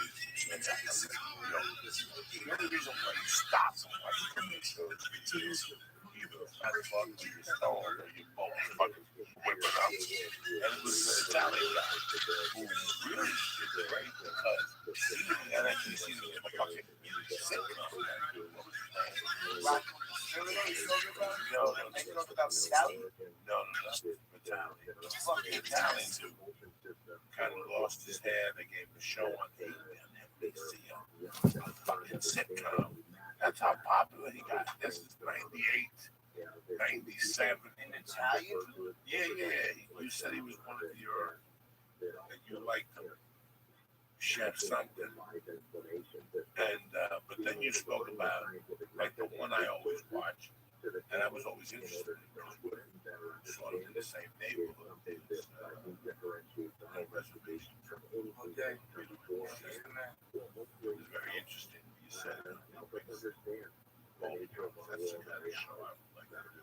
Man, he's a fucking. Plus the weed, going to copy the weed in the illegal neighborhood. And that's what the fuck we do. That's the show. I've been on TV going uptown. My cousin jumped out, bought 40 dimes of fucking haze from uptown. He pulls it out of his nuts. He's on mushrooms. We're in the fucking back of the Uber. We stop right before we get back onto the highway because we already have the joint roll, we already have the blunt roll. We stop right there at the truck. It's called La China. It's the cuchifrito truck, frituras. So everything is fried over. They get the fucking oreja, they got the lengua, they got cabeza going down, they got whatever you want. But they got one Dominican specialty called chimichurri.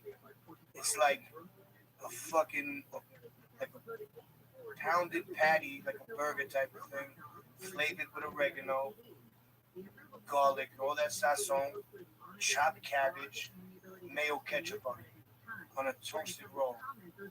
It's like fucking, it's like insane, man. That's the ritual every time you go uptown to Capes. You smoke on the way to get the shit. For sure. On the FD, you take the FDR because that's the freeway. FDR, boom, right there, 172. Then go get your shit, come back, roll it up, get the chimi, back on the highway, same way, Grand Central now because they don't have the fucking tolls in place. You good to go. Whoop, whoop, whoop, whoop, whoop, back home. We used to do the smoking tour. This was one of my favorite things in life to do is going on a tour. I go on the fucking tour of New York City smoking as many blunts as we can, never having to get off the highway. circling. Going through Brooklyn, going through Queens, going through Brooklyn, going through Queens, going through Brooklyn. It's all good. See sights, it's beautiful. You get all fucking Brighton Beach. Go get some fucking Russian food. Go to the bathhouse, let them hit you with a fucking tree in the back. You know? Let me tell you something. When I first came out here, medical marijuana started to grow. You know, it dawned on me one day. I'm like, wait a second. The motherfuckers like me, half the high is going to copping and going back. That was for me. That was the way I was raised. Like, that's how I liked it. Yeah, there was a dude in the neighborhood. No. Red Roach already fucked up the 6 shows in fucking San Francisco. But you were in Jersey. You had a local dude. He was going to the city to get it too. So one day you said, "Fuck it, what am I doing with my life anyway? I'm forgetting myself." And in the meantime, you know what? While you wait, we saw a samurai hot dog. We also made those little steaks. And he'd give you a white bread, a piece of white bread on top of it. Yeah, with Frank's hot sauce. Motherfuckers don't know about that. That's in my book, man. That's I put that shit in my book. Oh my god! I put the fucking bread on the top of the thing. That's one of my nuances, man. Oh my god! You know, you get the fucking kebab, and then they put $2 of Italian bread on the top with the stick, and you walk away. $2, you get 2, some lemon on it. $2 a piece. I would eat 4 or 5 of them. $2. Oh my god! And then the guy would maybe give me an extra piece of bread and shit. Maybe if I was a good boy, he'd give me a piece of bread. It was those are the things that made you cop the adventure. You would do them by yourself, or I would take Lee with you. You know, you never just went into the city and bought a bag of reefer and ran back. You always went to somewhere to eat. There was a Carvel close to the bridge. So we would go get Cuban food and then walk to the Carvel.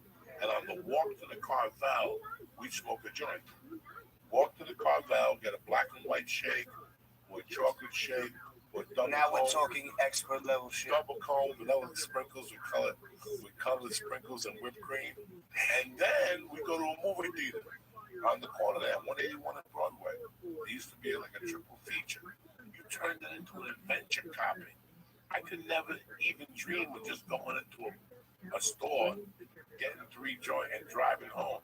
The whole thing was driving back with the weed in the trunk going, you know, like throw low or smoking the whole way. Take a chance. Columbus did. Fuck it, let's go. That was part of the high.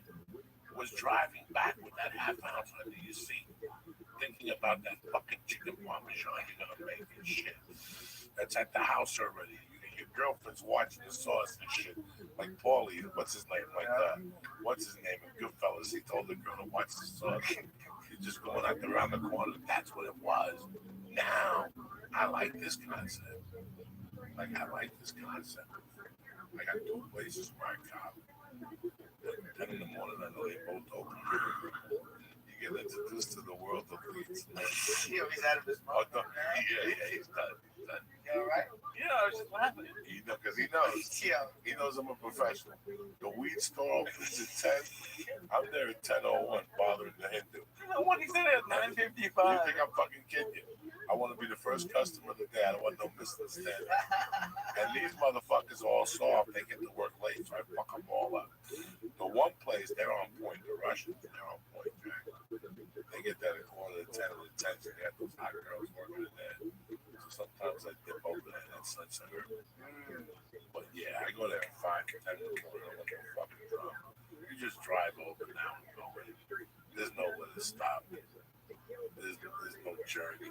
My favorite thing about living in New York City is that, you know what, bro? Actually, bro, I got to do some shit tomorrow night.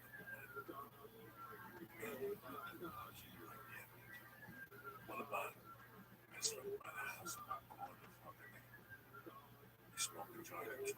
We smoke by the Bronx, get a slice. We go to that Carvel next to me. That is my world. We don't know. We got nowhere to go out here. We gotta go to Huntington Beach to get a fucking milkshake or something like that. It takes 2 fucking hours there, 19 hours back. By the time you get back, you don't even want to get high no more. You're done. That was my thing when I lived on the East Coast. Was let's take a ride over there, smoke a joint on the way there, eat something. And you got that after fucking dinner joint, which means you go home early, go to sleep. Happy New Year time. Nobody bothers you, know what I'm saying? You just smoke fucking. That's it. There has to be like non-stop smoking. Whenever we hang out, non-stop smoking with the boys. Sometimes, talking about the thrill of the cop. We cop from as many different people as possible. You know what I mean? Good stuff. Sometimes we go smoke in a whorehouse. You know what I mean? While the girls are working. Sometimes, things would happen in the whorehouse.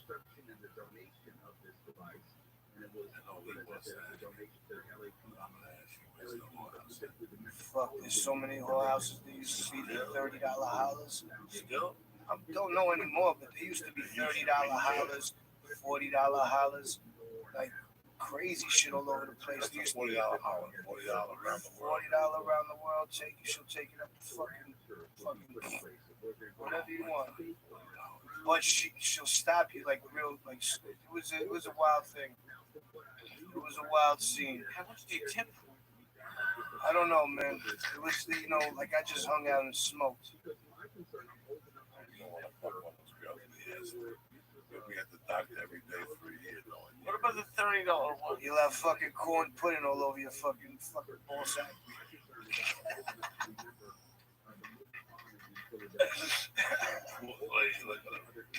He's tired. Did you go to the $30 one? I went to the $26 one also.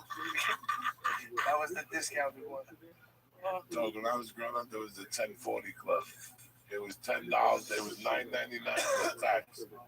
1040, and they still have it. Supposedly, it's not 1040 anymore. They just kept the fucking name and shit. 26. Now, bro, when I was a kid, when I was 13, there was these 2 fucking brothers that went into the city every weekend and got their dicks sucked for like $12. And these two dudes would go. That means you have to have chained all the time because no one has the ones. They don't have 5s. This guy, it was 19, it had to be like 1976. And these dudes were young. If I was 13, the one brother was 13, and the other guy was like 12. We could have it all together. He would do whatever the brother would tell him and shit. And every Monday, they would have a story where they go. They would leave on Saturday morning by themselves to go to the Bronx, Queens. They would go to these spots for $10. The chicks would take them to the bathroom, wash their dick with a bucket, suck their dick and lick their balls. They would come back with 1,000 stories. The thing is, I would definitely pay to get my dick washed with a bucket. Like that seems like a nice amenity. Yeah, but Without, dirty bucket. we don't want to discuss bucket. What I was gonna say is that one of my favorite things in life is the nuance of how someone explains when someone is a little fucking mental. He said he doesn't have it all together. There's just a lot of ways that you can say it that's very comical. Doggy, what? Listen, if you want me to tell you the truth, he was half retarded, but I don't want to say that. No, but that's what I mean. So, yeah, he didn't have it all together. They were I Cubans. just love it. They were Cubans. Their name was Juan Alberto. Juan was the brain of the operation. Alberto was very like shy, Rocky's wife type shy, like yeah, boss, whatever you say, like that type shy, like that. And they would come back on Mondays and just drop knowledge on us, and our fucking jaws would drop. We were barely getting titties. These guys were going deep with each other with sex, getting their dick sucked, washed, and their tongues. They're the first person to run around the world. He was 13, he was $15 to get me around the world. And I'm like, What the fuck are you talking about? Can you explain something? I used to have sex with my girlfriend laying on our sides for some reason. It was fucking terrible. When I was in fucking like early in high school, we used to lay on our sides for some reason, so I didn't wake anyone up. It was terrible sex. Oh no, that's how you do it. I know, but then you fucking no one's home and you start going nuts. But laying on the side sex was wild. You figure it out. I think maybe somebody stabbed at the beach. Yeah, nah, you have to. After a while, you figure it out. You gonna say? Sorry, I was just confused about the dick washing. Are you saying like there's no hand job or anything? They just wash your dick? They wash your dick erotically. They take it to a bucket when they get hot water with a sponge, put soap on it, and they stretch it out for you. They wash your balls and shit. Then they dry it off for you. They put it on. Then they fucking suck you on. Okay. It might be a fucking used condom. That's you never know. Right? We saving money. You don't know.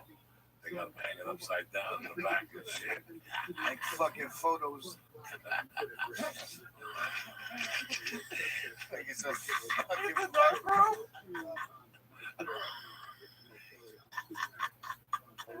We use condoms.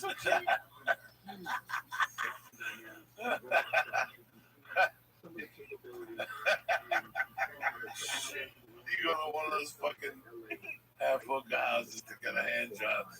She comes in with a fucking condom without a wrapper. You got proof. And she thinks, if she looks at you, she goes, I think this one will fit. You're fucked, dog. I didn't know those things were still consistent. Can I ask you, Bronson? Can you get dumplings? Like, is it okay to get like meat dumplings, or are they cat? Joey always says all dumplings are cat dumplings, and I can't live in a world that just says. Is it okay to get dumplings? Where? Anywhere? Yeah, Joey says all Chinese. They have another one of these fucking things. Dumplings. I think it's pretty safe to get dumplings in certain places. I had some fucking tremendous ones today. I had a wonton soup. I had a wonton soup like I had never had a wonton soup before. Where? At this place that he took me to. I'll tell you after. I don't even remember actually. Because every time I go to Koreatown to get dumplings, he says, look for the stray cats. There's no stray cats. Because Listen to me. Listen. This is, let me tell you something. Actually, you ever meet a dude on your block that, you know, like I was telling these people the other day, just for kids that got labels. You know, every kid's got a label. And it's every kid go on and play. Go look me straight in the face. Yeah, he has ADD. Who is he, a fucking knob? Yeah, like, Who's the fucking kid? He's 11 years old. When I grew up, either you were a fucking moron or you were all right. Or you were a dumb fuck with heart. You got seats. If you grew up in New York City, you grew up with dudes that were dumb fucks, but they had a lot of heart. That's it. Yeah, you had heart. They had heart. My man, oh my God, my man Phil Annunziato from Queens. He was the sweetest dude. Like, he didn't have it all together. Like you say, he's fucking brute strength. He can hit a fucking baseball 450 feet. But he can't fucking tell you 2 + 2. You know? But he's an amazing, fucking hands of rocks. He's one of those guys. He's a plumber now. He's just a great guy. You know, those are one of those guys, you know?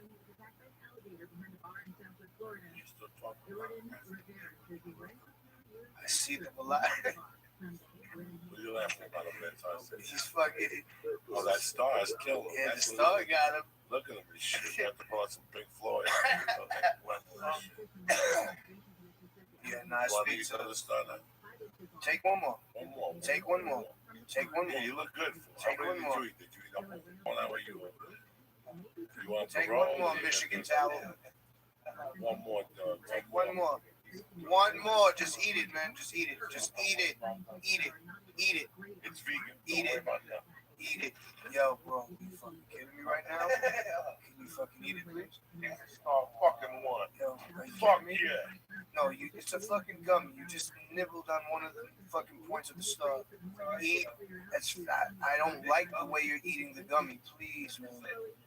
Please, you're freaking me out. It's crazy. Please, the way you're eating the gummy is making me nauseous. Can you please stop? Oh yeah. I gotta give you leave for a month. You'll straighten them out. Yeah. You don't get it. I would love to have Lee for a fucking couple of days. He seems phenomenal. He's phenomenal. But he poisoned his father. With what? I'm not poisoning my father. With some taco. Slowly? No. He picks the worst restaurants because he doesn't want to listen to people. So he goes with Yelp. And I try to talk to him. His girlfriend loves Yelp. He loves Yelp. So before they go on a date, like a week before they plan it, they both go on Yelp. They look at the whole menu. You know, they take what people say. Honestly. And he never goes back. So I asked him how it was. I'm disgusted. I'm telling you, you have no idea what I got. That's not the only time I go to restaurants, but yeah. But every restaurant is I terrible. do use Yelp, yeah. One worse than the Yo, next. eat the fucking thing. Eat the whole fucking thing. Bro, eat the whole fucking thing. Please, You think I I forgot? I eat everything. Yo, Mark, are you fake chewing? Keep it funky with me. Are you fake chewing? I know the tricks. You're telling me I don't know these tricks? Lee, does this sound familiar? Lee fucking does periscopes. He No, I don't. Wait. He eats a star. Yo, can I go Instagram live right now? You can do whatever the fuck you want to do. Fucking have it Hold done. on, I gotta go to the bathroom anyway.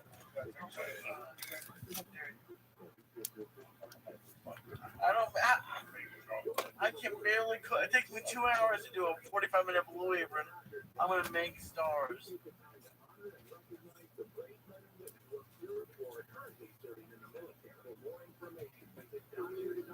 I've gone through it too.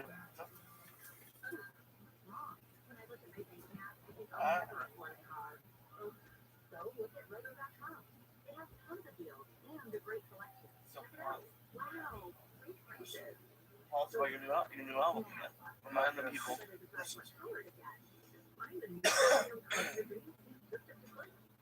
We live at the fucking Mecca. We at the cathedral right now with my man Joey Coco Diaz.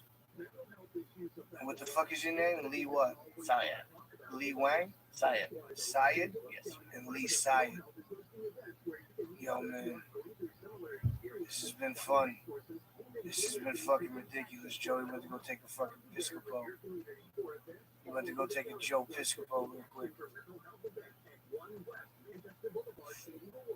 I don't even have another fucking joint roll, man.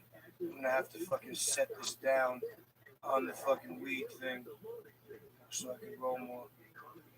You've been one of the first people to like hang with Joey on the smoking level.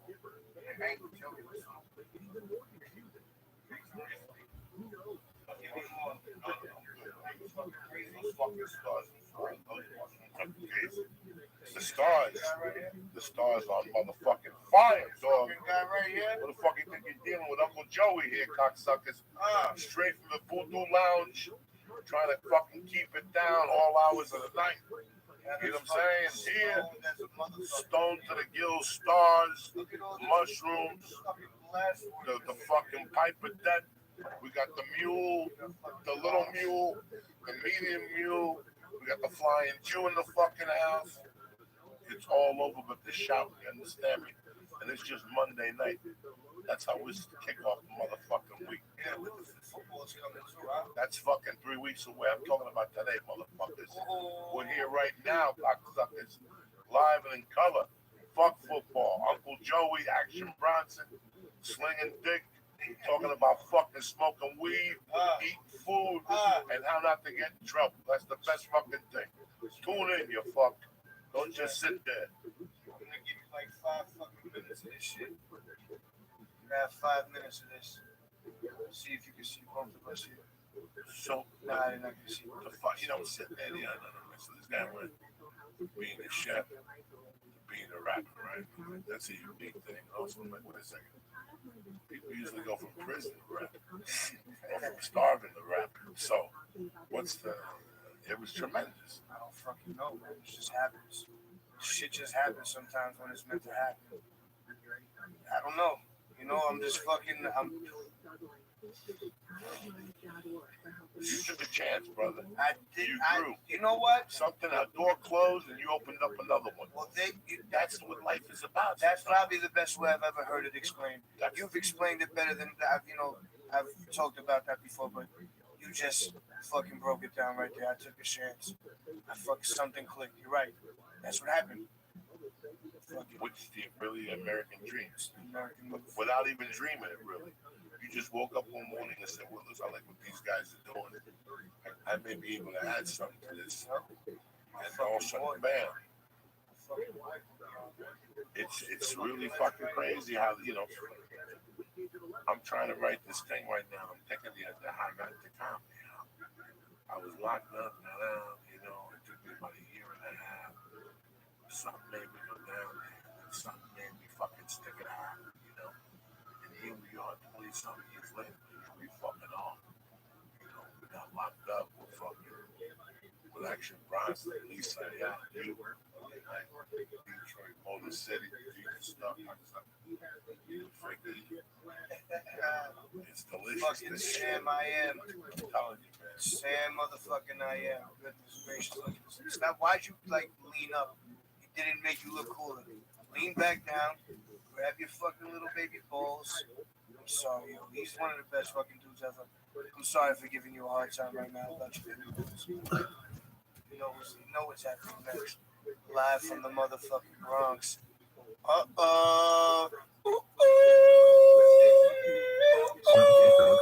Live from the motherfucking Bronx. Damn. What was your name? What was your name on the show? Was it Green Man? This is motherfucking the Jesus. He used to be in the band called Making the Band. Yo, he was in one of the best bands ever. Let me keep it funky. Your man was in. The Bronx. Your man was in DLG. You remember DLG? Yo, look DLG up right now. Your man was in DLG. He just lost a little bit of weight. You're the man. Oh shit. Old school Bronx for you. That's how we have to do it here on a fucking Monday night. You know what I'm saying? Start the fucking week. Grab your balls. It's all over. It's a shot, motherfuckers.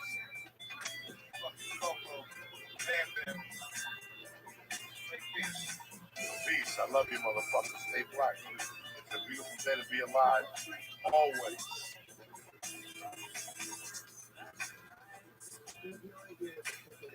Oh shit, this is a unique fucking podcast tonight. Let me get some shout outs while I got you here. Fucking Michael Gabbard, Sergio Ortega showed up with some boxing gloves. I gotta mail them. Zach Sprayberry, Patrick Samoa, Caleb, Angie Martinez, Captain Comeback, Mike Davis, Ricky G, and What I Do. Don't forget Saturday, I'm at the motherfucking Ice House. And then the following week, I'm at the Ontario Improv. So we ain't fucking around. Number 2, I'm happy motherfuckers drove. Go through the 9-hour delay. But I had to go up there. But you know what, man? I gotta tell you something. I was pissed off. When I got up there, the show was canceled. I boosted the sun that went to my room. I watched my prison.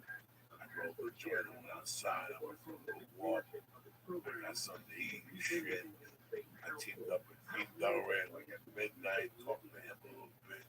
They had an espresso machine, the motherfucking coffee every floor.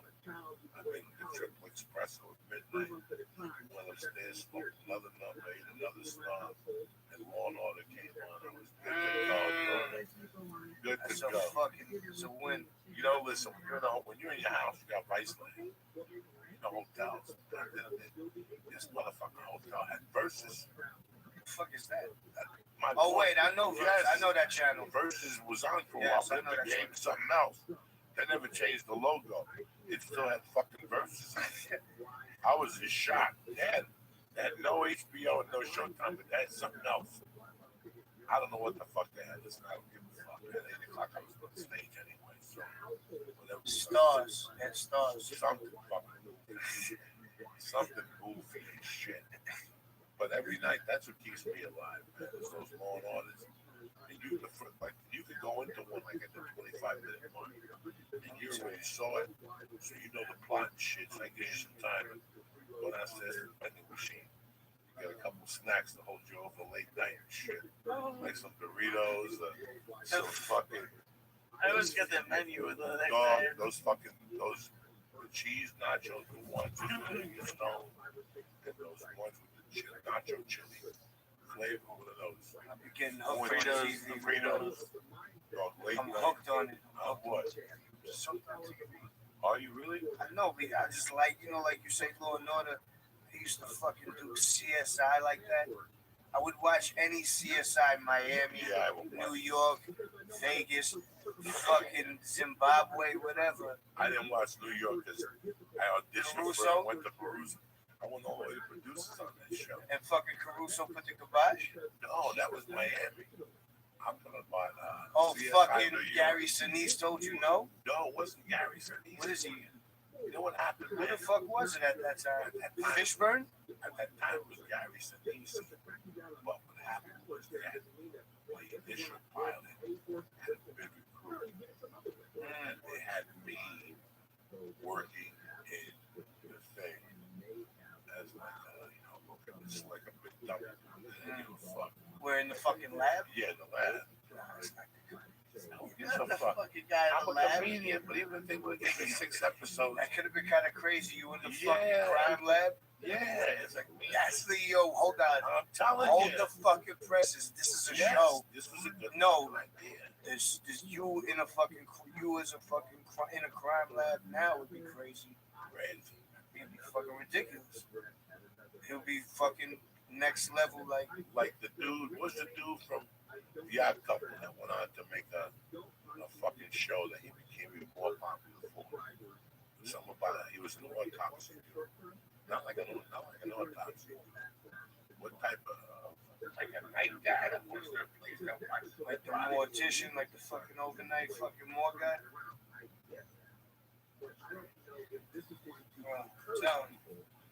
I used to no bullshit.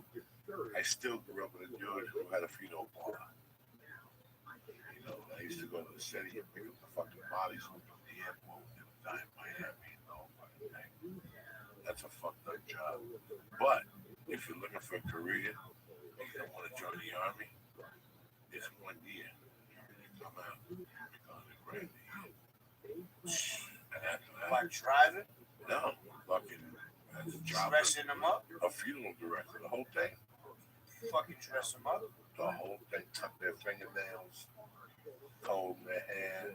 I need a little bit more than $100 grand to do that. Let's say you, like the kid I was a dear friends with, he would outsource the whole process. No. So let's say you died, your family came down there, they said, we want to do Thursday through Saturday. Wednesday night, the guy would come. What's the process? No, what's that process called? Embalming? They do the whole embalming process. They drain your blood, they break your spine. Oh, God. They fucking, do a bunch of Why not just everything. put them in the ground like Because they might pop up. They fucking start dancing. That's When why Michael Jackson Thriller comes on. That's why you think.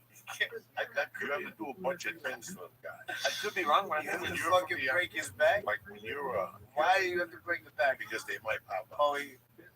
Because of the fucking muscle. The rigor mortis.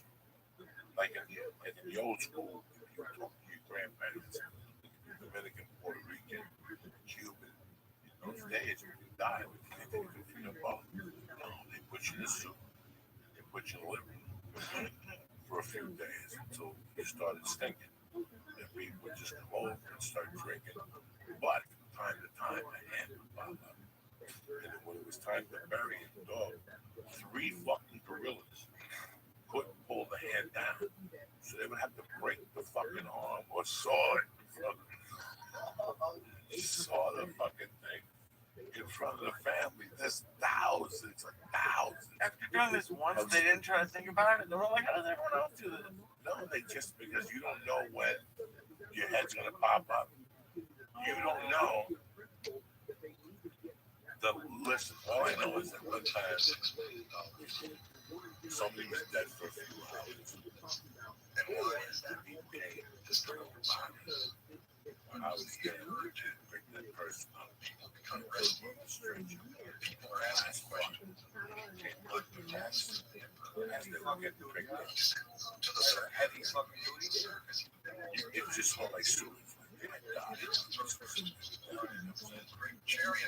it wasn't like funny. It was outside. Nobody laughed. We were just there. The person was preoccupied. And I was thinking that don't like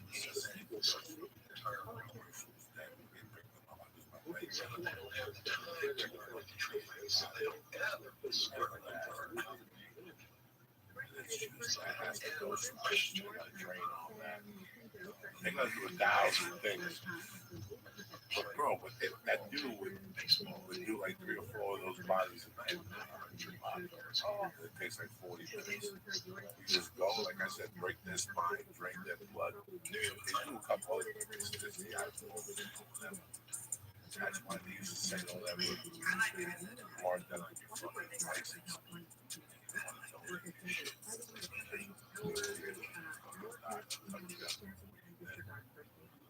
They just didn't want to know that something about that.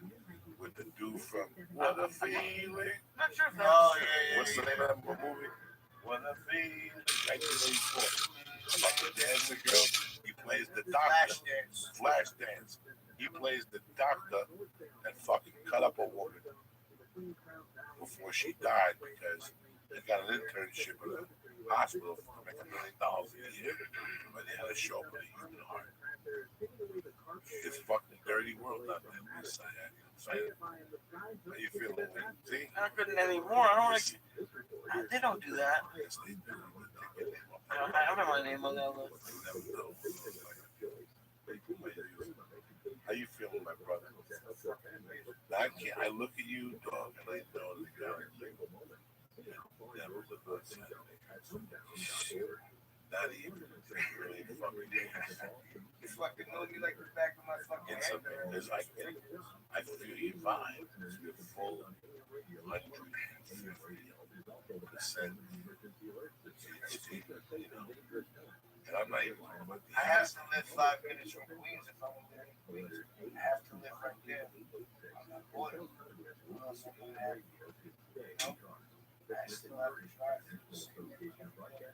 I still have to take the same route. I still have to take the same route every day, you know? I feel like just a fucking product of where I am. Fucking things that grow from the fucking ground. Why are you fucking laughing over there? I hope it's because you're looking at a picture. You're laughing at my fucking metaphors. You're actually not even listening to me? All right, good, fine. In the 70s, there was a disco song. There was an old disco song. It used to be kind of weird song. There's a little lyrics. And it was called Irritated.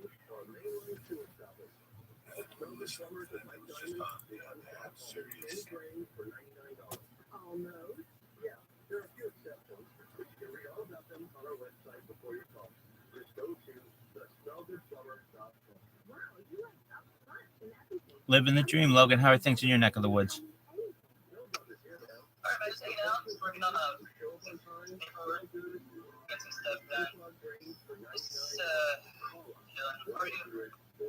Kicking ass, taking names. Why the heartbreak?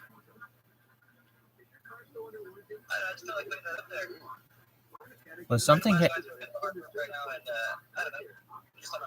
You're going through a heartbreak?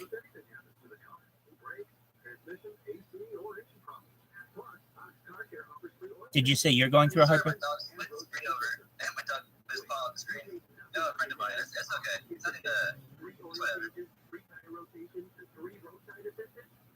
Very well. Training to spaces.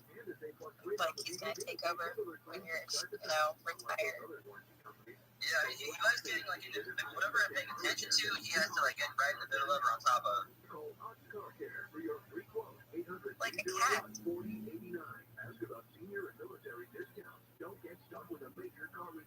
Yeah, he gets jealous of like the attention, you know.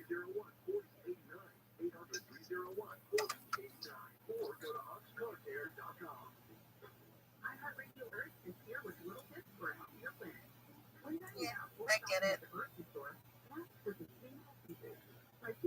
Sorry, Rabbi, you were saying something. Oh, no, I was just wondering or inquiring regarding Heartbreak. I do have an idea, though. I don't think it'll go anywhere, but I do think that it's a good idea. So car companies for like 100 years have been building cars out of metal.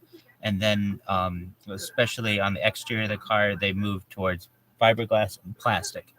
And many people still die in car accidents on a yearly basis. And I really feel as if car companies, if they would make car exteriors out of rubber, it would cause far less accidents. Not accidents. It would cause far less fatalities due to the fact that rubber, you'd essentially bounce off the other car instead of being compacted into it. Very similar to bumper cars at a carnival.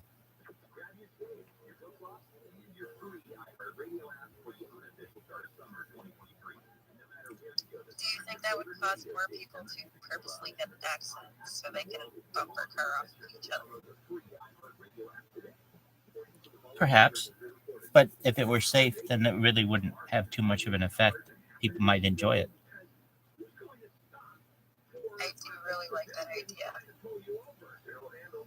Thank you so much, Mars. I don't think we'll ever see it, unfortunately. The automotive business is very lucrative for car companies to no longer even repair vehicles, but to completely replace parts of vehicles. So, for instance, in the past, if you had a scratch on your car, many times you could get it buffed out, have somebody work on it. Now, many times, car repair shops will not even do that. They will just order the part to replace it. And even still, that part is plastic or fiberglass or something else that isn't very durable in comparison to perhaps rubber, which basically can, bounce things off. And if you want to know what kind of rubber, if you've ever been to a semi trailer dock, they have a type of rubber. I don't know if anybody knows what I'm talking about, but it's a very durable type of rubber that you could put around the exterior of a car and save many lives. And I think it's unfortunate that it's not used. And thank you so much, Mars, for your agreement. You should pitch that on Shark Tank. Like, you could make basically like a giant rubber band and put around a car. I think it's a good idea. There's also, for like cents on the dollar, you could, there's a silicone spray that you could put on the inside of gasoline tanks, of all gasoline tanks, but particularly on automobiles that use petroleum. And if a car ever has an accident, it's a self-sealing tank. The silicone creates a self-seal. So imagine the gas tank is punctured, just like you have self-sealing tires. It's a self-sealing bladder, essentially, inside the car that would prevent major explosions that commonly occur in car accidents. I think is another good idea. If I were going to pitch something, particularly Shark Tank or some other kind of major corporation, I would definitely want them to consider that as well. Yeah, I've heard of those the self-sealing tires. That's like so cool. I agree. The future of tires, though, is we're currently probably in a type where self-sealing seems beneficial, but it's really the airless tire. I don't know if anybody's ever seen the airless tire, but it's basically a hollow tire that is you can't puncture it without showing a picture. It's kind of difficult to describe, but just imagine the same shape of a tire, but it's made out of like a thicker rubber or a carbon nano fiber that is, you don't need to fill it up. It doesn't puncture. and it can also adapt to the environment. I think that's the future. Oh, one other kind of tire as well, and this was something in the 1960s that they had, which were illuminated tires. So, you've got headlights, of course, but they had them in the 1960s on some kinds of vehicles. These were more specialized vehicles, but they had lights that came out from them. I think that's another good idea. There's a type of technology as well. It's the same that you use in an indigo watch, that makes things light up, and you can put that on streets and have streets actually light up too. I look forward to a future where we use some of these technologies and kind of get away from our past.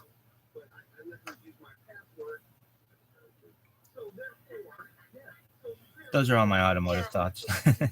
how that would help with like light pollution, or make it worse. I don't know. Like if you had streets that maybe light up when a car is coming here or something. That's a thought. Most certainly, that's a thought. Usually, the light isn't very bright from it, and it generally removes the need for your standard street lights that people have. So it may even reduce light pollution.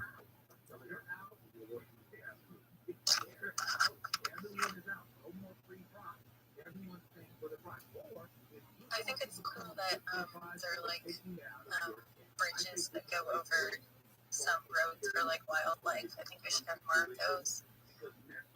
I agree. They're very expensive, but I feel like the amount of life that it saves is, definitely beneficial to the world and beneficial to the ecosystems around which the road has been built.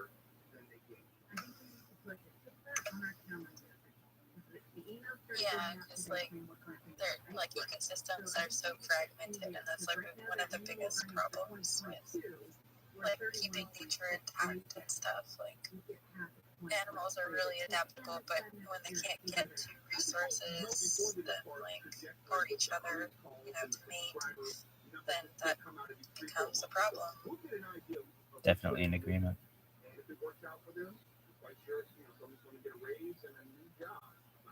And I feel like it could be good for people too, we should not have to worry about crossing over a giant highway to travel somewhere. I don't know, if people want to walk more or something, I don't know.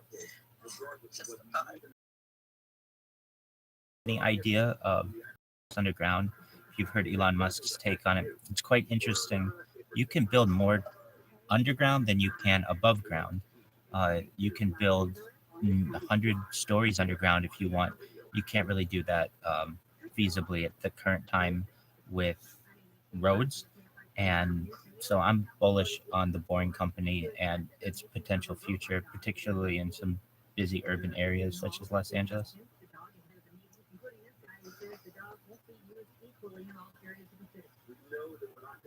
Logan, is your dog trying to host spaces again? Because your mic is She fucking loves to host spaces. I don't know what to tell you. I want to know. I'm sorry, Mars, go ahead. Oh, I was just saying hi to Logan's dog. No problem. I want to know, Logan, who is trying to impersonate you, and we're gonna have to put a hit out on this person. Jokingly, we're gonna have to beat him up though, or do something to him because that's not cool.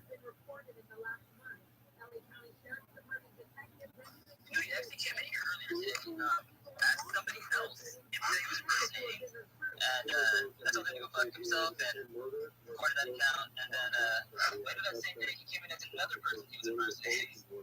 So I mean, I fucking know, this guy is Judge Michael, Matt, something like that, I don't know. Well, he's copied your entire account essentially but your profile picture, which I don't understand. That would be the first thing that you would steal from you. I don't understand why he doesn't.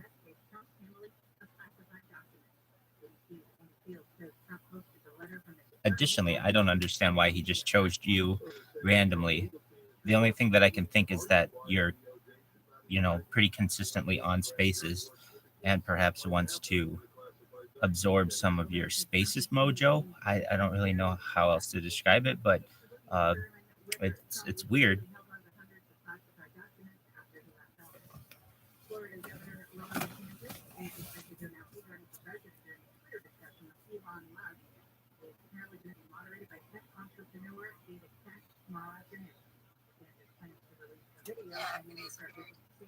You should feel bad. So, Agreed.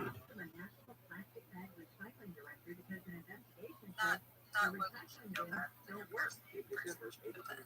Agreed. One of the reasons why Twitter was supposed to be so serious about, its verification process and all the other things was because they wanted to avoid impersonation, and that anyone who was supposedly doing it was supposed to say that it was a parody. However, it doesn't seem like that's being upheld.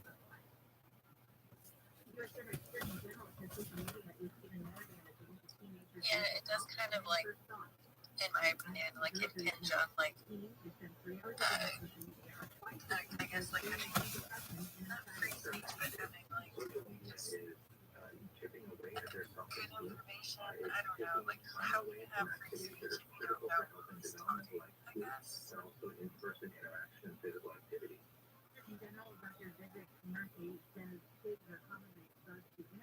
It seems as if they pick and choose which types I think that they would be if, perhaps, I mean, Logan has a lot of followers, but, he's not one of those major accounts. One thing that I find interesting, Logan has been on these Twitter spaces for like, I don't know, a year now, very consistently. And for him to only have, not only, it's more than I have and more than most people, it's the top 1% of Twitter followers, but like, I don't know, 5,000 or 6,000 followers is very interesting to me. It tells me that these people who have accounts of like 17 million are just, they're all fake. They have to be like, of those 17 million, 16 million, 900,000 of those accounts are fake. There just aren't that many people who are using Twitter regularly. Logan's always on here. Basically, he's a well-known person on here. Like, I don't know some of the other consistent people, but like there's Miria Report, there's like that Mario Narfall, those kind of people. Like they're much more believable in their Twitter accounts. But in my opinion, Logan's is a very accurate, I would say, calculation of how many people are really using Twitter Spaces, because most people are his friend or want to be his friend, and it's still not like tens of thousands of people or even hundred. Like it's much more manageable. When I do look at Spaces dashboard as well, it's interesting to me to see. You've got like at a maximum maybe like 10,000 people on Twitter Spaces at any time, yet you have people who have like 56 million followers. It's just, it doesn't make any sense. No one, either those accounts were literally just made to follow those people, or these numbers are very inflated.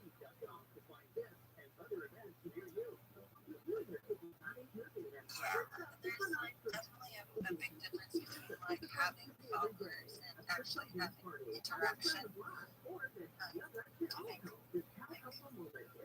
that's a big distinction here. And the like nice thing about Spaces is like you're really interacting with people, like actually, like that's pretty damn cool. Agreed.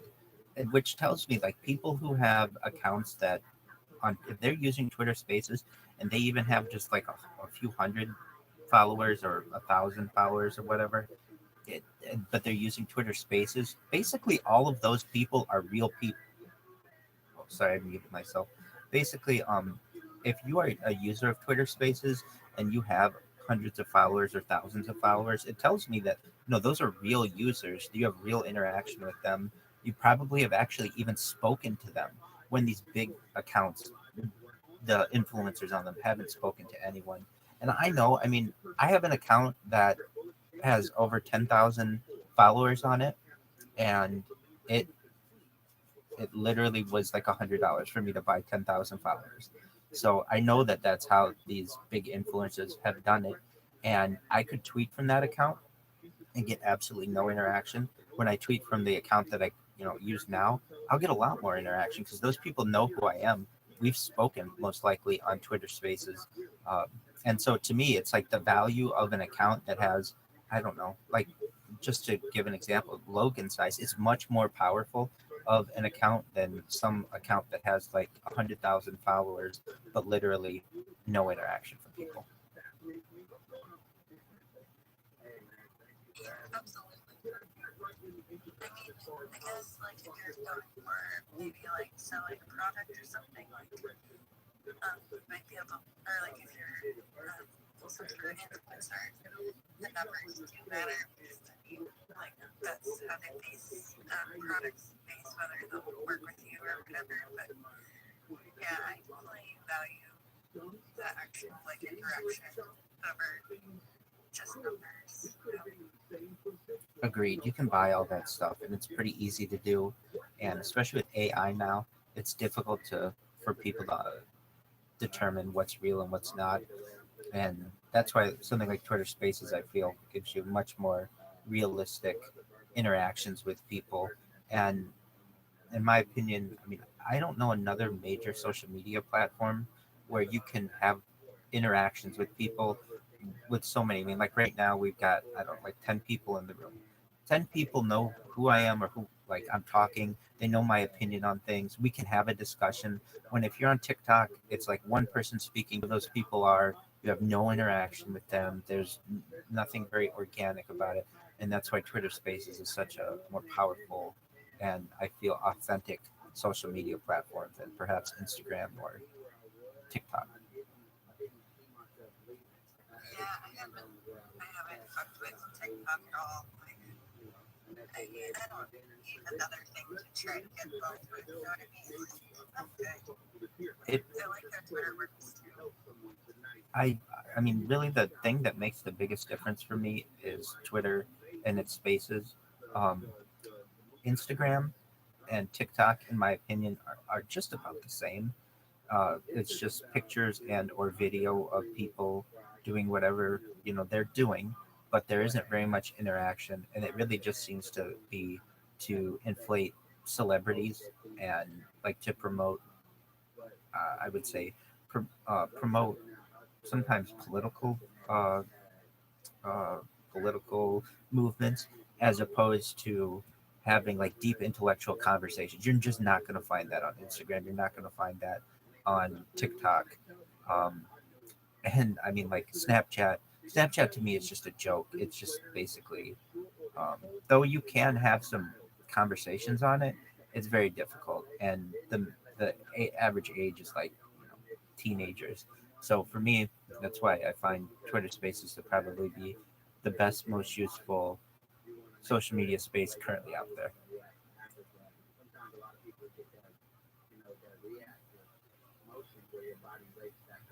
Yeah, honestly, I like it also just how like you can kind of choose how much to interact. Like I only have so much energy for life in general, but especially like social things. So like just being able to like I can just do like a few words with me and that's all I can manage for that day, or like I can come on spaces and talk, or I can just be a listener and learn and and not be like called out for it and just sort of enjoy being with other people, not having to do that.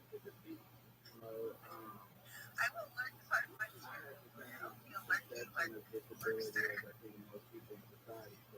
I learned something about Twitter the other day. Does anyone know what Twitter's the little bird's name is?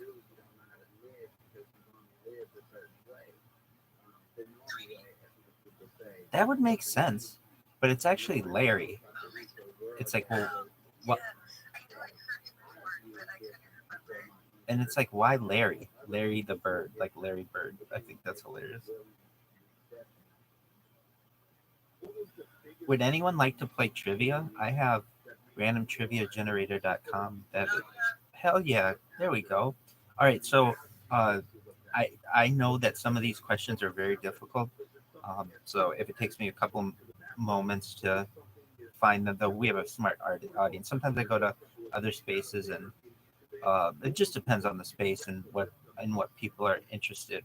So it takes me a few seconds to find a question. Apologies. All right, first question: where's Machu Picchu?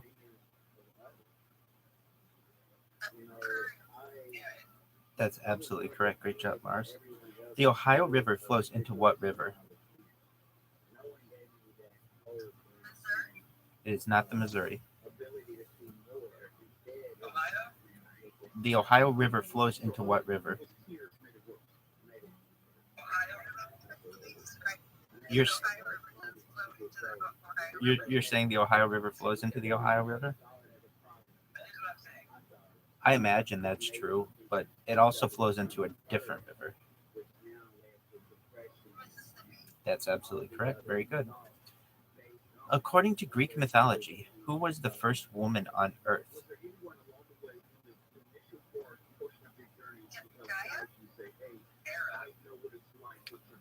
It was not. Here's a clue. There's a type of music app that is named after this. Her box was very influential. Pandora's correct. Who said Pandora?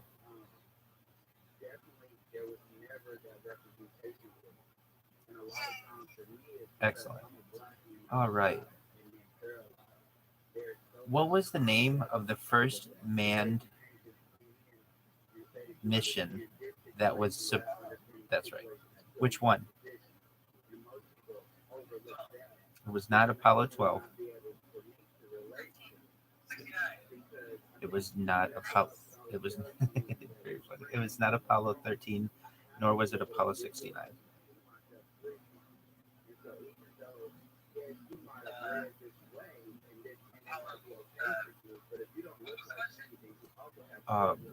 What was the name of the alleged first manned moon mission to land on the moon?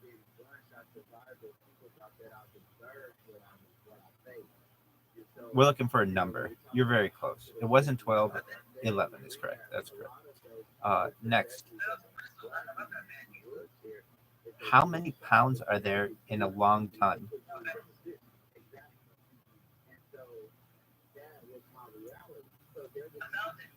It is not a pound. Let's just do how many pounds are in a standard ton.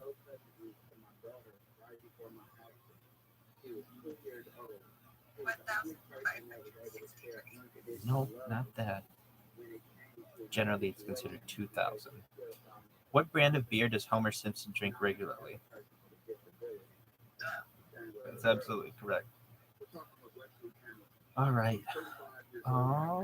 What popular movie website took its name from a John Travolta line in the movie Broken Arrow? That's an interesting answer. It is not Fandango, but I think Fandango would be big. It's Ain't It Cool News. I've never heard of that. Has anyone heard of Ain't It Cool News? No one's heard of that. Exactly. No one in the whole world has heard of that. I don't even think John Travolta's heard of that. All right. What poker hand comprises 3 of a kind and a pair? That's correct. In what city was the television show Full House depicted? That's absolutely correct.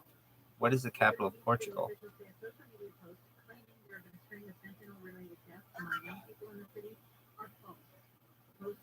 What is the capital of Portugal?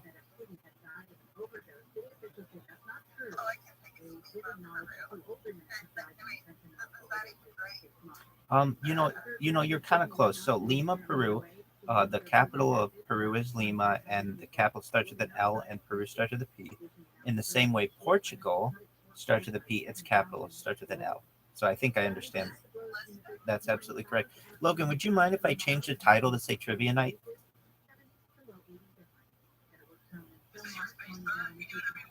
All right. Well, I don't want to overstep any bounds, but I'd love to get some action in here. So just one moment as I do so. Talk amongst yourselves. Hell yeah.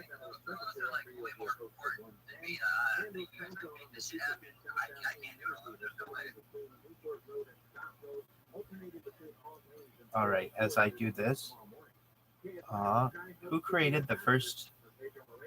Oh, this one's interesting. Who created the first vaccine?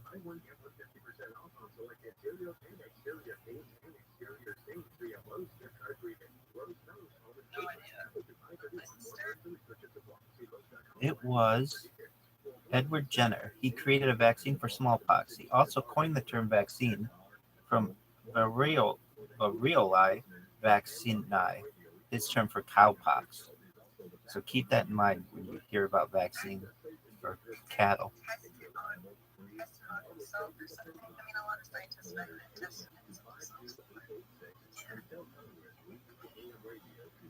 That could be. How many days are there in a leap year?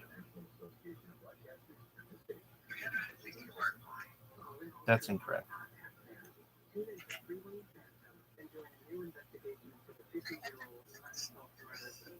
That's also incorrect.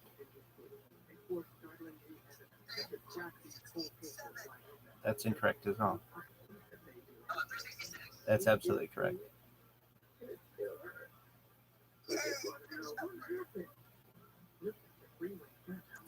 Just one moment.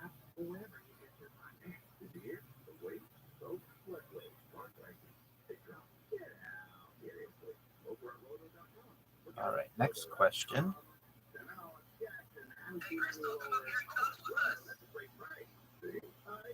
In the movie Casino, what is the name of the casino that Sam Rothstein runs?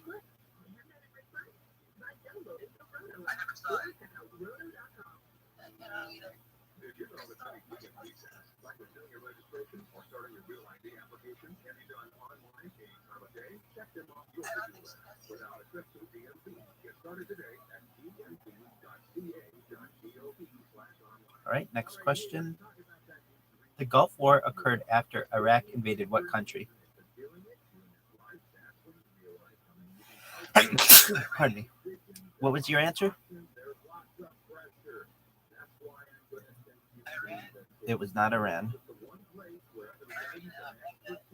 It was not Baghdad. That's a city. It was not Saudi Arabia.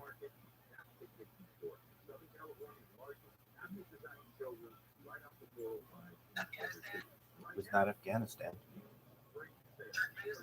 It was not Turkmenistan. Baghdad's a city. The capital of Iraq. Here's a clue. It starts with a K. It was not Kakistan or Kyrgyzstan. Nor was it Korea. It starts with a K. It was not Kazakhstan. It starts with a K. It was not Azerbaijan. You ready for the answer? You're going to kick yourself when you find this one out. It's not Caicos.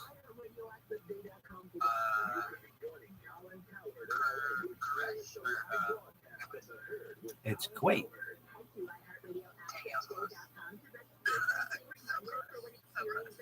Who wrote the poem The Road Not Taken? That's absolutely correct. Very good. What word is used as the international radio distress call?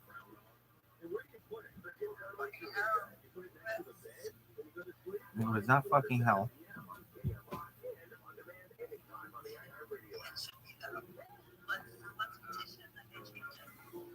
I agree. Here's a clue. Oh, that's absolutely correct. Wow, good job. How many rings are there on the Olympic flag?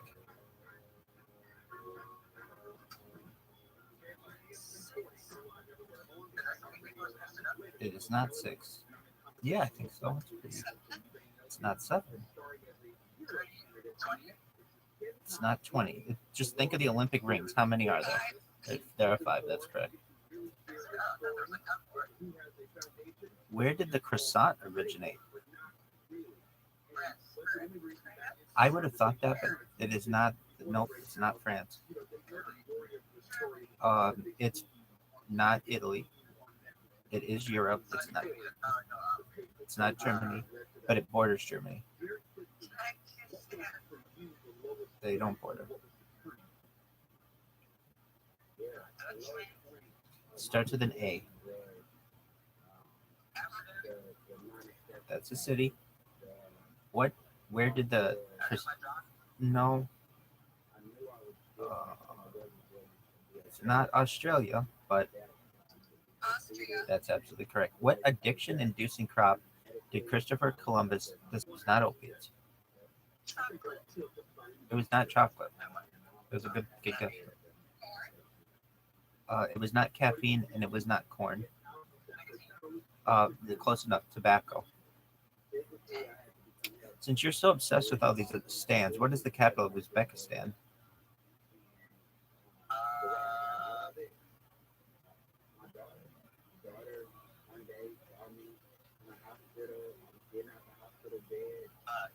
I have no idea. It's like something like Samarkand or Bukhara or something. It's neither of those. It's not that. It's Tashkent. Tashkent. Who knew? Uzbekistan has a capital. Does anyone know anyone from Uzbekistan? Same here. I've never met anybody from Uzbekistan, though I may, and it just might have been when they were under like the Soviet Union and they just said they were from Russia or something. But yeah, I've never met anybody from there. So if you're Uzbekistanian, I would like to meet you. That could be true. But it's one of those places. That's a good trivia question. Let's look that one up. How many?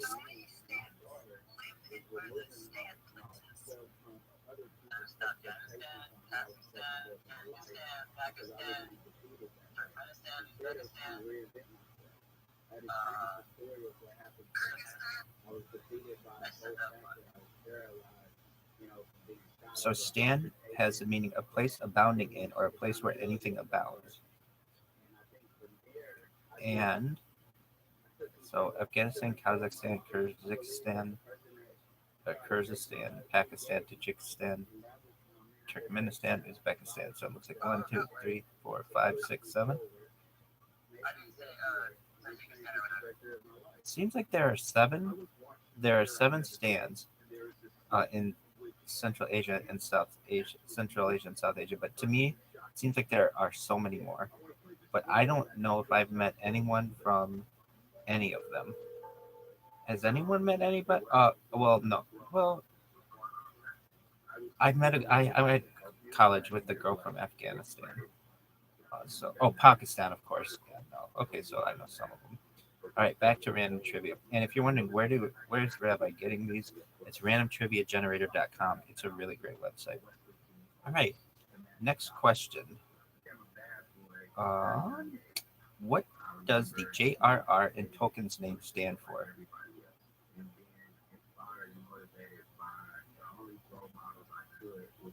The answer is John Ronald Reuel. Born John Ronald Reuel Tolkien, the author's surname had perhaps the most significance to him. What is the capital of Papua New Guinea?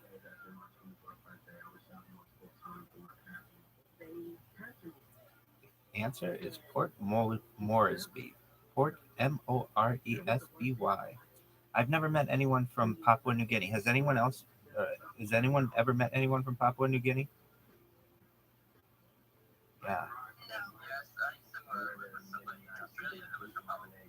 Oh. Were they cool?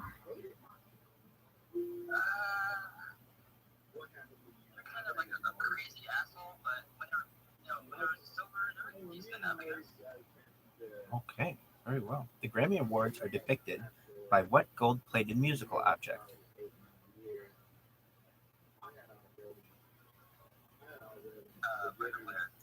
Close. A clue is in the name Grammy.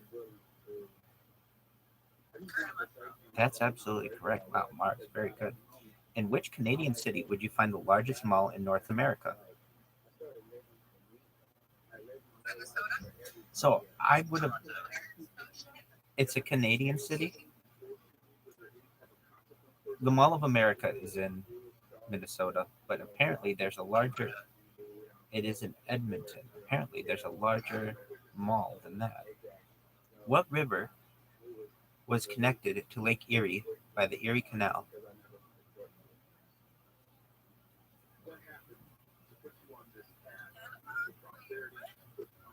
not the Panama. What river was connected to Lake Erie by the Erie Canal? Not the Danube. It's in North America. It's a major river of New York City. Used to be a department store. No, it's Hudson, the Hudson River. That's correct. That what was his name? Sullenberger or something like that. Sully Sullenberger. What movie director producer owns Skywalker Ranch in Marin County, California?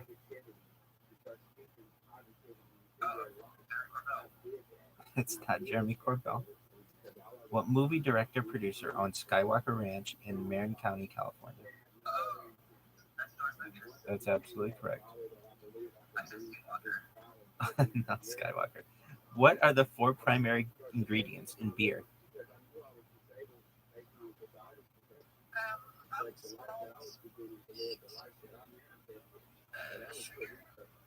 Well, you got a few of them.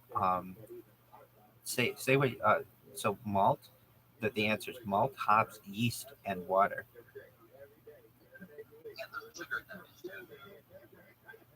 What is Canada's dollar coin commonly referred to as? Wow, good job. In what city can you stroll down 6.5 Avenue?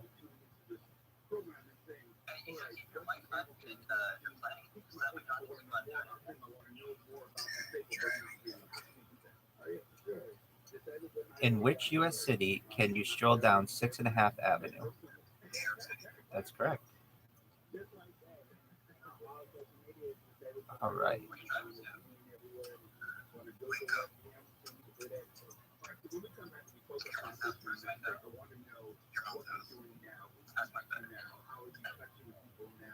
What plant? What plant is the most common cause of hay fever? It is not. It is not goldenrod. It's not aloe. It is not. It is not alfalfa. The answer is ragweed. And I would have thought that it was like hay, but apparently it's not.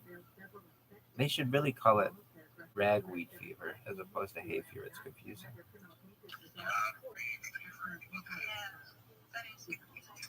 What is the capital of Italy?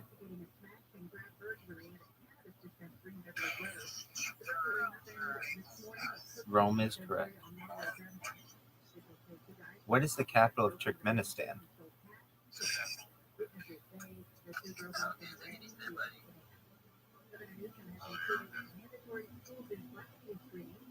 What is the capital of Turkmenistan? It is not Djibouti. It is Ashgabat. Patty Duke won an Oscar in 1963 for portraying what popular author? That's absolutely correct. Nice job, Logan. What time zone is the... What time zone... This is kind of a trick question. What time zone is the North Pole in?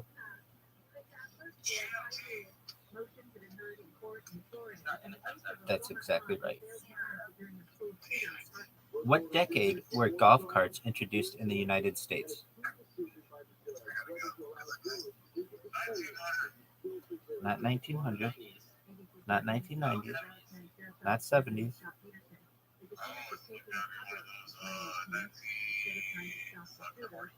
1940s is correct. Very good.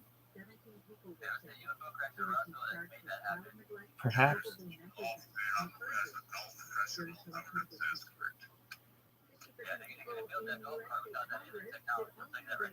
Agreed. All right. The Bronze Age was characterized by the use of which malleable metal and one of its alloys?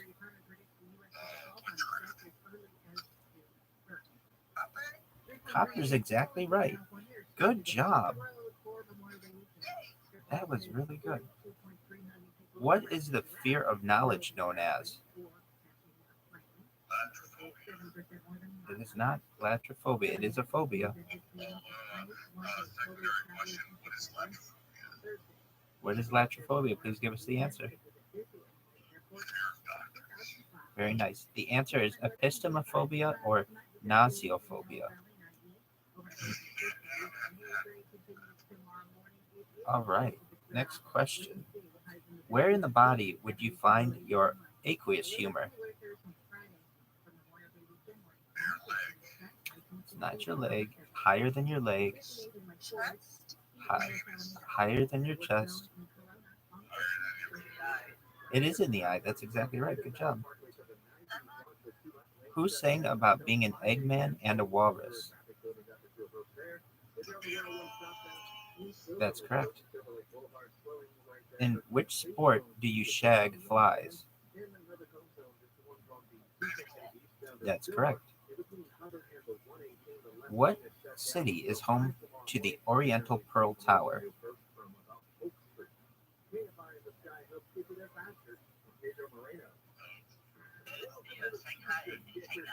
That's absolutely correct. Very good. Who directed the 1973 movie American Graffiti? That's absolutely correct. Indianapolis is the capital of which U.S. state? That's correct. What element appears eighth on the periodic table?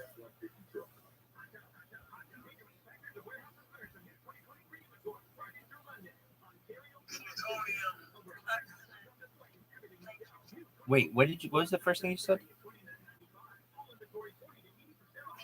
Yeah. Oxygen is correct. Very good.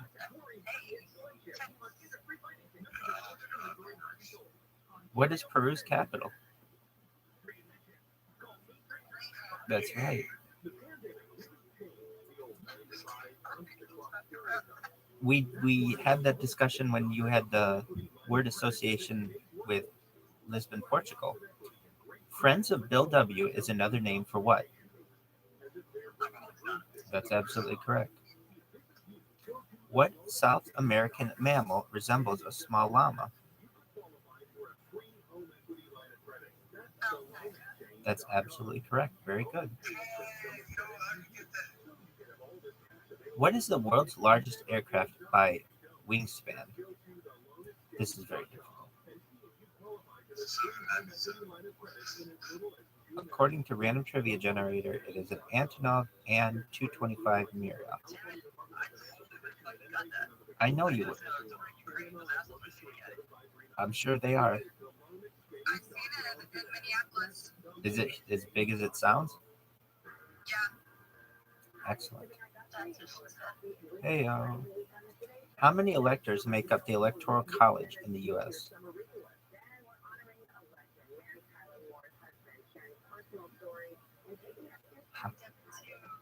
It is not 52. It's more than that. More than 100. The answer is 538. What year saw what is the official state tree of California? It is not the sequoia. Good guess. It is not the paltry. It is a redwood. Have you been up and seen them in Northern California? Yeah, I was camping there like, I was 6 months ago, but I was here 6 months ago. I guess it was like, I guess it was like a year ago. I almost got a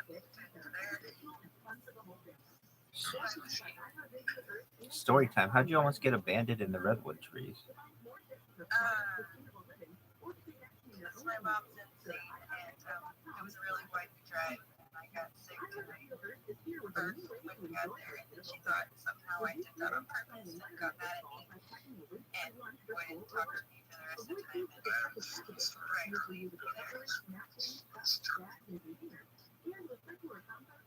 All right. Well,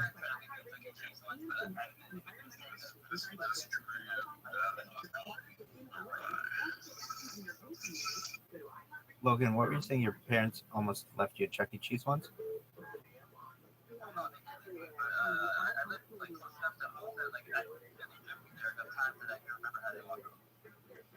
They didn't realize that they didn't have you? Who are you, Macaulay Culkin and Home Alone? Oh, to just like let you fend for yourself? Damn. You guys have some mean ass parents.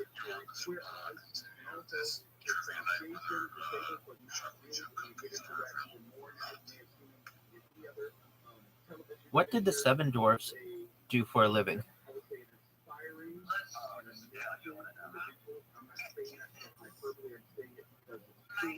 That's correct. Uh,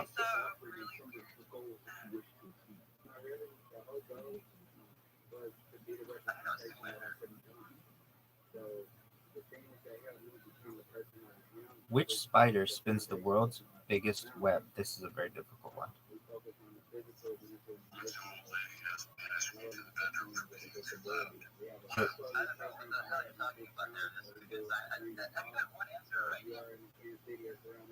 He got one right. It's Darwin's bark spider. It's a difficult one. In the 1989 movie Batman, who played the role of the Joker?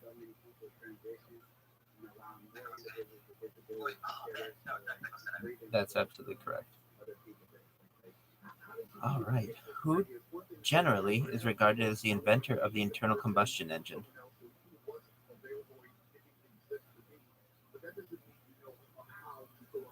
It was not Ford. Not Tesla. His last name is in a type of luxury car. Not Bugatti. It was not Nissan. It was Carl Benz. Carl Benz. Carl Benz. Carl Benz. Like Mercedes Benz. Which body of water is the Nile River's primary reservoir?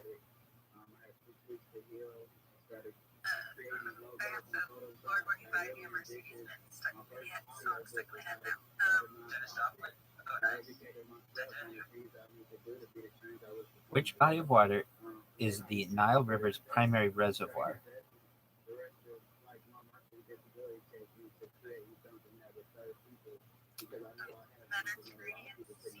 That's where it empties. We're looking for it where it starts, basically. The answer is Lake Victoria. What large U.S. city calls its newspaper the Bee? B-E-E.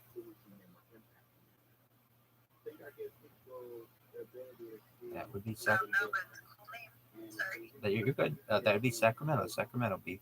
What is the southernmost continent?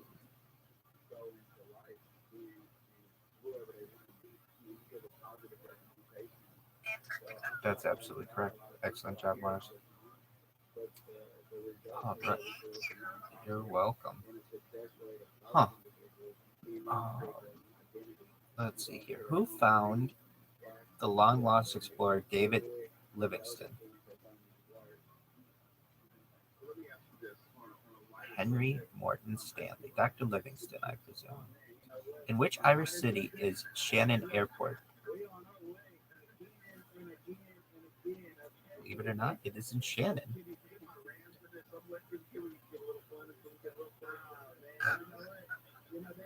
Let's see here. Where is this?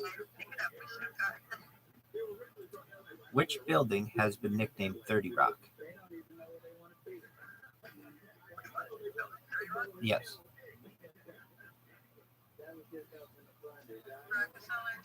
I will accept that. It's General Electric building, but 30 Rock is 30 Rockefeller Center.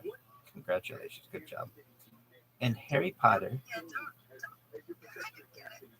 No, I don't think anybody would have gotten that one. I think that's correct. And it is. If you said Rockefeller Center, that's what 30 Rock is. 30 Rockefeller Center. And Harry Potter, who is it? In Harry Potter, who is it that reveals to Harry that he is a wizard? Hagrid. Can you find the Patronus Towers?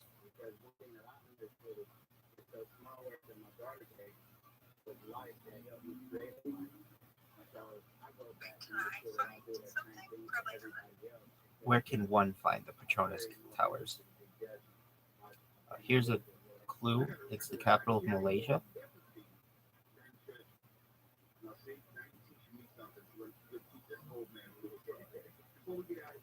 It is Kuala Lumpur. What was Lucy and Ricky's last name in the TV series I Love Lucy? That's correct. Very good.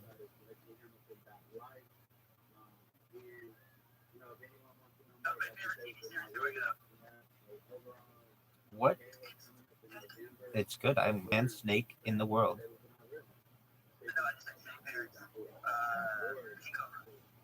It's not the king cobra. Here's a clue. That's absolutely correct. Very good job. Very good job. All right. Next one. What is the longest river in Europe?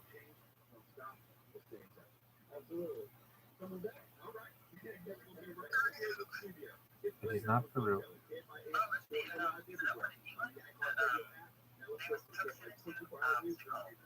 It's not in England. Are you thinking the Thames?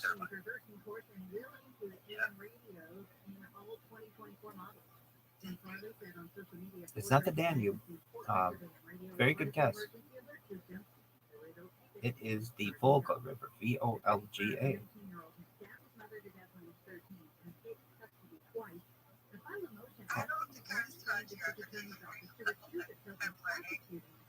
Hey, and that's a good thing too. I mean, we are learning together. What was the Asian nation of Myanmar known as prior to 1989?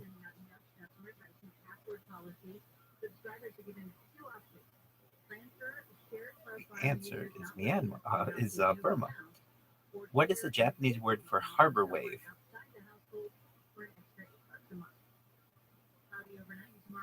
What is the Japanese word for harbor wave?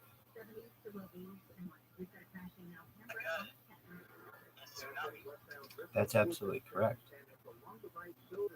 Tomatoes originated from which continent?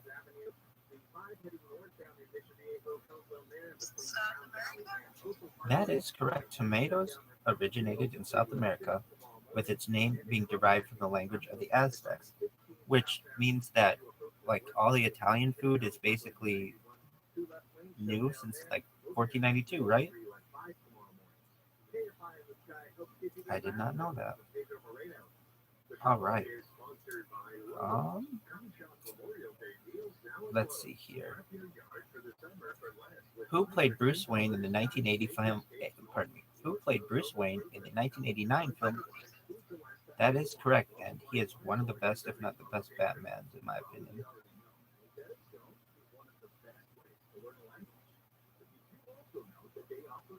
In fitness, what does the acronym BMI stand for? That's absolutely correct. Very good. In what city would you find the Champ de Mars? That's absolutely correct. Very good.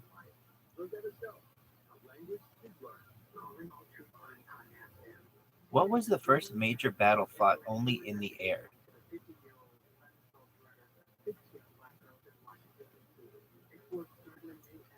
What was the first major battle fought only in the air? It's not the Battle of the Pacific. You got Battle of correct. Battle of a certain place.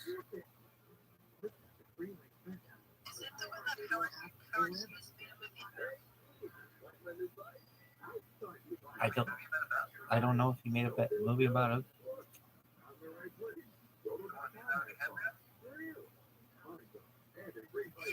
The Aviator? I don't think that's about this battle. The answer is Battle of Britain. Agreed. Which of the 6 stars of the TV sitcom Friends is the eldest? It is not Joey. It is not Ross. You never saw Friends?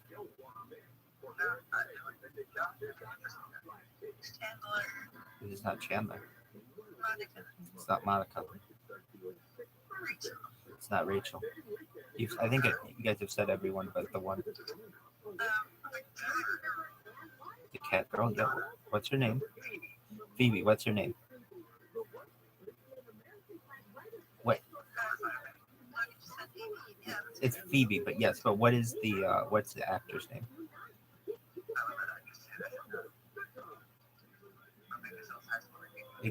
Yeah, definitely. It is Lisa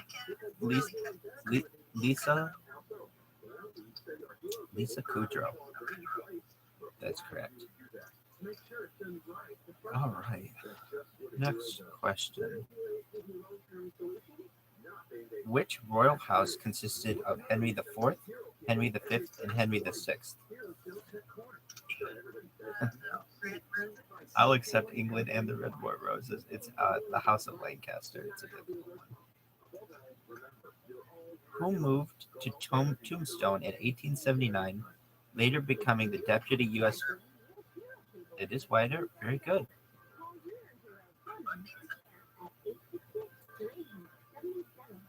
All right.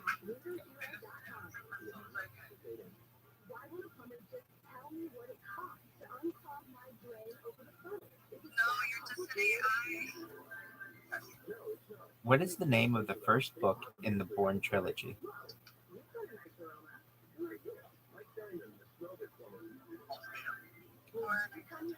The Bourne Identity is correct. Very good. All right. What? You're okay. Go ahead.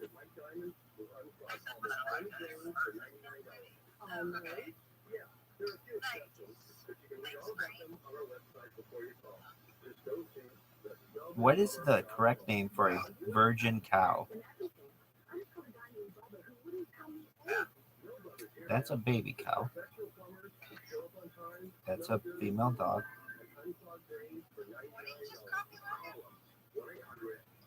A calf? What is the correct name for a virgin cow? Here's a clue. It starts with the letter H. That's correct.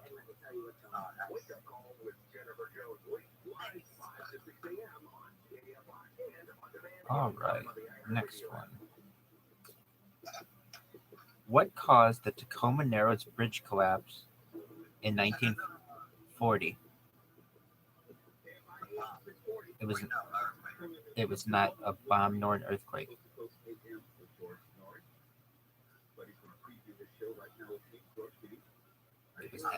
It was actually the wind. If you have a chance, Google Tacoma Narrows Bridge collapse. It's amazing. This bridge starts shaking like a noodle and then eventually collapses. Kyiv is the capital of which country? That's correct. All right. Name one of the creators of the Fantastic Four superhero team. Yep, Stan Lee is one and Jack Kirby's the other. What two colors are in the flag of Austria?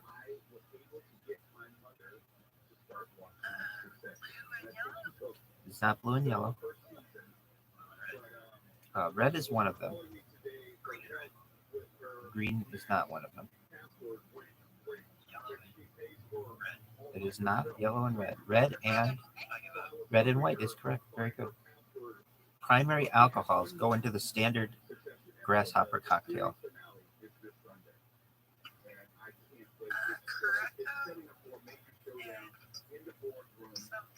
You're pretty close. Creme de menthe and creme de cacao. In what ocean is Fiji located? It is not the Indian Ocean. Pacific is correct. What is added to bread to make it swell? That's correct.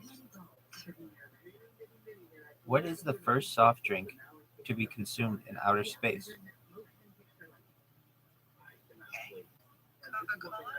Coca-Cola is correct. Which Spice Girl was the only one named after a spice? That's absolutely correct. What word is used for an adult female sheep?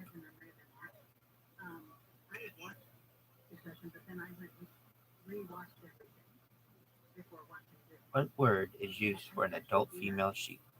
I guess it depends on like how itchy she is, right?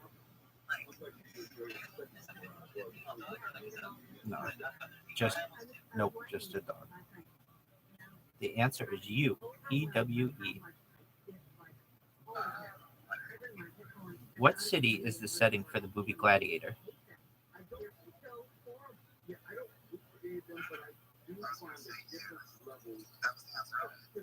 Rome is correct. Thunder Bay is located in which country?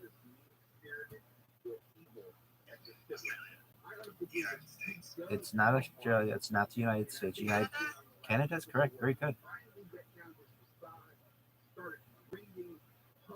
All right. What movie starred Mel Gibson as William Wallace? That's absolutely correct. Very good. What novel won John Steinbeck a Pulitzer Prize in 1940? Grapes of Wrath is correct.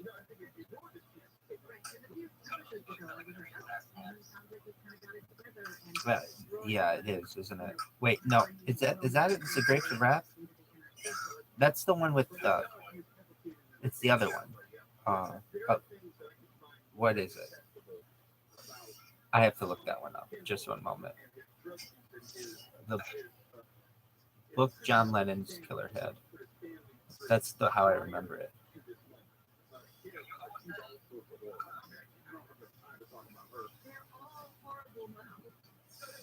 Catcher in the Rye. What did you think it was?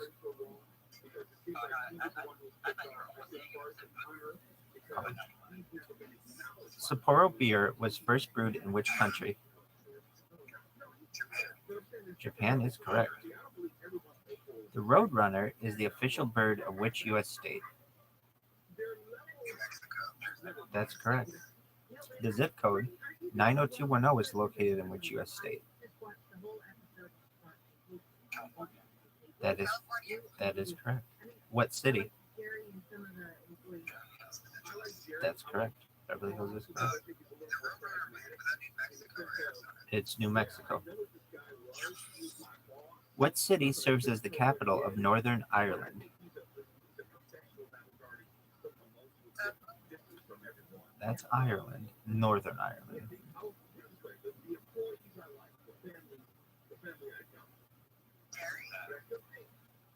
It starts with a B. B as in boy.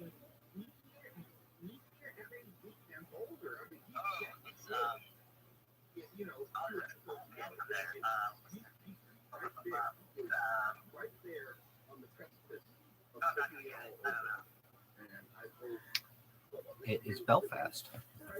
Mark David Chapman became famous for what in 1980? That's correct. What book did he have in this? Yep. What U.S. city is known as the insurance capital of the world? It's in U.S. It is not in Delaware. It's not Detroit. Columbus, Ohio is incorrect. It's Delaware, I think, has been the closest guess thus far. What U.S. city is known as the insurance capital of the world? There's an insurance company named after that has this name as well as the city. Close. It's not Providence, though. I'll let you guys in on this one. It's Hartford, Connecticut. All right. Next question.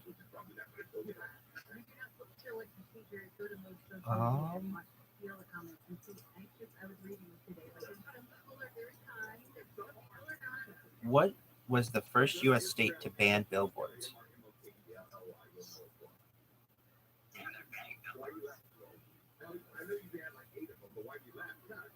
This happened a long time ago.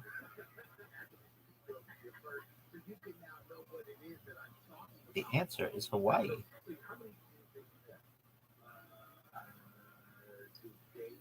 All right.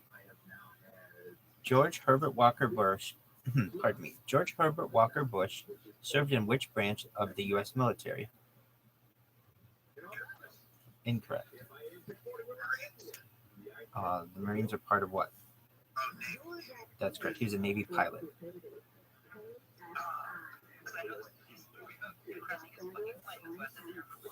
And I knew you were close, but yeah, he was in a plane, but it was a Navy plane. The dude from The Big Lebowski liked to drink what? That's absolutely correct. What language did English borrow the word canyon? From what language did English borrow the word canyon? It was not a French word.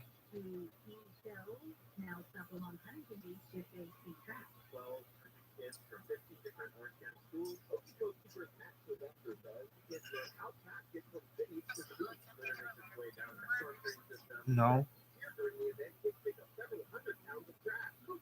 From what language did English borrow the word canyon? That's correct. Very good. Who starred as Rocky Balboa? That's absolutely correct. Very good. Who invented the color wheel? I did not know this. This is a good one. Who invented the color wheel? Sir Isaac Newton.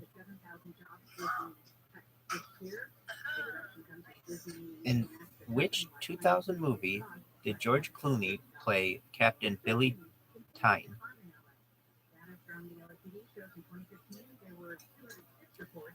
In which 2000 movie did George Clooney play Captain Billy Tyne? Answer is A Perfect Storm. Oh, this is a good one. What 4 C's are named for colors? What 4 C's are named for colors? Red, black, yellow. There's not a green, not a pink.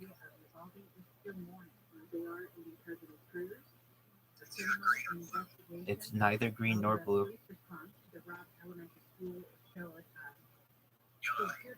But white is correct. If you were wondering where that is, it is located off the northwest coast of Russia. Very good.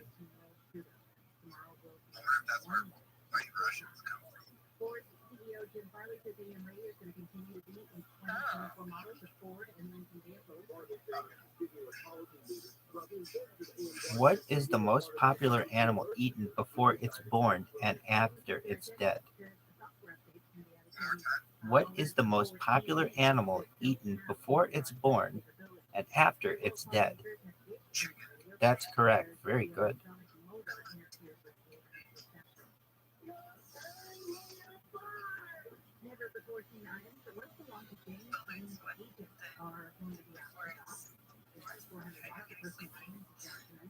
Almonds are members of what family?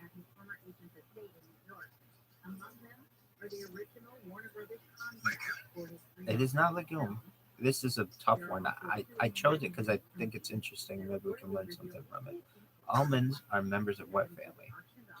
It's a difficult one. They are members of the rose family. Who knew? All right. What is added to water to make it tonic water?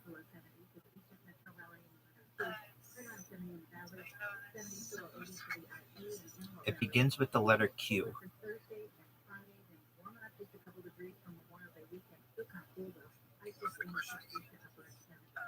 What is added to water to make it tonic water?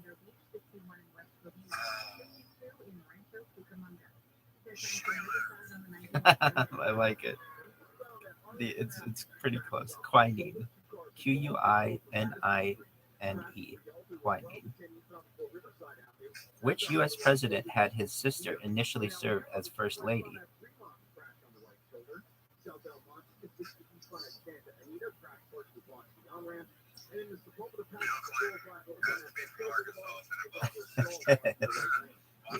It was not Washington. It was Grover Cleveland. His sister Rose Cleveland took on the duties of First Lady until he married his bride, Frances, in June 1886.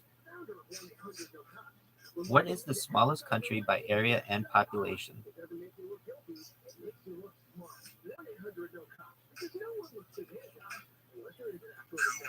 It is not Kuwait. What is the smallest country by area and population? It is not that.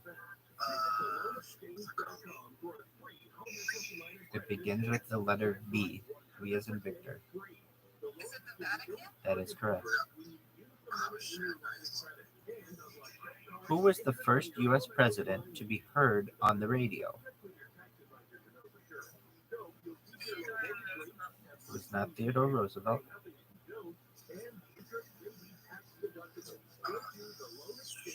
His last name begins with an H. It was not Hoover.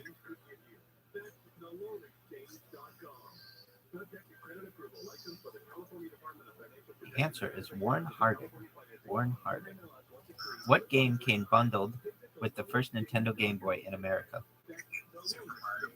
Incorrect. Nintendo Game Boy. What game? Tetris is correct. Who wrote and performed the theme song for the movie Philadelphia? Not Elton John. Good guess, though. He's the boss.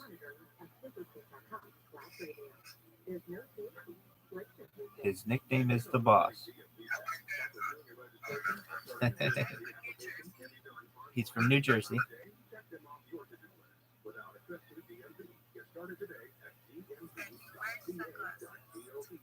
Perhaps when it's sunny out. Who wrote and performed the theme song for the movie Philadelphia? His nickname is the boss. He's from New Jersey. His big hits are Born in the USA, Thunder Road. That's exactly right. In which U.S. state would you find the Everglades? Florida is correct. We're gonna, if you were here earlier, it just shows you how bad our short-term memory perhaps is. Who created the first vaccine? I read this maybe. That guy. That's right. The smallpox guy. Edward Jenner. His name was Edward Jenner. He created a vaccine for smallpox. He also coined the term vaccine from variolae. Vaccinae is term for cowpox. It kind of just goes in one ear and out the other, though, occasionally. All right. How many gigabytes of capacity did the first iPod have?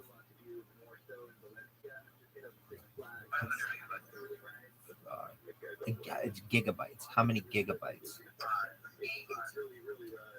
Wait, I heard somebody say it. Did somebody say 5? Very good. Did anybody have the original iPod?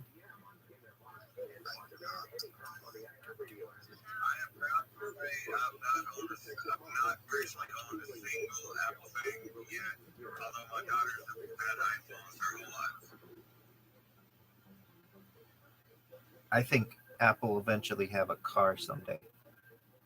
That's just my 2 cents. We'll see if they ever do. All right, what accessory did Zippo Manufacturing Company introduce in 1933?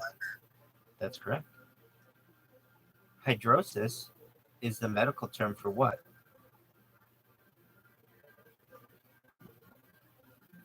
Hydrosis is the medical. Both are very good guesses. It is neither of those. Hydrosis is the medical term for what?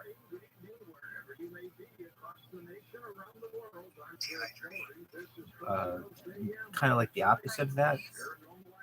Well, it's sweating. You had me at hello follows what other iconic line in Jerry Maguire?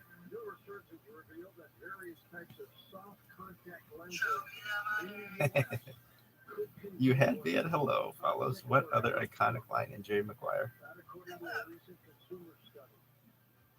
The answer is you complete me.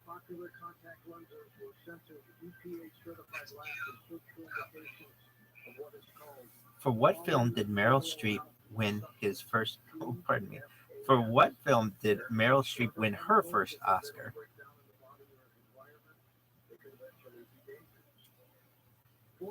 Here's a clue. One of the word or two of the words are also a character in Seinfeld.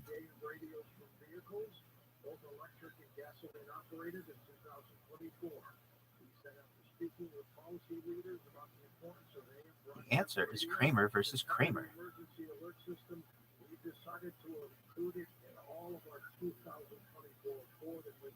All right. Next question. Which goddess started the Trojan War?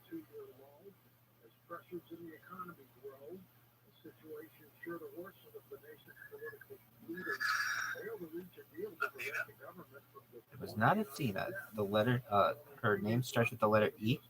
It's a tough one. It's 4 letters, starts with the letter E. I'm going to help you with this one. It's Eris, E-R-I-S. All right. Next one. What is the name of Angelina Jolie's father? That is correct. What color flag indicates a fair throw in the shot put?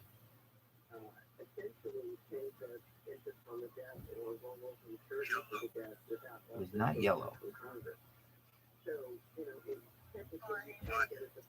It is white. Good job. What 2 states share a border with Florida?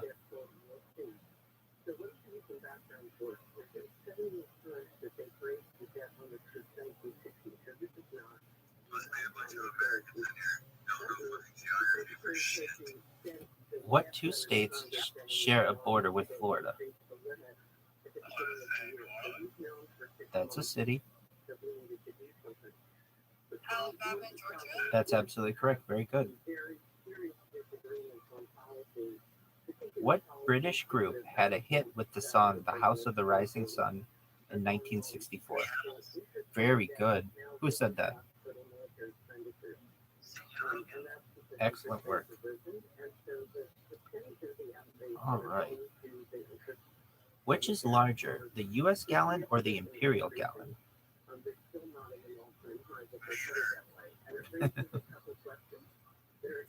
Which is larger, the U.S. gallon or the imperial gallon?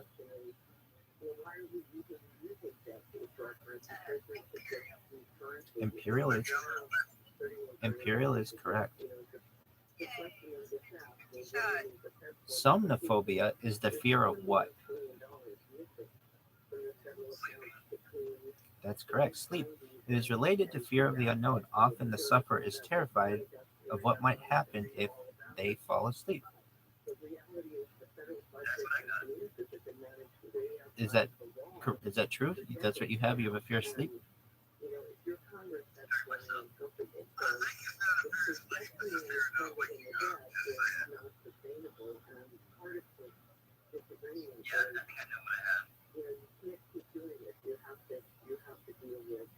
The first woman to run for president chose whom as her running mate?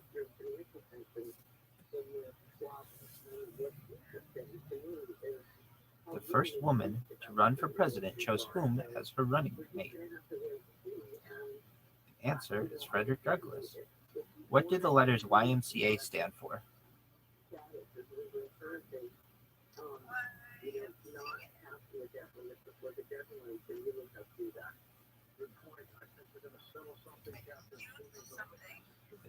It is not youth. Youth close though. The answer, young, not women's, men's, not Jew or Muslim. Correct. And then association. Young Men's Christian Association.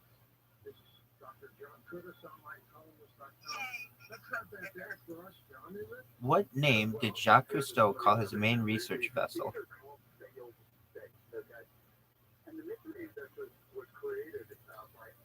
Answer is Calypso. What is the capital of Oregon?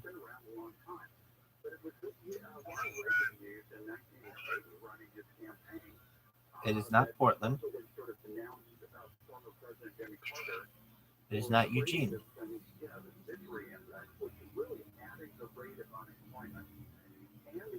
Here's a clue. It's not Eureka, that's in California. Here's a clue. In Massachusetts, a city with the same name had witch trials.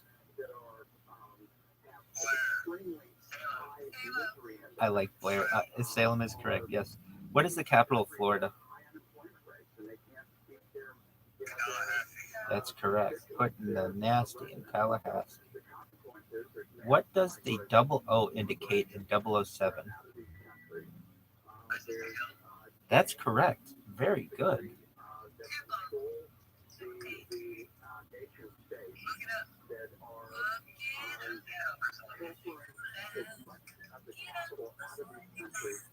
Who was the last prophet in Islam? That's correct. What is the most northern capital city in Europe?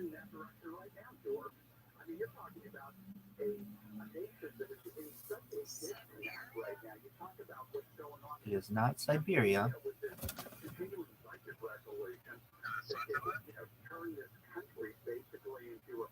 It is not Switzerland.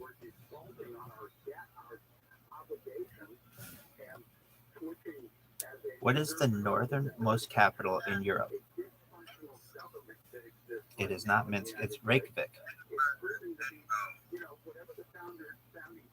What event? This one's a little too hard. But when I say that, people are like, no, we want it. Okay. What event started the Great Depression? Correct. That's a great answer. It's a color and a day of the week. It was not Black Friday, but it was Black something.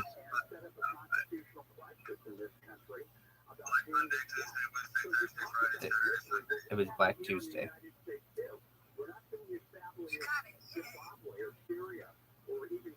All right, next one. What chain opened its first store in 1962 in the town of Rogers, Arkansas? That is correct. What three countries share the island of Borneo?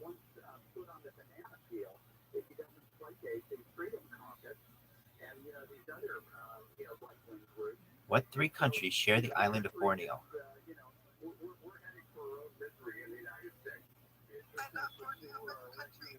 Many people do, and actually I've heard, when you're trying to like make somebody sound stupid, you say, you don't even know what the capital of Borneo is, and the answer is it doesn't have one, it's an island. So I will help you with this one. They are the three countries that share the island of Borneo are Indonesia, Malaysia, and Brunei.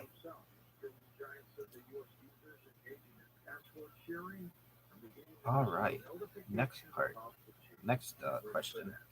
What two metals form the alloy white gold?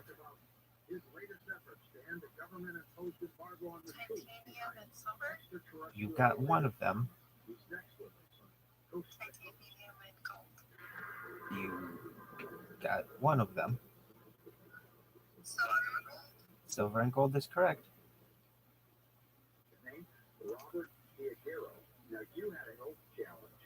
What character from The Simpsons tries to kill Bart Simpson on many occasions?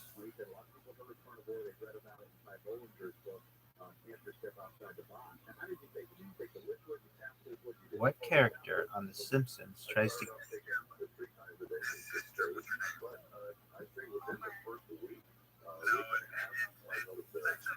Sideshow Bob is correct. Very good. How many events are there in a heptathlon? Heptathlon. Heptathlon. That's correct. Very good. All right. Next one. What book by George Orwell had a film adaptation that was funded by the CIA? It is not 1984.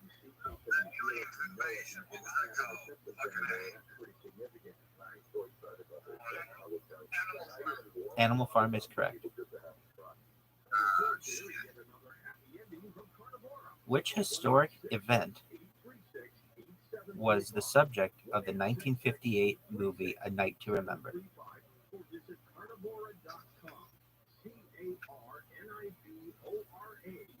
Which historic event was the subject of the 1958 movie A Night to Remember?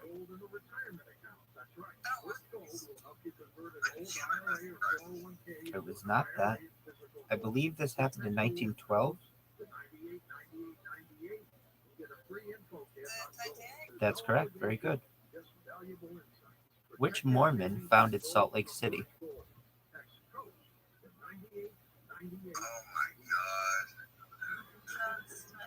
It's not John Smith. There's a college named for this person. There is a college name for this person.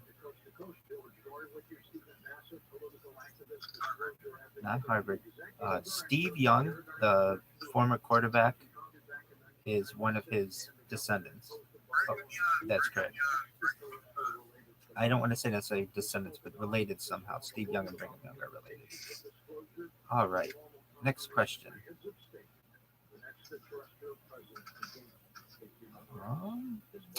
Some of these are really difficult. All right. Who first became president of France in 1995?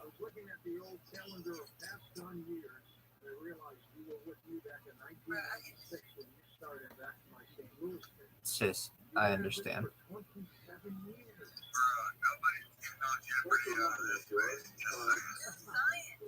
The answer is Jacques Chirac. Okay, we'll do science.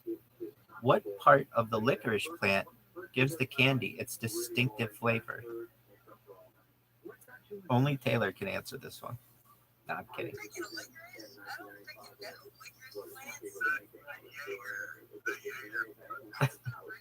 It is the root. Very good. All right, you want science. We'll give you science. Just for a moment. Let me just go right to science. All right. What planet in our solar system has the longest day?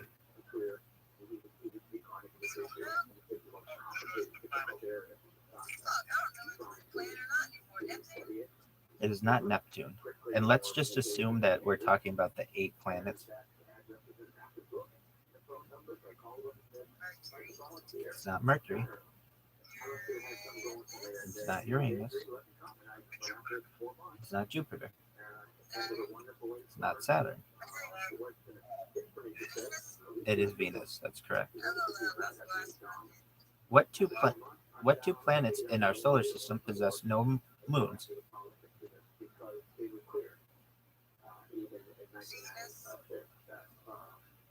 Venus is one. Venus is one of them. Actually, Pluto does have a moon, but I don't think they consider it a planet for this. Venus is one of them. Mars has moons. Mercury and Venus are correct. During what?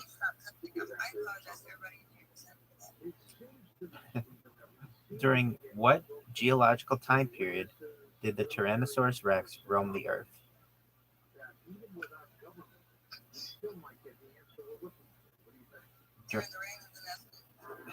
During what geological time period? It's a great guess. It is not the Jurassic era.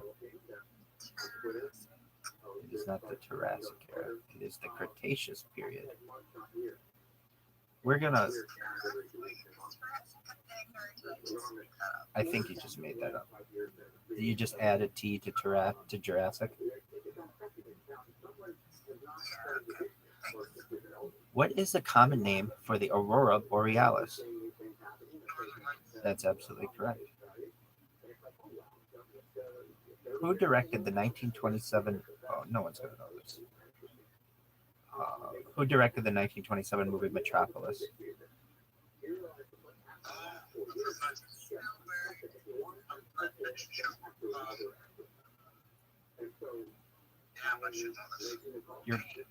You're good. Fritz Lang. What country did Hawaiian pizza come from?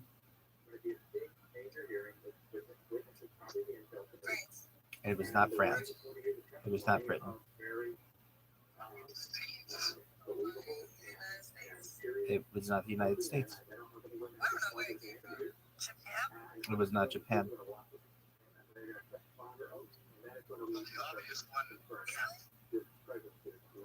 It was not Italy.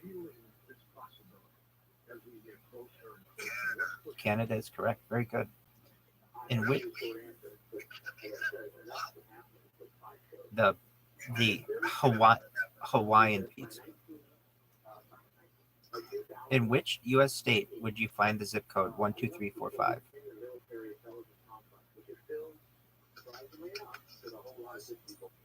It's not Washington. It's north of Delaware. North of Pennsylvania. Directly north of Pennsylvania. It is not Rhode Island. South of Rhode Island. New York is correct. Very good. New York. What breed of dog is Cujo?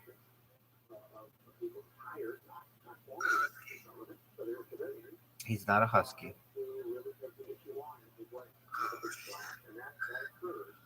What breed of dog is Cujo?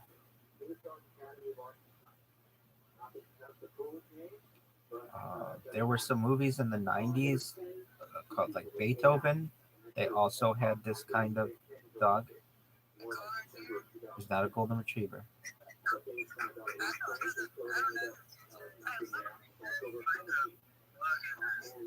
Exactly.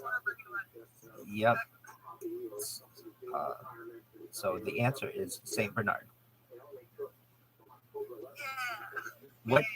What is the world's fastest growing plant? Bamboo is correct. All right, next one.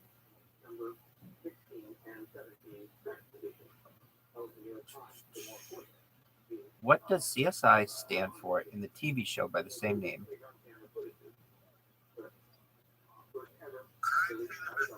That's absolutely correct. What is December's birthstone?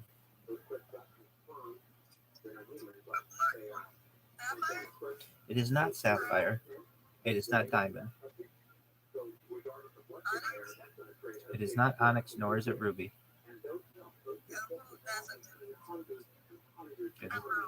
It is not emerald.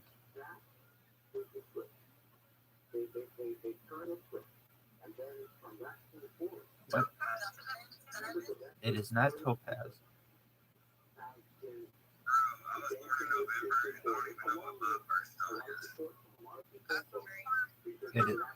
It is not aquamarine. It is turquoise. Very good.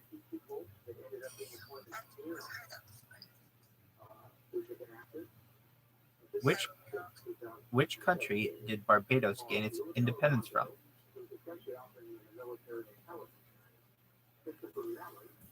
Which country did Barbados gain its independence from?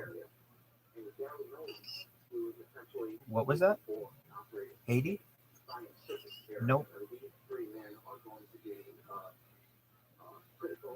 It, nope. Nope. UK is correct. All right. Which 4 countries share borders with Belgium?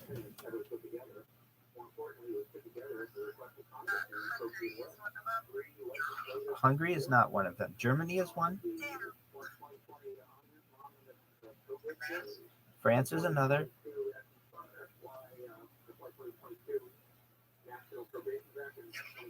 Italy is not one of them.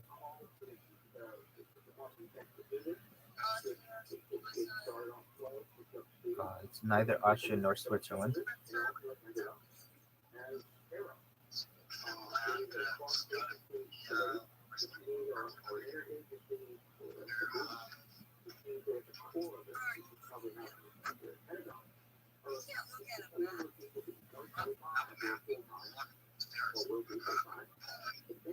Poland is not one of them. I'll help you here.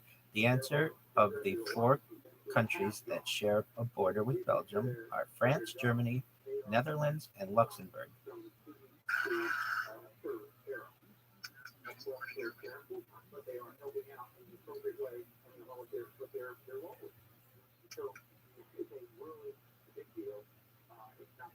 From what language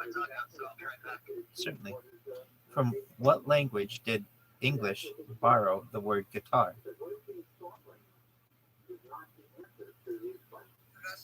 It was not Russian. From what? It was not French.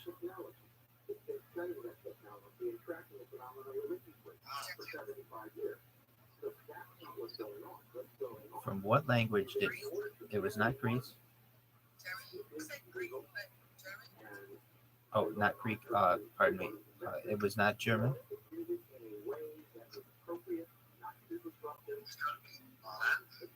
It is not Latin, though it comes from Latin. It's a Romance language. Spanish is correct.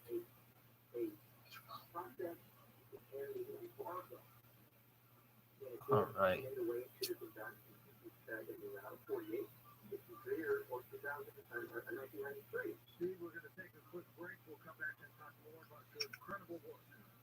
Which country did the first European settlers of New York come from?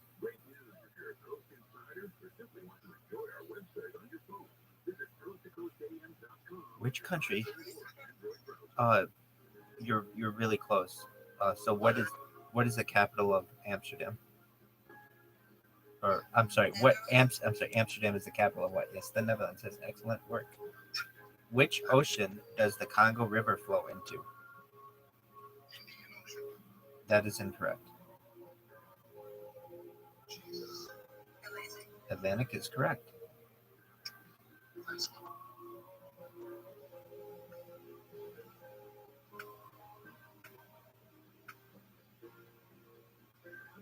What is lighter?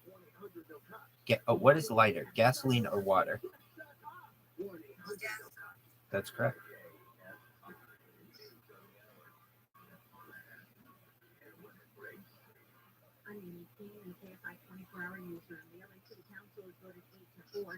What does in vino veritas translate into? In vino veritas. In wine is truth. Very close. What feature marks the entrance to the Louvre?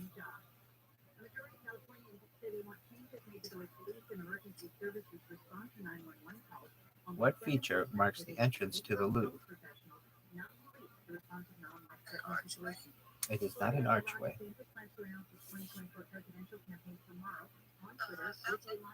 It is not a fountain.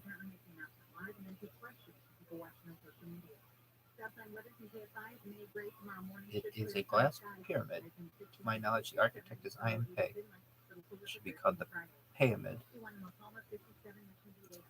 All right. What is the birth country of Russell Crowe?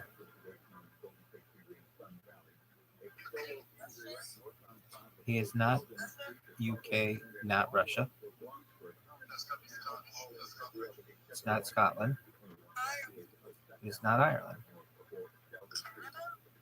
It is not Canada. It is not Australia.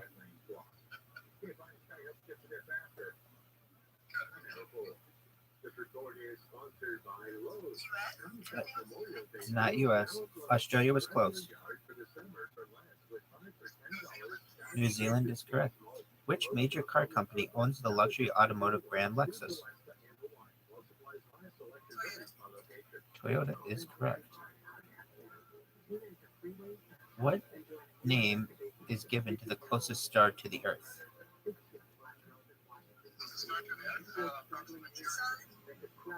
What did you say, Taylor?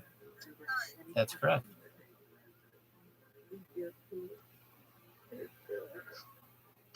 In what state was the Transcontinental Railroad completed in 1869 with the hammering of the golden spike?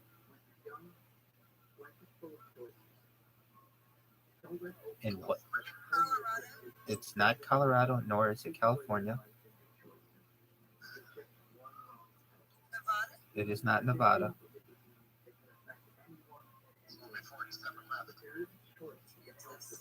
It is not Kansas.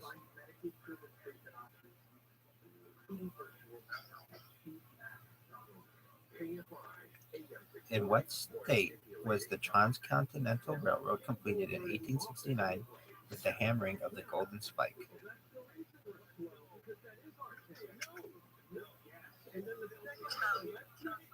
It's not California. It is not New Mexico.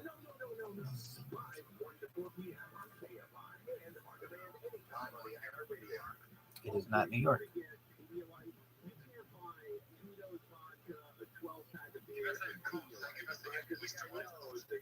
It is closer to the West Coast. And so we said California, it was not California. Said Nevada, it's not Nevada. It said Wyoming, it's not Wyoming. Colorado, it's not Colorado, but it's close to all of those. It is not Arizona. It is not New Mexico.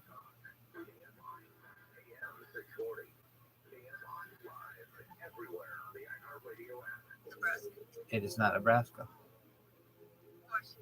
It is not Washington. There's a state in between all of these that you're not saying.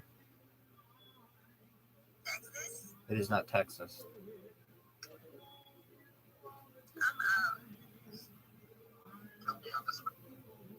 All right. Utah is correct. Very good. What name is given to shellfish that cling to the bottom of ships? Barnacles is correct. Very good. How many syllables are there in Japanese haiku? It is not 5.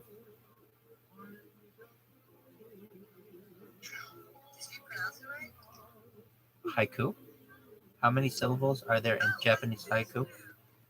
How many syllables are there in No. How many syllables are there in Japanese haiku?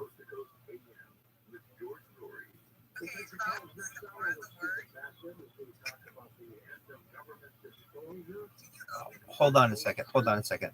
I understand what you're saying. You're thinking, how am I saying in haiku? Haiku would be 2. No, in a Japanese haiku. It is a better way they should have phrased the question. In a Japanese haiku, how many syllables are there? It is not 7. Generally, as I understand, it's 3 lines, 5, 7, 5. So the answer is 17. What is the most populous city in Australia? Sydney is correct. Very good.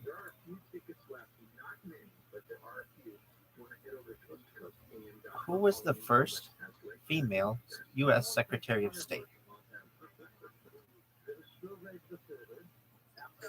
It was not Hillary.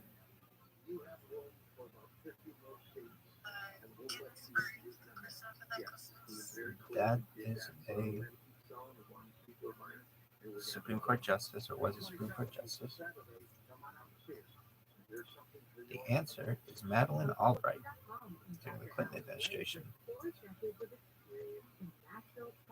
What is the capital of Bulgaria?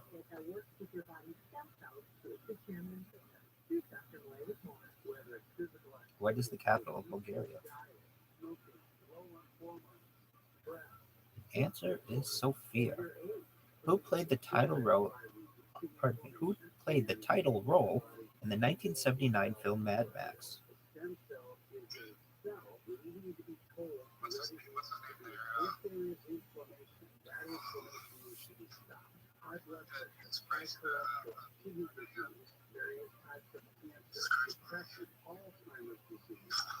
He directed Passion of the Christ. That's correct.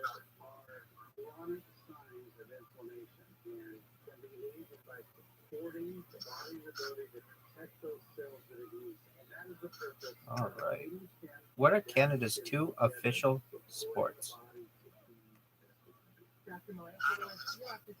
What are they? That's absolutely correct. Very good.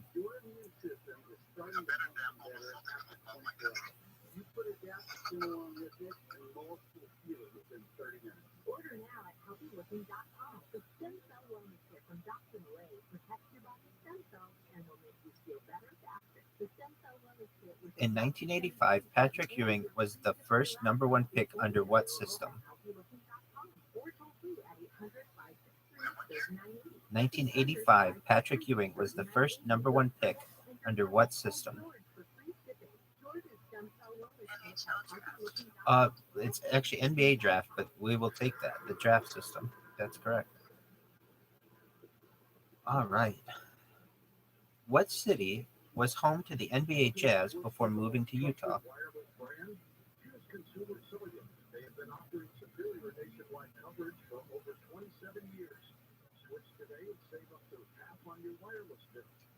What city was home to the NBA's Jazz before moving to Utah? So the Utah Jazz were the something else Jazz before moving to Utah. What were they? Jazz, it should be a clue. New Orleans is correct. Very good.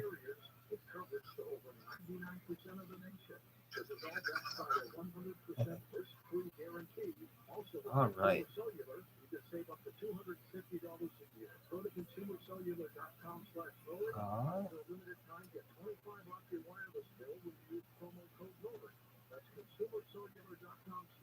Here we go.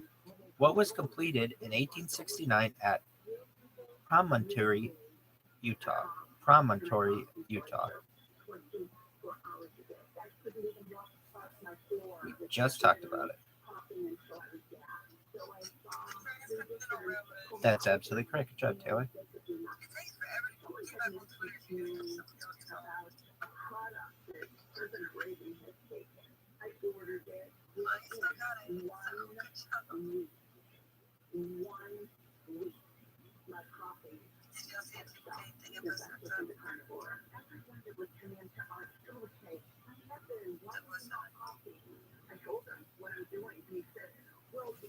I did not. I'm going to take a look at it when I have a chance, though. What U.S. national park is known for its geysers? Yellowstone is correct. Very good. What is the name of the man cub in the Jungle Book? Basically, what's the name of the little boy in the Jungle Book?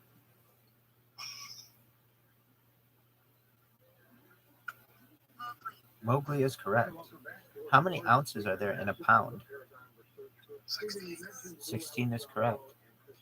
What country has the most coastline? It is not Australia.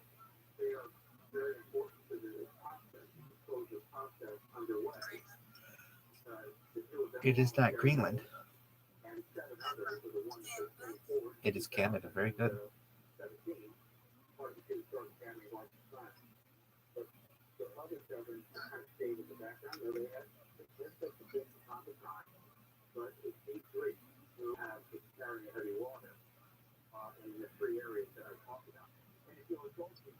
In what 1980s TV show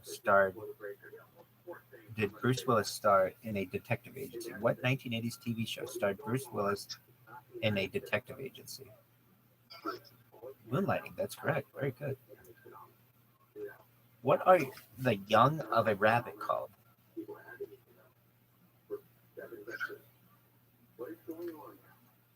They, I guess, could be called a litter, but it's also similar to what you would call the young of a cat. That's correct. What are the young of a rabbit called? Kittens is the answer. Who played the role of Moses in the 1950s movie The Ten Commandments? Charlton Heston is correct.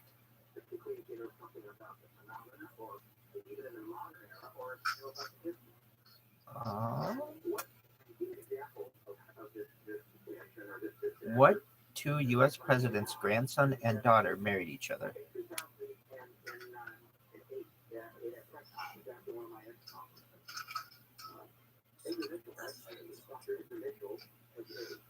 The answer is Eisenhower and Nixon. President Nixon's daughter, Julie, married President Eisenhower's grandson, Dwight David Eisenhower II.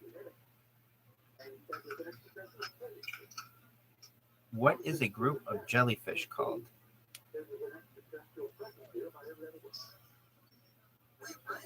What is a group of jellyfish called? You know, those are good answers. Here, it's called a smack. S-M-A-C-K. A smack of jellyfish. In what city would you find Battery Park?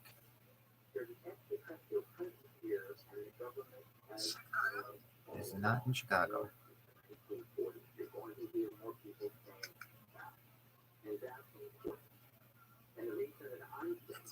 It is not Pittsburgh.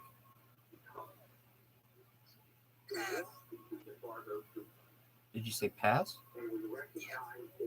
Okay, the answer is New York City. What is the capital of New Jersey?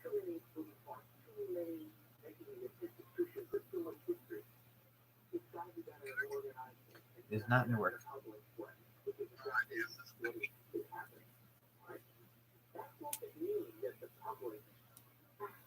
It is Trenton.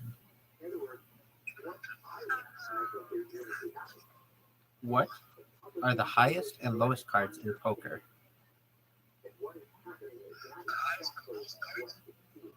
What are the highest and lowest cards in poker? That's correct. What school does Harry Potter attend?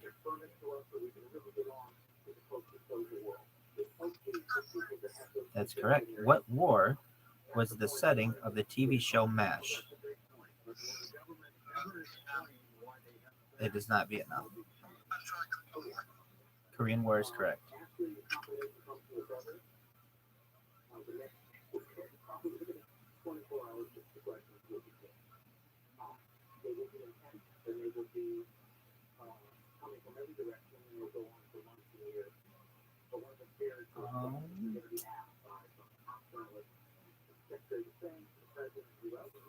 In Alice in Wonderland, what is the last thing that disappears on the Cheshire Cat?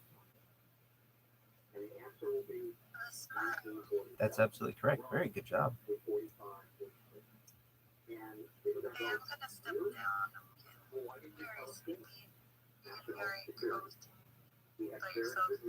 I think I can handle it for a little while. Thank you so much, Mars. You've been a very wonderful guest. Great job.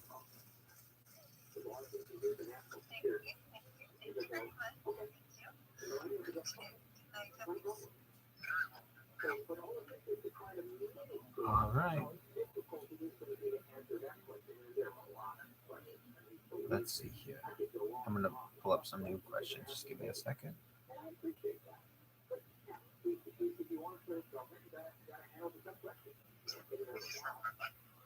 Pardon me? Oh, where am I getting these? It's randomtriviagenerator.com. It's a wonderful website that has like 300,000 different questions of varying difficulty. Some of them are very. There's some best questions ever. History and entertainment and Hollywood questions, whatever. We focused on science, and you went 0 for 7, Taylor. Dude, that wasn't even science. It was astronomy. It was biology, And I did pretty good. botany. You didn't know I didn't the. have anything in mind for study, but it's okay. We'll get you something. No, just do science in general. What type of creature is a sidewinder? A snake. That's correct. If you want science, I'll give you science. Just one moment. What are baby sharks known as? That's correct. In which country are you most likely to see southern crowned pigeons and flame bowerbirds? Papua New Guinea. Papua New Guinea is a very difficult one. What is a group of lions called?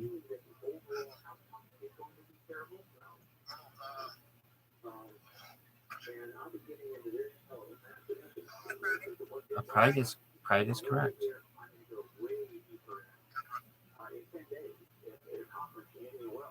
What is the chemical symbol for gold? That's AU.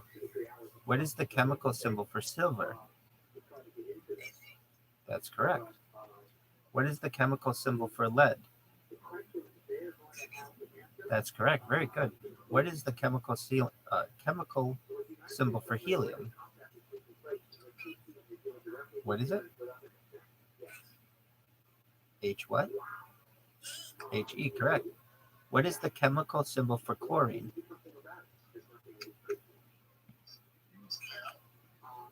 Cl is correct. What is the chemical symbol for titanium? What was it? That is correct. What is a peanut if it is not a pea nor a nut?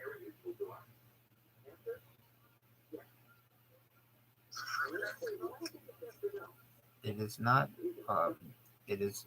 What is a peanut if it's not a pea nor a nut? It's a legume. A legume?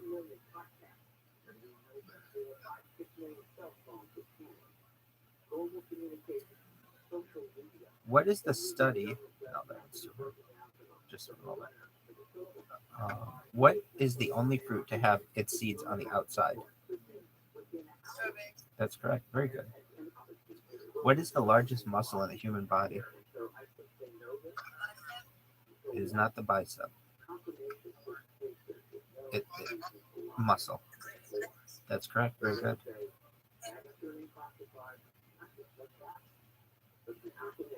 What is a hominid?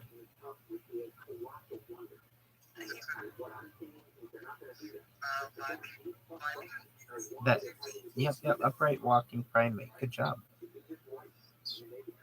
What is entomology the study of? What is entomology the study of? Insects. Correct. What is the fourth planet from the sun? That's correct.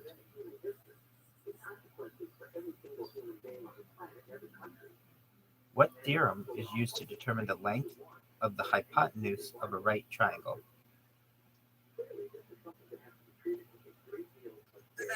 That's correct. What element's chemical symbol is the letter I? That's correct. Who was not Sergey?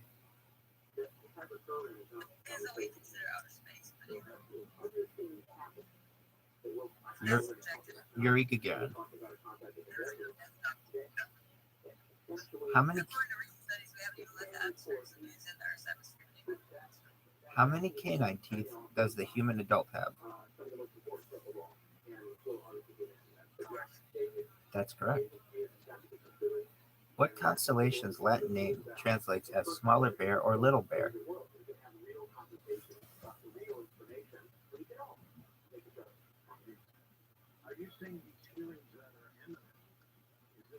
What constellation's Latin name translates as smaller bear or little bear?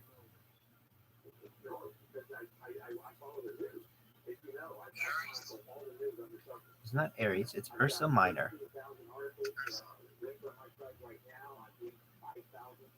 How many hearts does an octopus have? It is not 4. It is not 8. It is not 2. Sure. How many hearts does an octopus have? 3 is correct.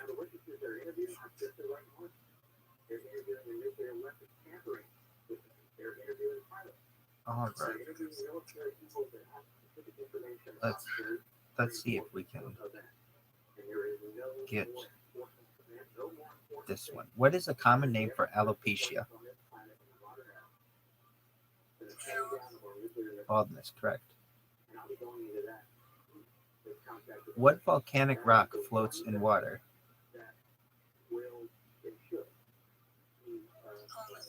Pumice is correct.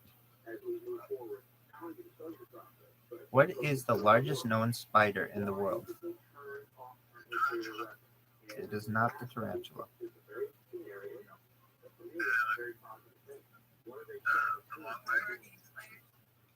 Yes.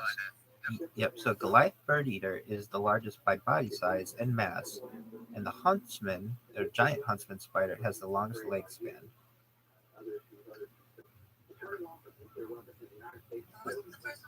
Goliath bird eater. What satellite series was known as Fellow Traveler? It was not Voyager. It was Sputnik. Very good. All right, we are going to keep it random and not just focus on science. Here we go. Before he escaped and returned to France, Napoleon had been exiled to what island in 1814?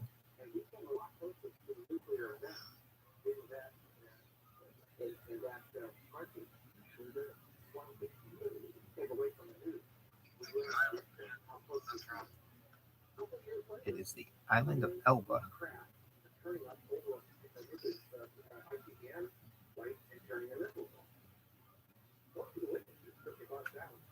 Next question.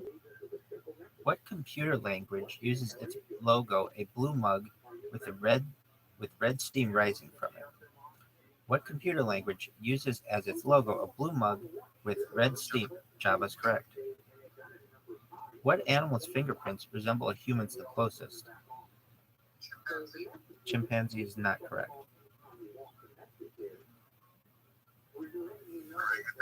It is not orangutan. It is not a primate.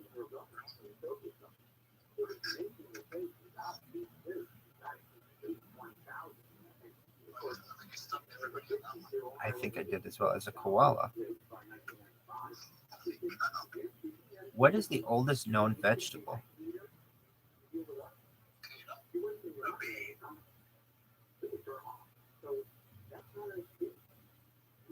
It is.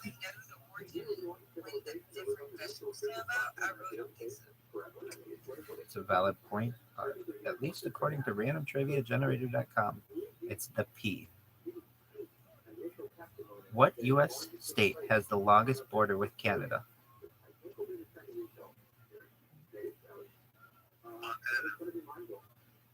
It is not. It is Alaska. That's correct. Who created Bugs Bunny? It was not Walt Disney, and it was not Charles.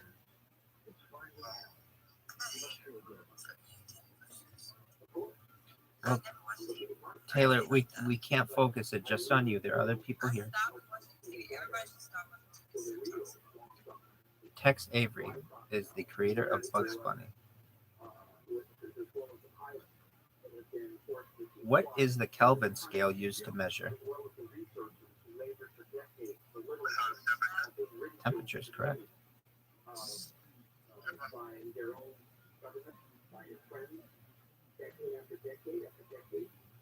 What sex were the collies playing Lassie in the 1940s, 50s, and 60s?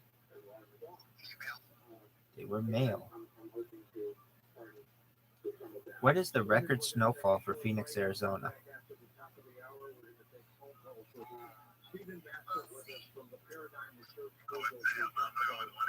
That's absolutely correct. Very good. In which city does the film Home Alone 2 take place? That's correct. Notre Dame Cathedral was built in what architectural style? Correct. Louvre Overlay de la Cité in Paris. It is inarguably the most well-known medieval Gothic cathedral in the world. What kind of grass has been used at Wimbledon since 2002?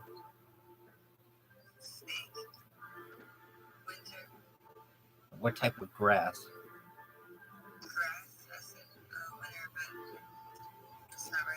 The answer is ryegrass. Where was Heineken beer first made? Netherlands is correct. Where's Normandy? That's correct. Who was the first Republican U.S. president? It was not George Washington. I think I heard it. Somebody else say Lincoln is correct. In what country is Lake Baikal located? Baikal, Baikal. In what country?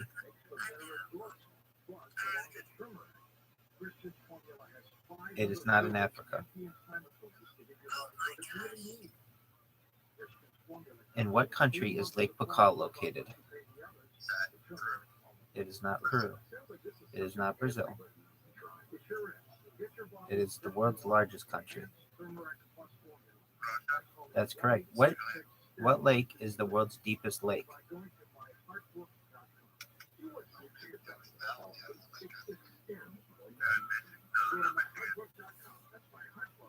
What lake is the world's deepest lake? It is not Superior. Deepest one in the world. Nope. Nope. Here's a clue. I mentioned it in the last minute. That's correct. Very good. What is the capital of Tunisia?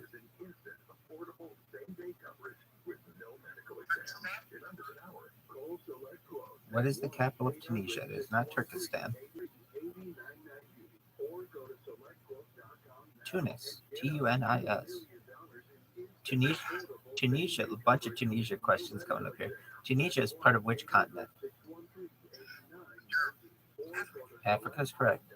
What sea borders Tunisia to the north? That's correct. What two countries share land borders with Tunisia?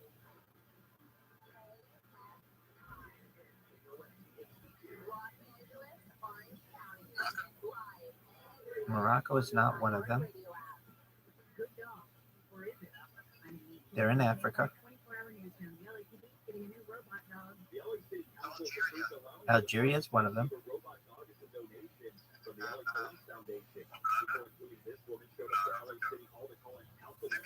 Libya is the other. Good job.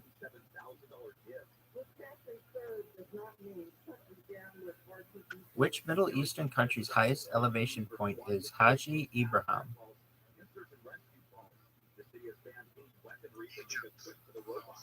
It is not Egypt. Which Middle Eastern?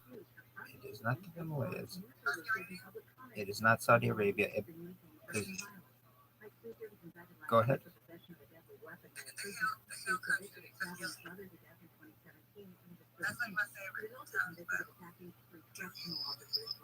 Which Middle Eastern country's highest elevation point is Haji Ibrahim?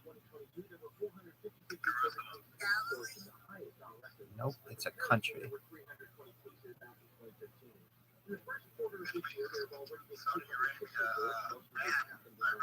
Oh, Iraq is right. Good job. In which capital city would you find the Marley Museum?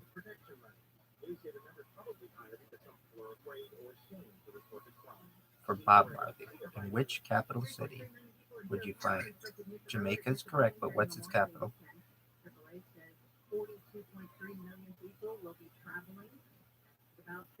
The answer is Kingston. What is the highest mountain in Greece?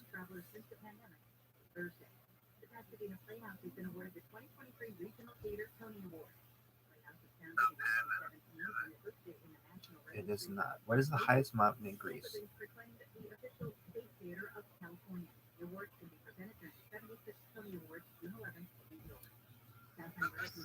That is correct, Mount Olympus. Very good. What is the most densely populated U.S. state?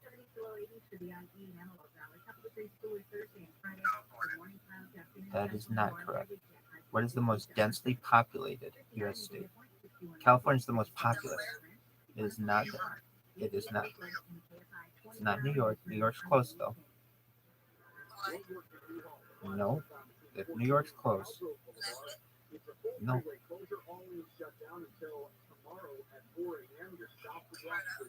Not Rhode Island. It's south of New York. It is New Jersey. What country once technically fought a war against a species of bird? We can ask Benno that one. Benno, what country, that's correct, what country once technically fought a war against a species of bird? That was Australia in the Emu War. What is the national animal of Scotland?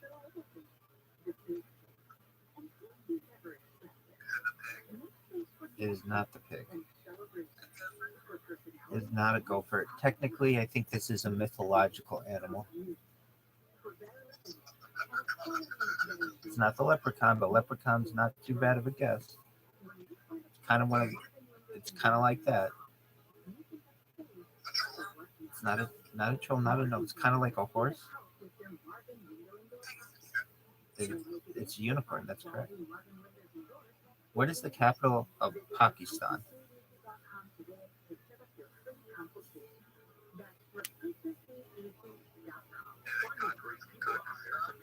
It is not.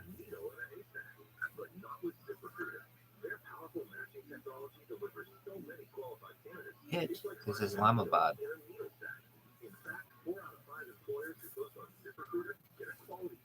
All right. What is the largest borough of New York City? It is not Brooklyn.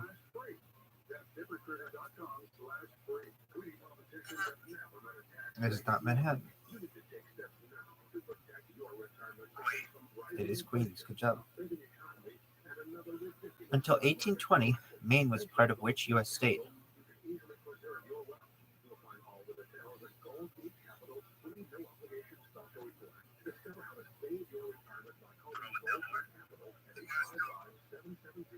It's not Delaware. It's not New Hampshire. It's not Vermont. Until 1820, Maine was part of which U.S. state? Massachusetts is correct. Where, in what country can you hike Hadrian's Wall? England is correct. Where is the world's largest Buddhist temple? It is not Nepal. It is not Tibet.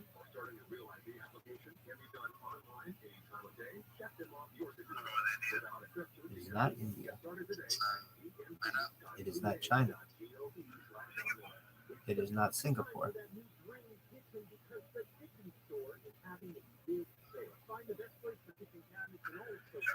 It is not Turkey.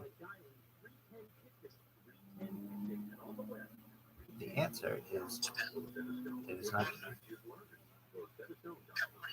It is not Cambodia. Indonesia is correct. Borobudur, Indonesia, has the largest Buddhist temple. Very good. In what U.S. city would you find the fashionable DuPont Circle neighborhood?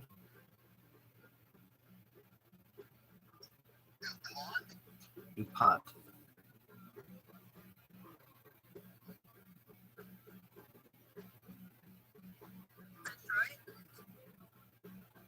It is not Detroit.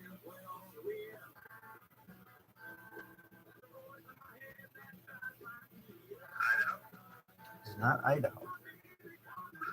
The answer is Washington, D.C. Irish coffee is made with what type of alcohol? Whiskey is correct.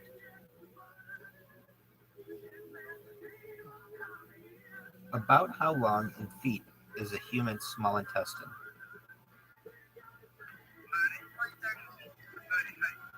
Less than 30.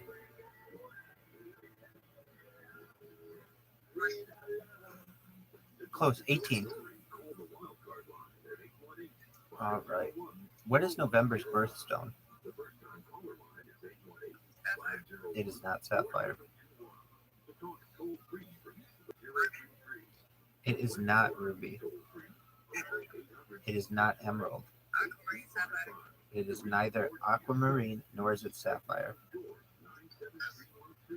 It is not turquoise. One more time. Topaz is correct. Very good. What is the least visited country in the world?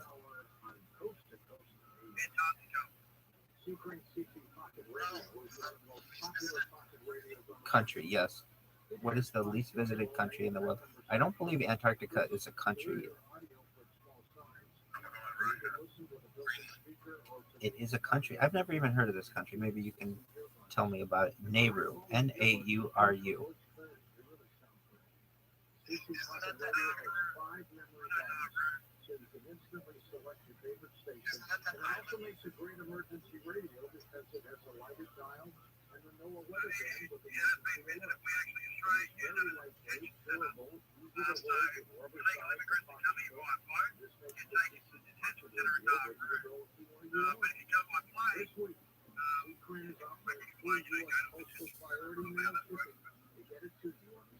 Very interesting. All right. How many feet are there in a nautical mile?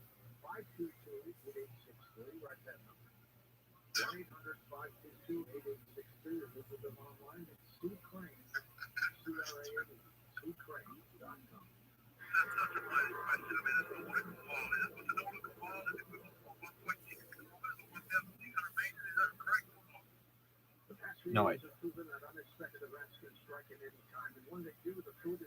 I'll help you with this one. It's 6,076. What color are mosquitoes most attracted to? It is not black. It is not red. Blue is correct.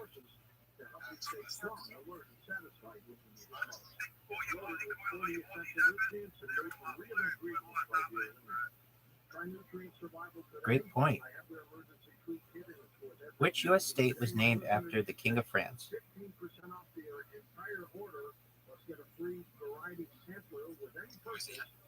That is correct. Very good.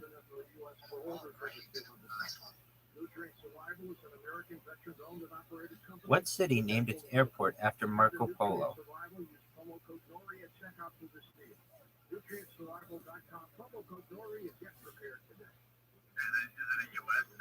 It is not. It is in Europe. It is not Morocco. It starts with a V. V as in Victor.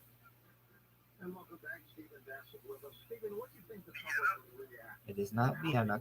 Good guess. It is not Valencia. What was that one? Venice is correct. Good job.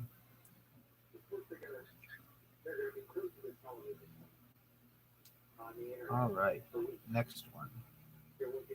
What sea lies west of mainland Greece?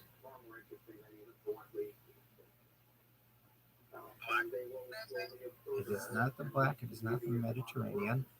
Which sea lies west of mainland Greece?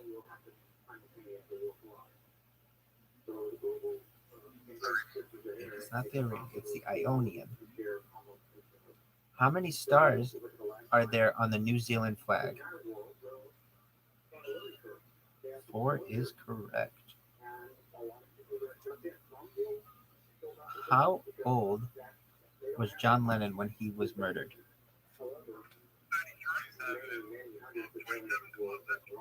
No. He was not 27. He was older than 27, older than 33, older than 36. Can you repeat that? Not 39, but close, 40. Which country, in which country were the 1920 Olympic Games held?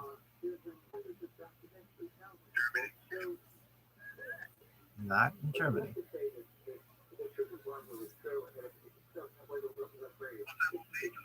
Not Los Angeles. Here's a clue. The country in which the 1920 Olympics were held begins with the letter B.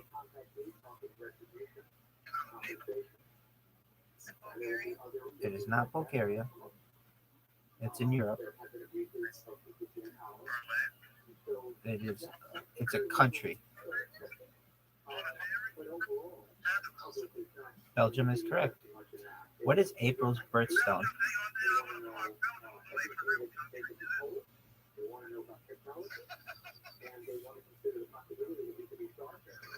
What is April's birthstone?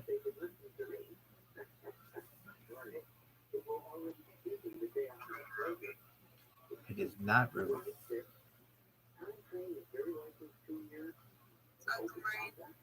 It is not aquamarine.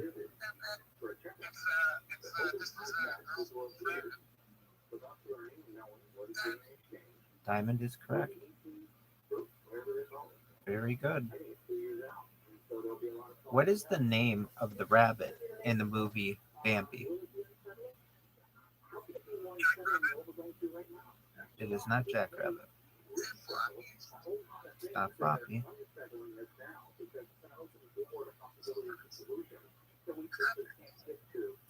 Hopper's close. It is Thumper.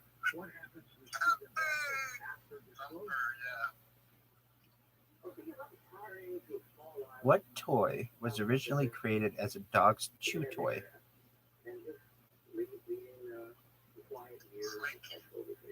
Not a Slinky.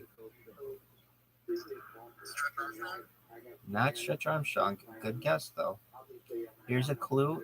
A lot of times children have these in the bath.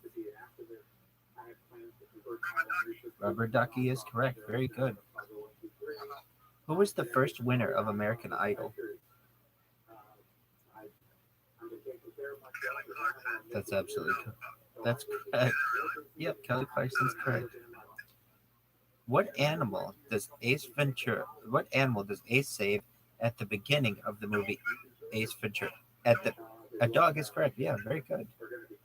What part of an airplane controls the pitch of the airplane?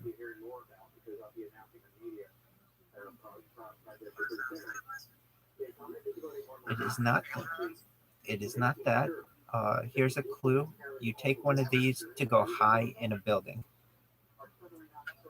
Elevator is correct. Very good. Where is the International Court of Justice? The Hague is correct. Which African city is famous for its native penguin population?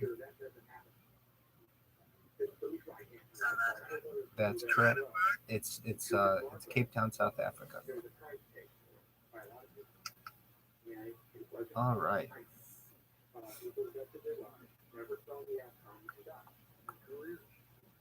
In 1967, what band released the hit song Ruby Tuesday? That's correct.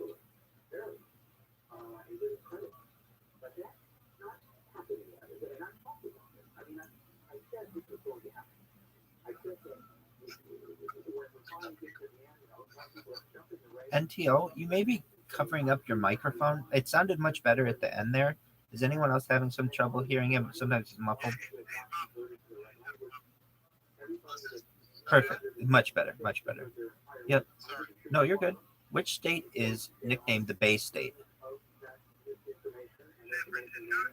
It's a state. Which U.S. state is nicknamed the Bay State? It is not California. That is correct. Very good, Taylor. What company designed the New York Yankees logo? What was that?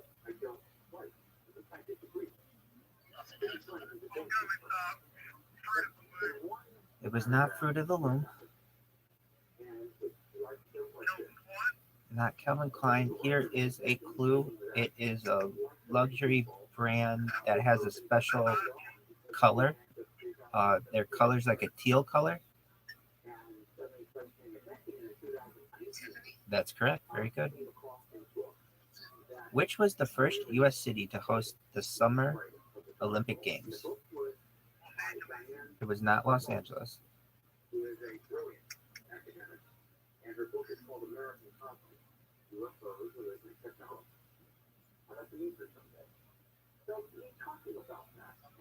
Which was the first U.S. city to host the Summer Olympic Games? What did you say? It's a city. Which is the first U.S. city in Florida? It is not Orlando. Not Chicago. It is not Chicago. It's south of Chicago.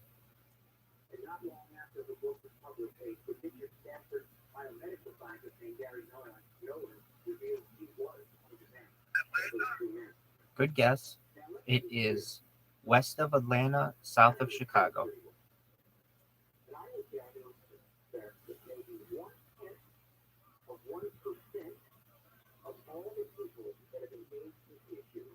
I'll help you guys with this one. It is not Portland. The answer is St. Louis. What bird can swim but cannot fly? Penguin is correct.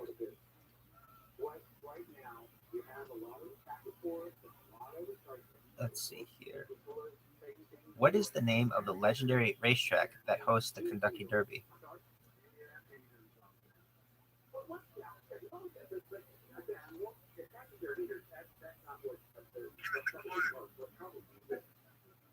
Okay, good question.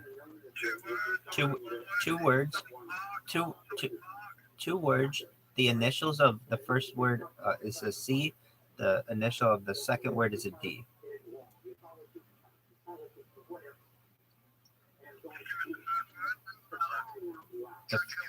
Hold on, so I just heard it. What did you say?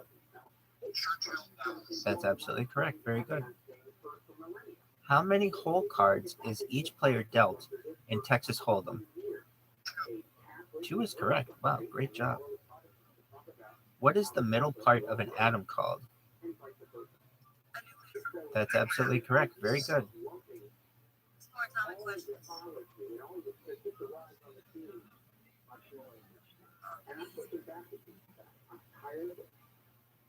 What tube connects the larynx to the lungs? It is not the esophagus. It begins with the letter T. Trachea is correct. Very good. What dessert did Margaret Thatcher help develop? Not flan. Nope, it's a type of ice cream.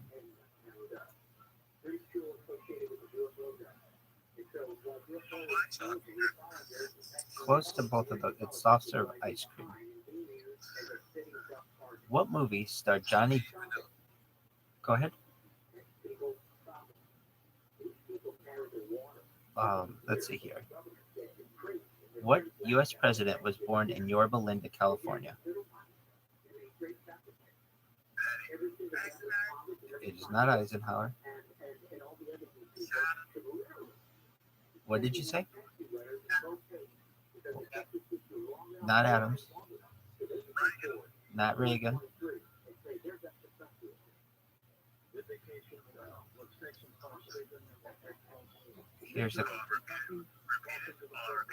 Which U.S. president was born in Yorba Linda, California?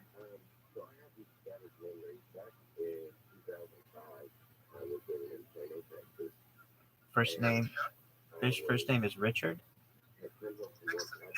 That's correct. What is the largest gland in the human body? It is not the pituitary gland. It's not the adrenal gland.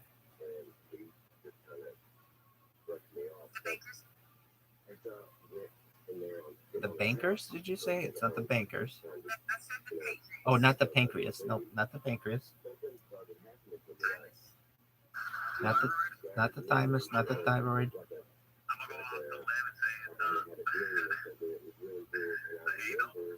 Not the anal.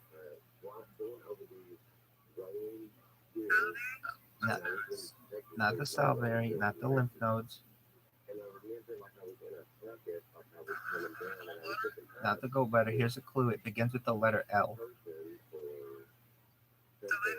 The liver is correct. What is the largest 3-digit prime number?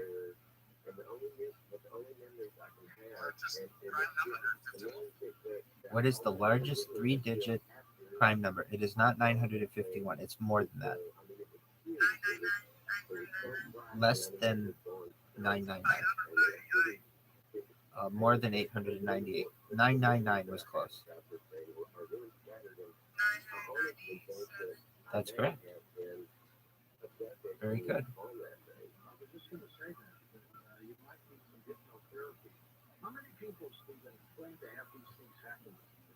What type of rhinoceros is the largest on average? White is correct. Very good. Saginaw Bay opens into what body of water?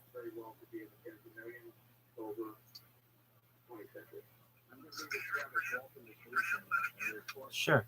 Saginaw Bay opens into what body of water? Saginaw, Michigan. Yep.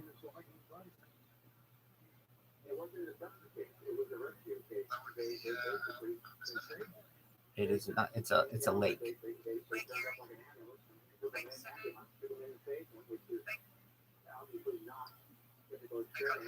Not Lake Ontario. Not Lake Erie. Not Superior.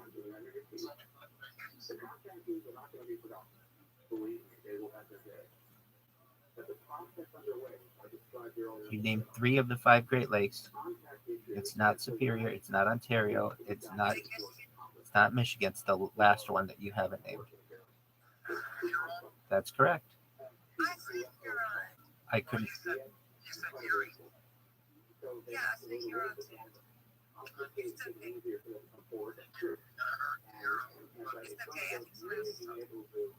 Which famous explorer was killed in the Hawaiian Islands in 1779? That's absolutely correct. Very good job.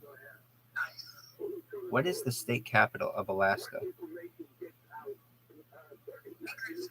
It is not Anchorage. It is Juneau. Good, correct.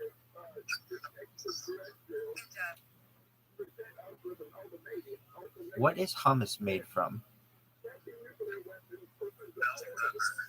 It is not bell pepper. It is chickpeas. Yes, hummus is Arabic for chickpeas. It is a Middle Eastern dish common throughout the Mediterranean region and beyond. What?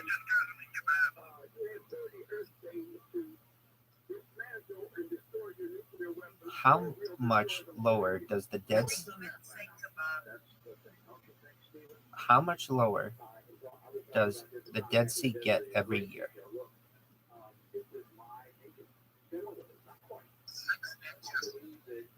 Not 6 inches.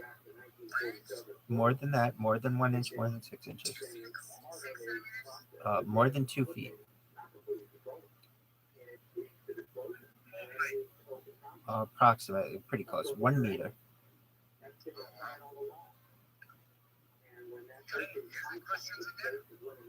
We've asked some about the Rolling Stones and such. Let me see if I can get you a music one that isn't. Who wrote the music to West Side Story?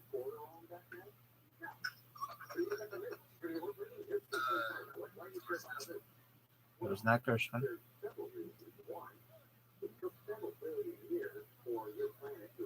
The answer is Leonard Bernstein.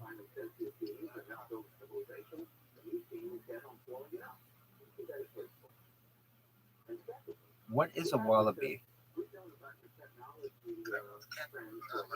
A type of kangaroo is correct. Who had a #1 hit in 1965 with the song I'm Alive?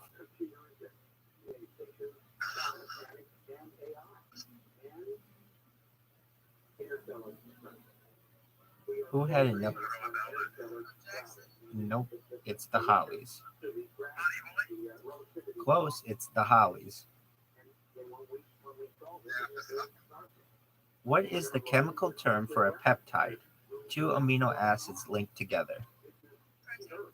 Incorrect.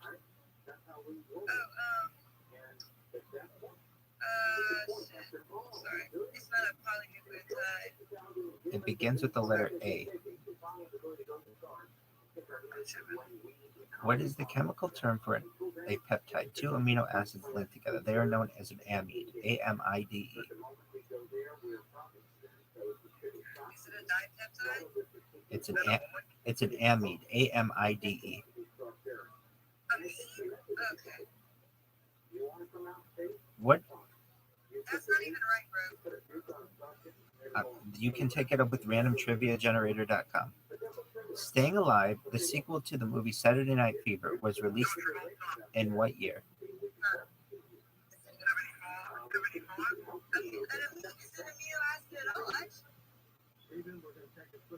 It doesn't say that. It says, what is the chemical term for a peptide? 2 amino acids linked together. So it would be 2 linked together.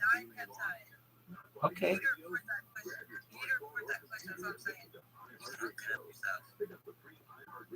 We're going to look up what an amide is. AMIDE. What is it? It is usually an organic compound that contains a functional group consisting of an acyl group linked to a nitrogen atom. Exactly.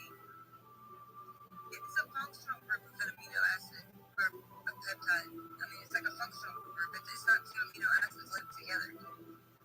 So I told you, report the question. I just read them. I don't report them. There's got to be a way to report them if there's a problem. Staying Alive, the sequel to the movie Saturday Night Fever, was released in what year? 82 is close. 83 was the answer. The Khyber Pass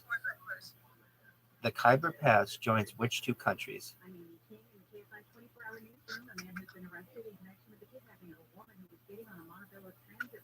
The Khyber Pass joins which 2 countries?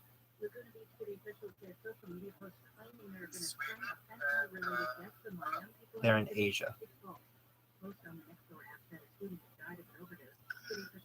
The answer is that. You got it right. Very good job.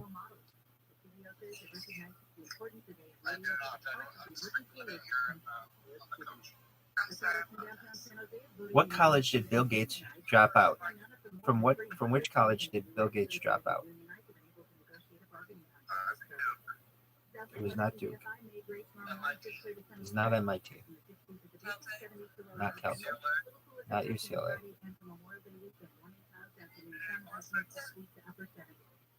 It was not Washington. It begins with the letter. Yes, that's correct. What units are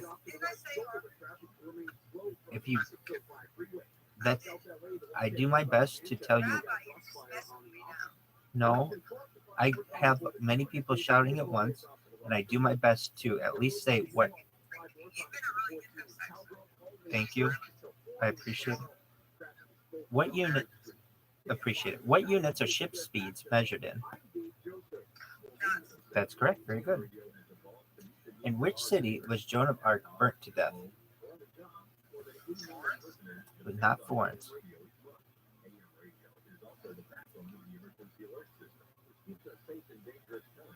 It begins with the letter R.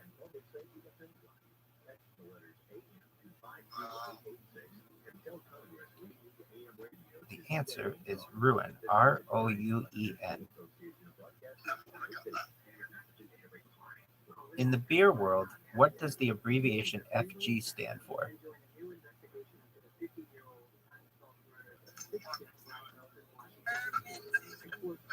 Both great guesses. It is not that. It stands for final gravity.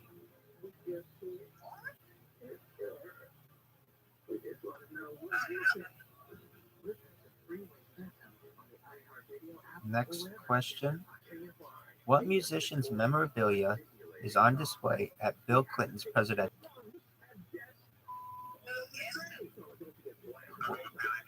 It was not Jim Morrison.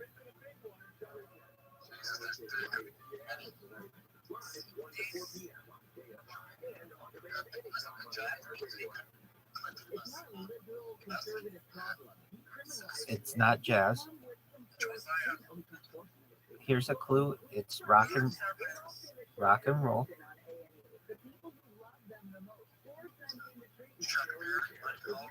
Neither of those. That's correct. In what country was the Terracotta Army sealed underground? What was your answer? China's correct. All right. Next question. In the first televised baseball game, the Cincinnati Reds played what team? What was your answer? Not the Bengals. Not the Yankees.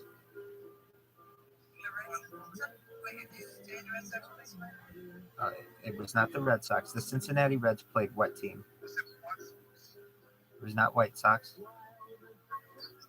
Not Orioles. Not the Tigers.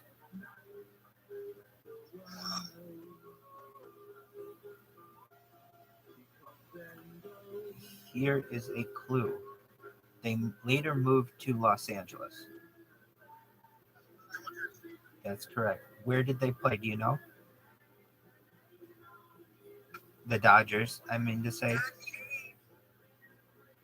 They were originally known as what? The Brooklyn Dodgers.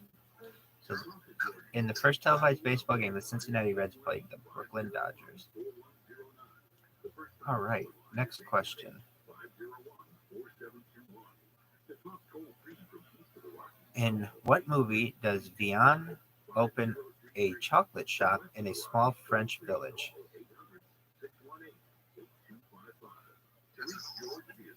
Vian. Vianne.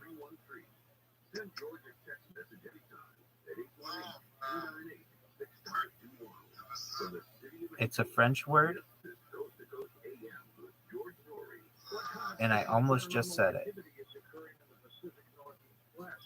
In what movie does Vian open a chocolate shop in a small French village?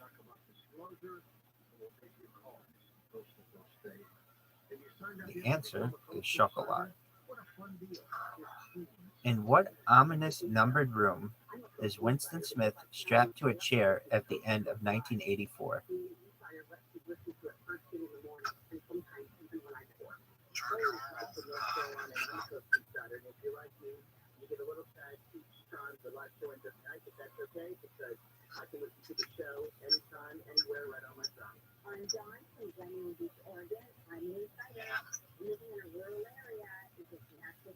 The answer is room 101. What is the capital of the U.S. state of North Carolina? It is not Charlottesville. That is in Virginia. If you meant Charlotte, it is not Charlotte either.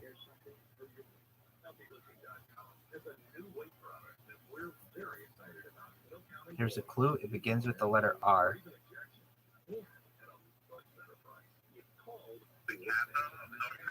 Correct. Correct.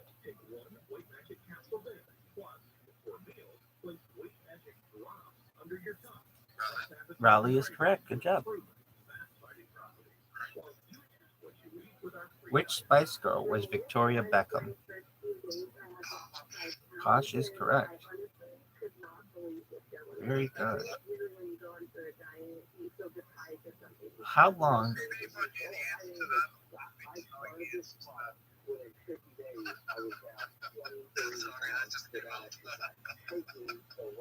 Who said ask? Who said ask what you can do for your country? That's correct. How many fingers does a Boy Scout extend in a salute? Very good.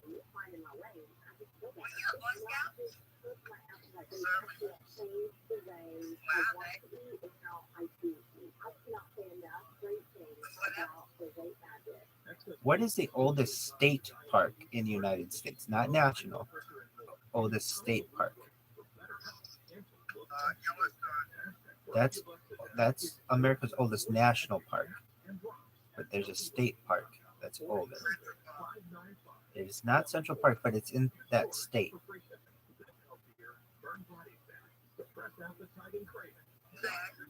That's correct. Good job. Very good job. Just one moment. We've got a friend who's joining us up here. All right. What part of the world did the Vikings come from? Scandinavia. Yeah, very good.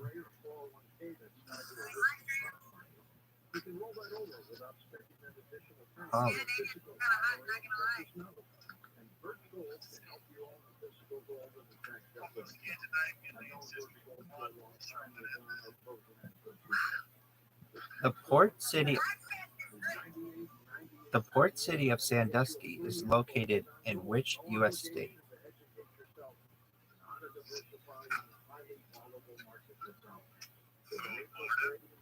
It is not in Florida.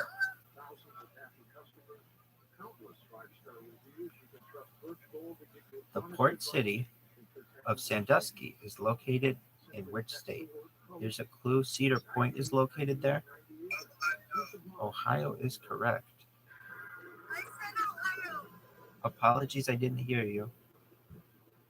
Usually, if I hear an incorrect answer, I will tell you if it's incorrect. And if you don't hear me say your answer, repeat it because I may not have heard it. You're good. No problem at all. What does the phrase magna cum laude mean in English?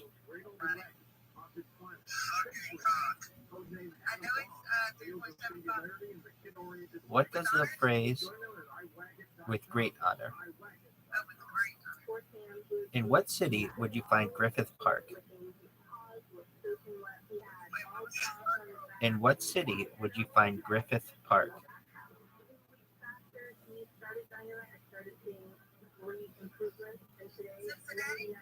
It is not Cincinnati. It is not Calgary, Alberta.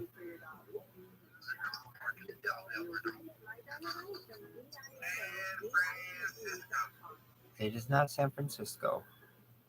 It is south of San Francisco, same coast.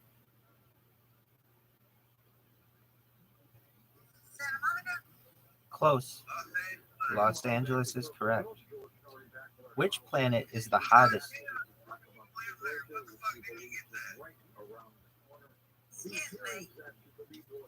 Which planet is the hottest in our solar system? It is not Mercury. It is not Jupiter. Which planet is the hottest in our solar system? Venus is correct. What is the longest river in the United States? It is not the Mississippi. Missouri is correct. Which bird lays the largest eggs? How many years are there in a score? 20 is correct. What double word song title was a hit single by Amy Grant?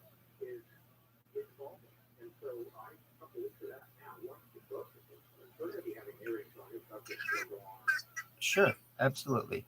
What double word song title was a hit single by Amy Grant?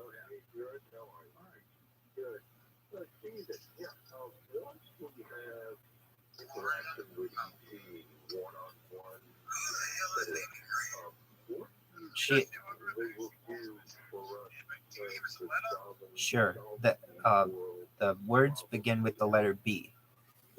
It's not adult adult. That's correct. Baby baby is correct.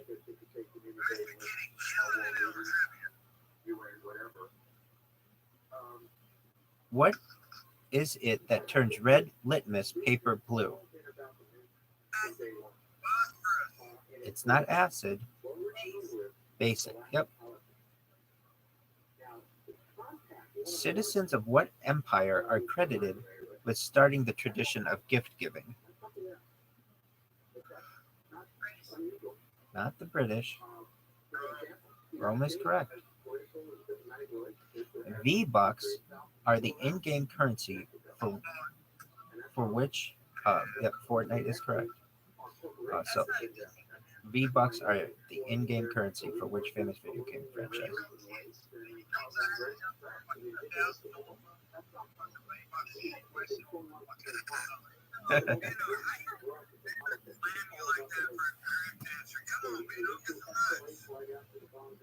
What U.S. state has the longest coastline? It is not California. Alaska is correct. Which country did bagels originate from? Not Holland, not France. East of all of those. Amsterdam's not a country. It's in Eastern Europe. Not Netherlands. Poland is correct. Very good.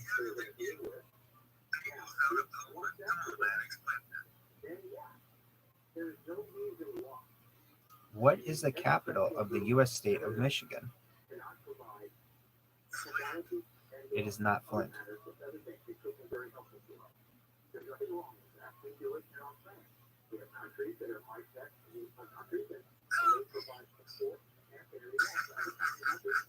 What is the capital of the U.S. state of Michigan? It is Lansing. That's correct. Very good. What is the only continent without any bees? That's correct. What was Claire Huxtable's profession on The Cosby Show? That's what the husband was. That's correct. What kind of animal is the title character in the 1998 movie Mighty Joe Young? Gorilla is correct.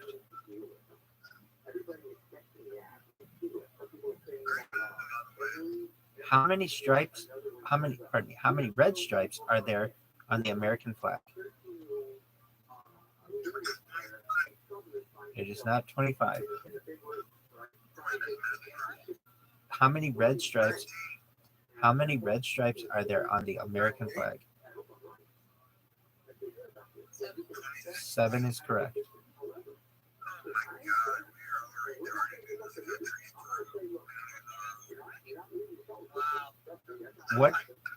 What is the most valuable stock exchange in the world? New York Stock Exchange is correct. What actress played Forrest Gump's mom? That's absolutely correct. Very good. What does the I commend you often. What does the 64 in Commodore 64 mean? That's correct. Kilobytes of memory.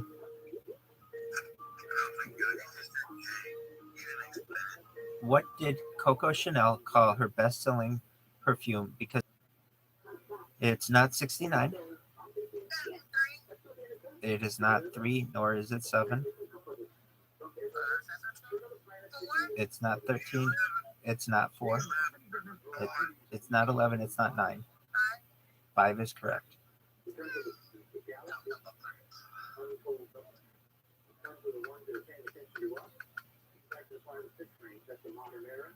What name is given to the fruit of an oak tree? Acorn is correct. Wellington is the capital of what island nation? New Zealand is correct.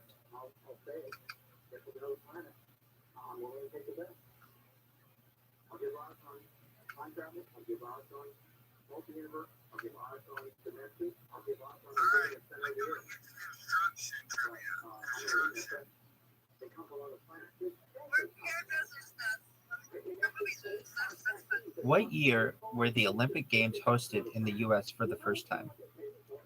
It was not 76. Earlier than that. It was earlier than 1920. It was earlier than 1908.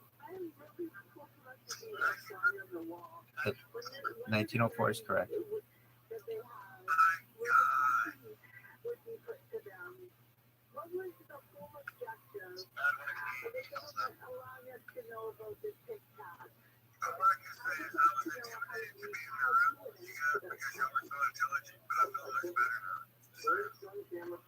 In Frosty the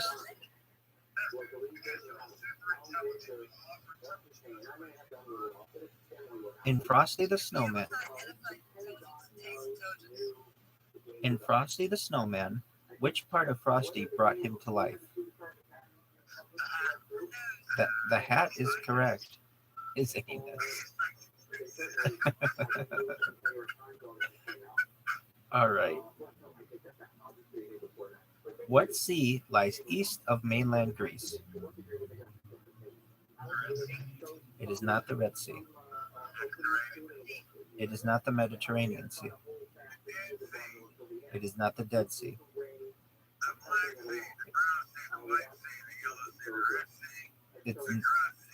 It's none of those. It begins with the letter A. It's the Aegean Sea is correct. What two dogs are bred to make a puggle? Puggle. Taylor, what did you say? It is not a pug and a poodle. A beagle, that's correct. What's the official state sport of Alaska? It's not hockey. It is not rugby. That's dog mushing, yes, dog sledding. Which former U.S. president was a peanut farmer? That's absolutely correct. Good job. What U.S. state is the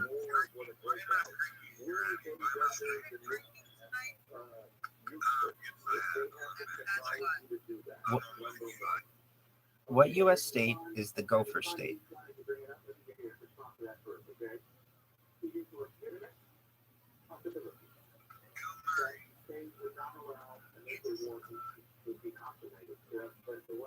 What U.S. It is Minnesota. All right, friends. This is the last question of the night for your friendly rabbi here. Which river runs through Rome? It is not the Rhone. Pretty close. Can you repeat that again, Taylor? It's the Tiber. Tiber. Very well. No, Tigris is different. Thank you so much, everyone, for the opportunity to play. I've had a wonderful time. I hope you all did as well. Logan, are you there? You win our everlasting love and appreciation. Rabbi, I'm so mad at the one self-biology question was literally wrong. Was literally wrong. Adenine is not 2 amino acids. It's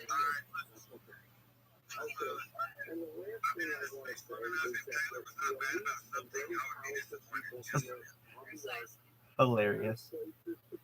I'm not mad at this one.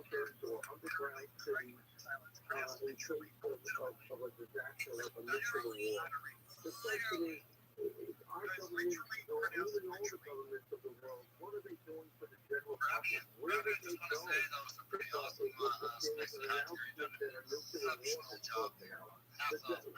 NTO, thank you so much. Well, appreciate it. Taylor, shoot me a follow. Anybody else out there, shoot me a follow, and we will do this in the future. I appreciate it, everyone. Have a wonderful night. Thank you.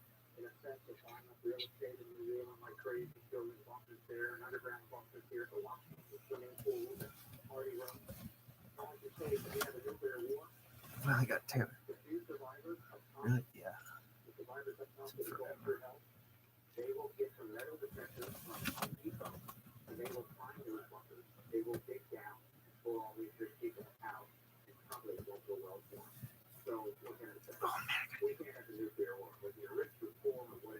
How bad? Skillman's tenant.